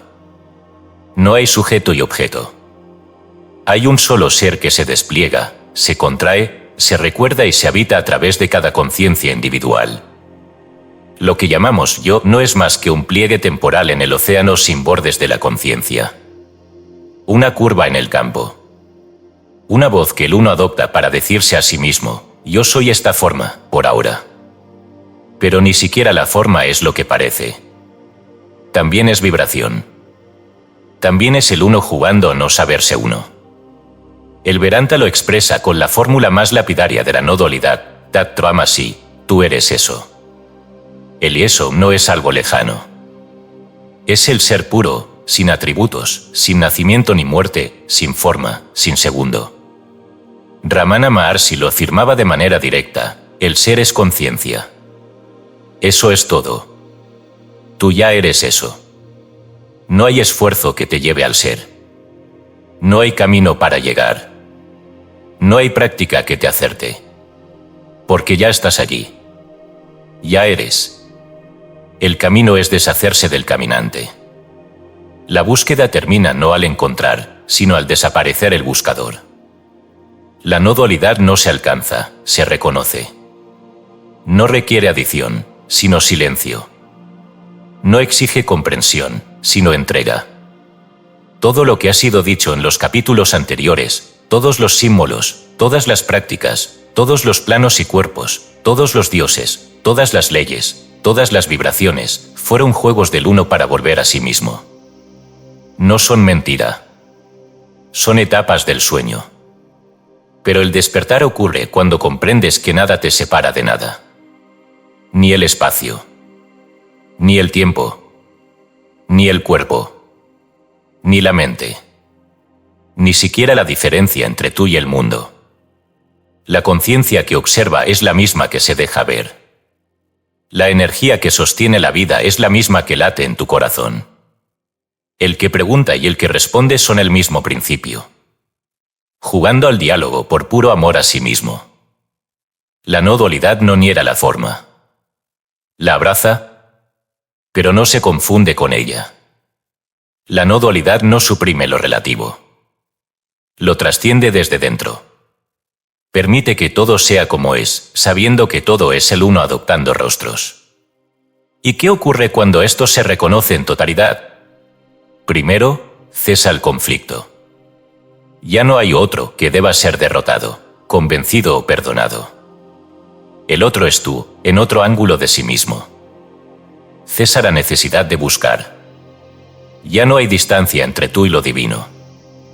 No hay méritos, castigos, deudas ni salvaciones. Solo hay ser. Absoluto. Silencioso. Inmutable. Después, todo se vuelve transparente. La materia se vuelve luz densificada. El pensamiento, una onda temporal. El cuerpo, una máscara sagrada. La vida, una danza de infinitas expresiones del mismo amor sin forma. Y finalmente, lo más sublime, se disuelve el yo. No muere. Se trasciende. Se comprende que jamás fue un centro real, sino una función temporal. Una herramienta para experimentar separación. Hasta que el alma pudiera sostener la verdad sin quebrarse. No hay dos. Nunca los hubo. Todo esto era yo. Y entonces sobreviene una paz sin nombre. Una dicha sin causa. Una libertad que no necesita elección. Un amor que no busca a quien amar. Porque se reconoce en todo lo que vibra, respira, calla y existe. Ya no tienes que protegerte, porque no hay amenaza. Ya no necesitas afirmarte, porque no hay oposición. Ya no necesitas definirte, porque el ser no cabe en ninguna identidad. Ya no buscas regresar a casa, porque siempre estuviste en ella. La mente calla. El corazón arde. El cuerpo sonríe. Y el ser simplemente es. Recuerda entonces esta verdad última. No estás dentro del universo. El universo está dentro de ti. No te separa el mundo. Tú lo estás soñando. No hay otro. Tú lo eres todo. Y cuando esto se realiza, no como idea, sino como vibración sostenida, entonces ocurre lo inevitable. Ya no hay tú. Solo hay uno. El uno que se pliega. El uno que se canta. El uno que se funde consigo mismo. En cada instante de eternidad. Fin del viaje. Fin del yo. Inicio del ser.